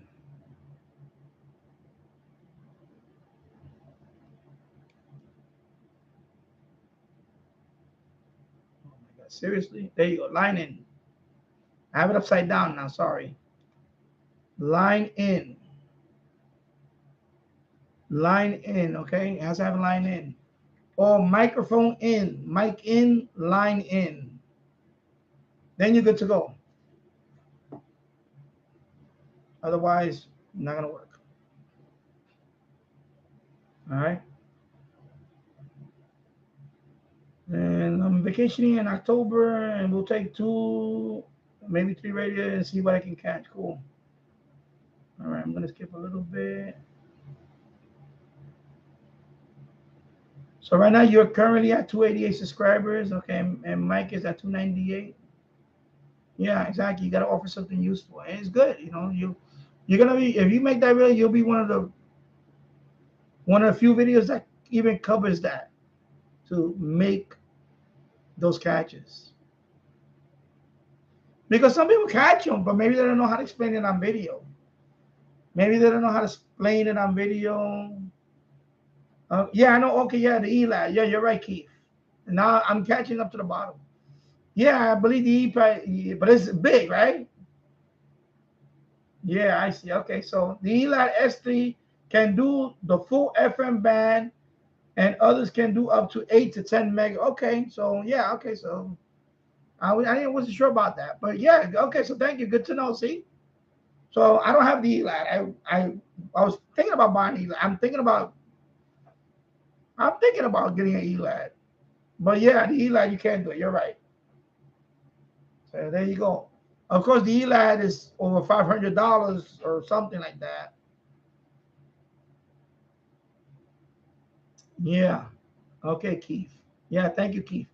Yeah, I know the ELAD. Mary DXA has an ELAD, so but he's not here right now. But I know the ELAD. Yeah, and yeah, because he has the ELAD, and Oxford has the ELAD too. But I never seen them post. No, actually, Mary DXA he uses SDR. Yeah, so the ELAD is about 1,000. The new ELAD, which one? I don't know which one's. Oh yeah, that's the yeah. Because I was thinking about buying the old one, the one that Marriott the Extra has. Not the transceiver. I just want the receiver. But I think he has the transceiver.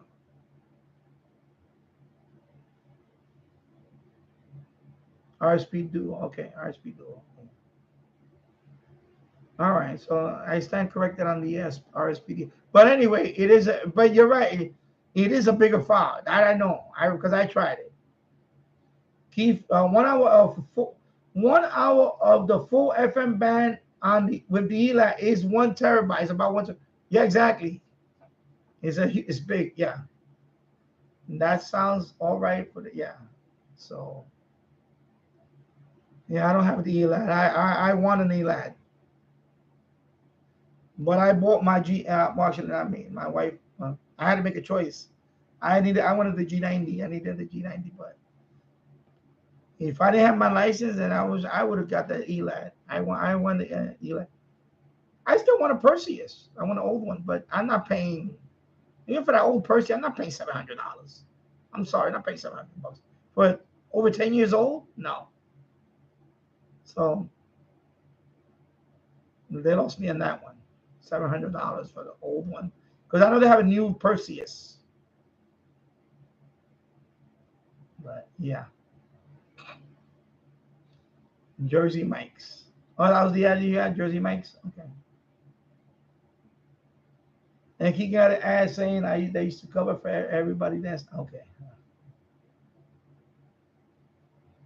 So each on field radio was my first radio major real purchase. There you go. All right. So yeah, I have the AirSpy HF Plus. So I do have that one. So I have that. I have the HF, the Discovery HF Plus Discovery. I have it. I have it right here. All right. Where is it at? I have it somewhere around here. Where is it at? Oh, my God, it's better. Shade. Maybe I'll take this one with me.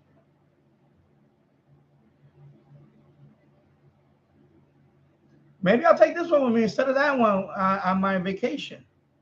It's a lot smaller. I should take this one instead of this guy.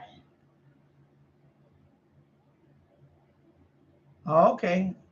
I think he was the second person that I heard that this one is pretty good compared to the.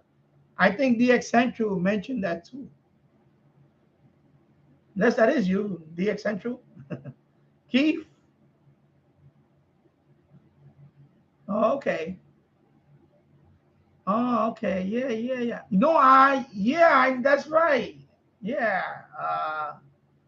So you know what? I'm gonna take this one. I'm gonna take this one. You convinced me, bro.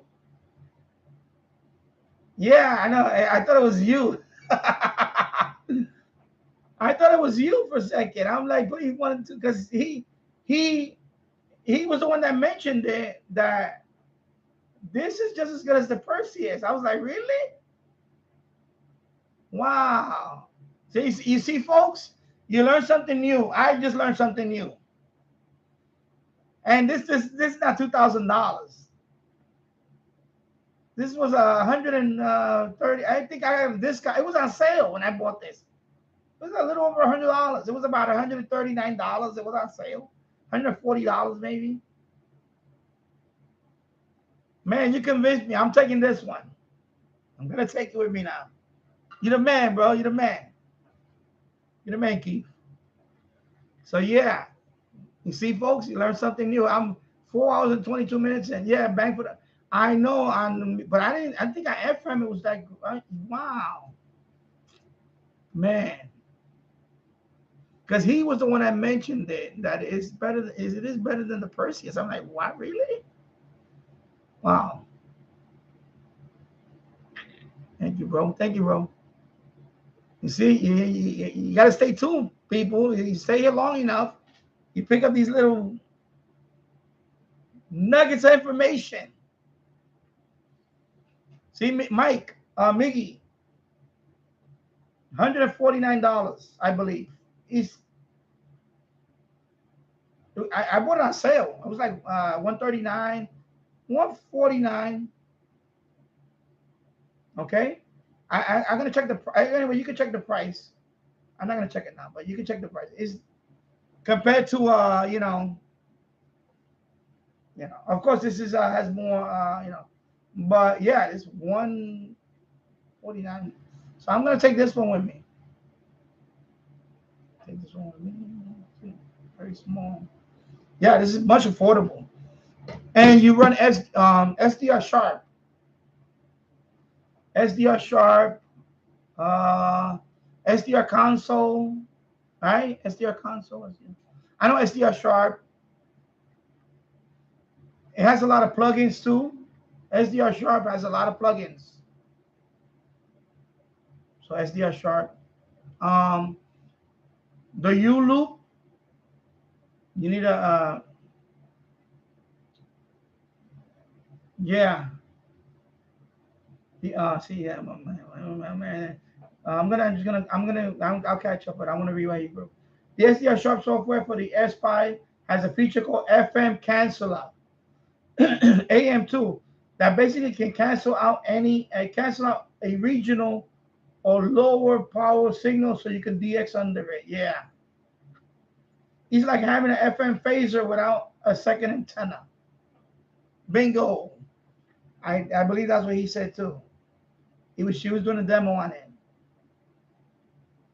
So, man, I need to use this more often. I need to start using this more often. I'm sleeping on it. Yeah. So let me catch up on here. So yeah, the ELAN. Okay, so man, you convinced me, bro. I want to read everything, but I'm trying to catch up because I'm gonna wrap it up soon because I put in 4 hours today and 4 hours yesterday. Wow. I'm at 4 hours and 25 minutes. So Keith, I'm gonna read and then let me catch up on this because this is good stuff here. Yeah, I gotta read all this stuff. I'm doing it for you guys, bro. I want to see some subscribers today. I want to see a spike in subscribers today. I'm serious. Well, I'm not gonna come back for 2 months. I'm just joking. I'm joking, people. But come on. I need some love here. Show me. I want to see some. I want to see a couple of more people come. I want to see some subscribers today. All right, so let's make it happen. I gotta read this. Keith, I got something over 100 terabytes of FMDX still to go to. Some of it goes back 10 years. Done with the Perseus and the FM Plus and also the ELAN. Yeah, because I have files and I have files from a year or 2 years ago. I still haven't went through them. I have quite a few. Not 100 terabytes. I have about a terabyte. I have about a terabyte. I know that. FM stuff. I haven't went through it.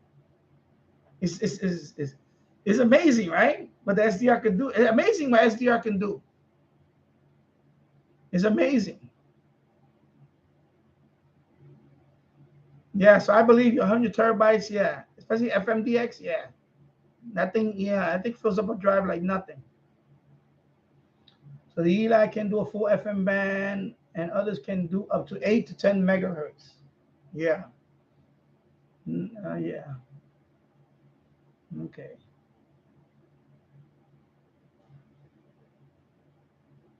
Yeah, wow. $1,000.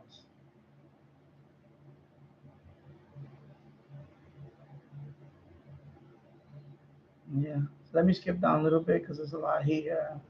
But I wanted to read that one, and I'm gonna go because I'm trying to catch up because I'm getting to the point now that not that I'm running on fumes, but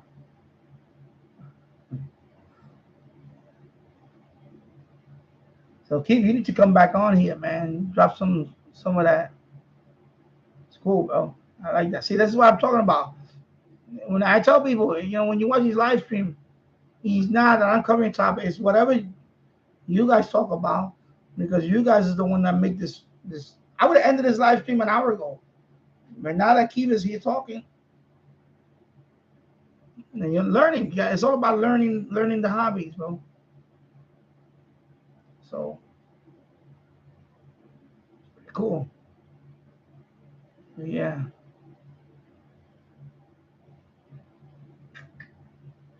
So the ELAN S2 cover is about 6 megahertz. Okay.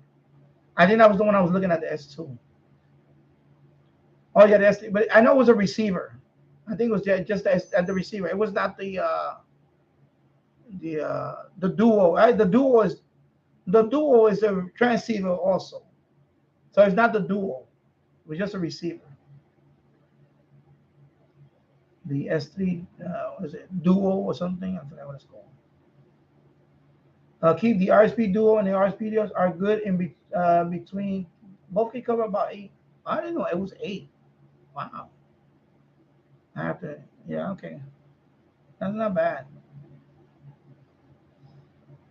So the AirSpy HF Plus, in my humble opinion, is better than the Perseus. Okay. So Keegan, AirSpy. If you're gonna look for it, AirSpy. It is the cheaper alternative compared to that, and it's very, very. The only thing about the AirSpy is if you want to do, it only goes to the VHF. That's the only thing about the AirSpy. So if you want to listen to other frequencies like you know, anything above 300 megahertz, then you're not gonna be able to use this. But that's it. But that's, you know, that's if, you know, that's the only thing. But it's like this is pretty good. He's right. I agree. It's pretty good. It's a keeper. Okay. Yeah, I know it's amazing with that. I swear to God, I thought you was DX Central. I thought he was in here. So he's in North Carolina. I'm about 20 miles. Okay, so you're in Boston. Okay. So let me scroll down a little bit. Okay, so I caught up over here. Okay, so Keith, you subscribed quite a while ago, mostly lurk, but I'll be you should you need to be more active in here, man. Because you dropped some gems in here today. Yeah, I definitely appreciate that. Definitely. You see what I'm saying? Yeah. It's my subscribers, man. They're the best. My chat is I've been told my chat one of the best. I'm gonna say it. So people that watch my replay, I leave the chat replay on my chat, my chat room. The best. I'm gonna say it. Trust me, I've been to a lot of live streams. Nope. I got awesome people on my channel. So yeah.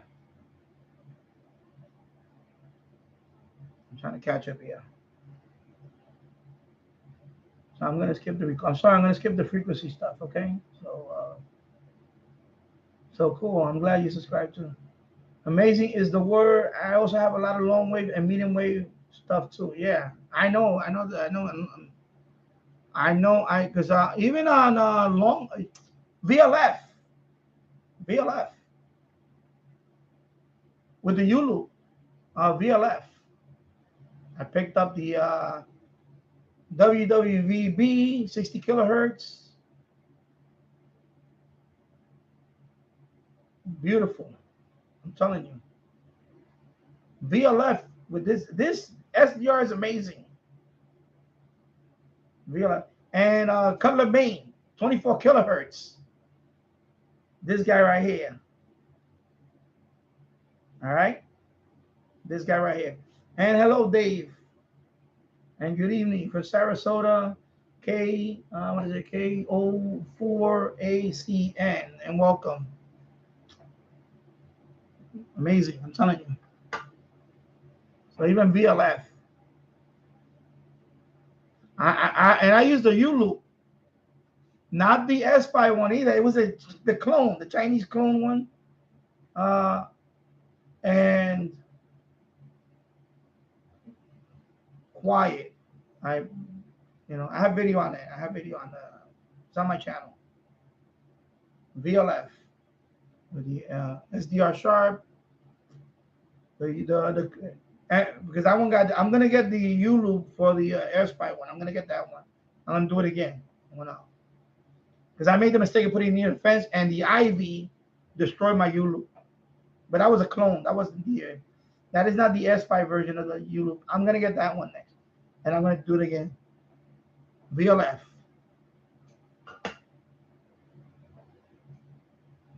Yeah, the U loop. You find a quiet spot for it. The U loop is.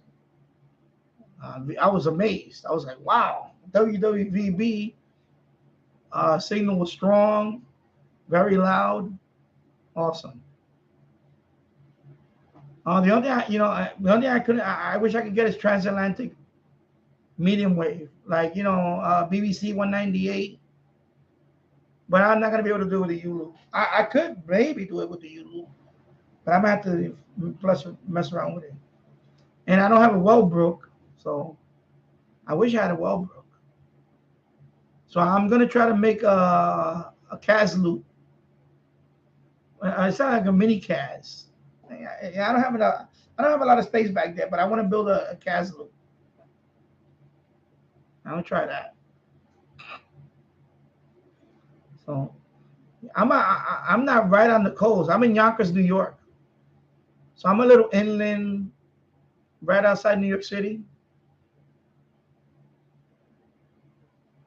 Yeah, I was looking into that too. They call it Sula. Use something like this. Terminated with a, right? I seen I can do that with this kit. I can do it with this kit. This was originally, this is they call it a flag or pennant. Sorry, this is a preamp, right, with the BNC. So I want to build so I'm going to, and like a Casio, I'm going to build it with this. I'm going to try it with this first. It is amplified though.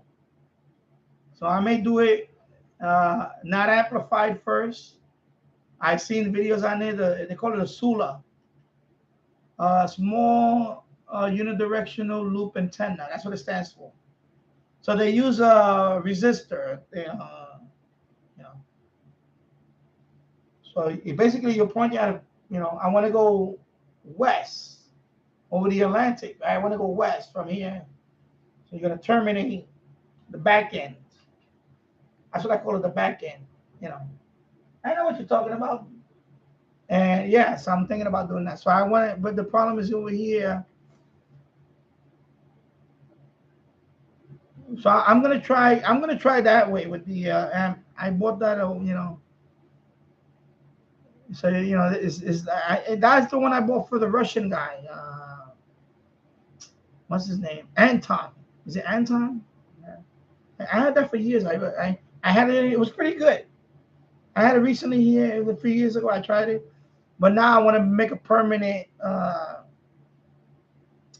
I'm probably gonna do like something like that, like a Cas loop or something, and I want to keep it away from the house. That's another thing. I'm gonna give it another try. Yeah. I'm gonna skip a little bit. Keith, I've explored VLF more. I have a neighbor that has an invisible dog fence. It sends out a small RF pulses to parts of the long way. Yeah.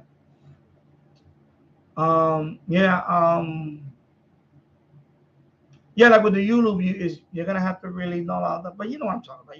I don't even but what you saying? Yeah. Because the U loop, because I tried with I picked up that signal before. I did it with the MFJ 1886 loop, but that's an amplified loop. I even did it with the MLA 30, but I modified the MLA 30, and I picked up VLF on the MLA 30. But with the U loop, it worked right out the box. Right out the box, I had it in this corner of the yard where I have it away from the transformer and the power line. I pointed it east to west, booming. I was like, wow. That was the best reception I ever got from WWVB. It was like S7. It was S7. S7. It was clean. The noise floor was, you got to see if you see the video, you'll see it. The noise floor was almost nothing, the noise floor. Because at that low frequency, you got to have the noise floor down there. You can't have like a couple of S units of noise. No, it'll be buried. So down there, the noise floor was. I have it. You see, just search it on my channel. WWVB U loop S5.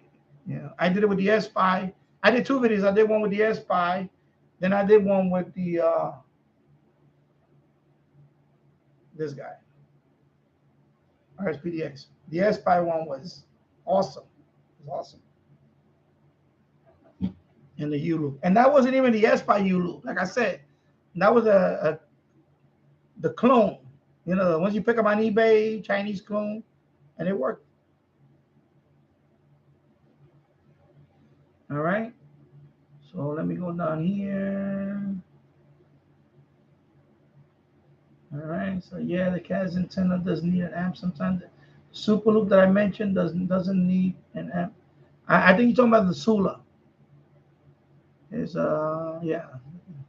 There's a guy that did it. It's a Japanese. I follow him in his channel. It's a Japanese guy. He built one, Sula. It stands for small unidirectional loop antenna. So he did his with it was I think he did a passive loop. That means no preamp. Then he did it with a preamp. He put the preamp. So he did it like that too. All right, so I'm gonna wrap it up, folks. I want to say thank you to everybody. I've been out for 4 hours and 40 minutes. I was on yesterday for 4 hours, so total of 8 hours, almost 9 hours for the last couple of days. So I want to say thank you to everybody. I have fun. I have fun today. Saturday, I have fun. You know, I need to do this more often on Saturdays. I should be back next week, Saturday. I'm gonna try to be back between, but definitely Saturday I'm gonna be back because I know he's not gonna be on next Saturday. So I'm gonna try to be on back Saturday, and then I'm gonna be on vacation for a couple of weeks. So I want to say thank you, everybody. If you haven't subscribed to my channel, please do. Share the video. And I'll see you next time. Take care, Keith. Take care, Keegan the Extra, Dave, Mike. Everybody take care. Have a good weekend. And I'll see you next time. Bye-bye.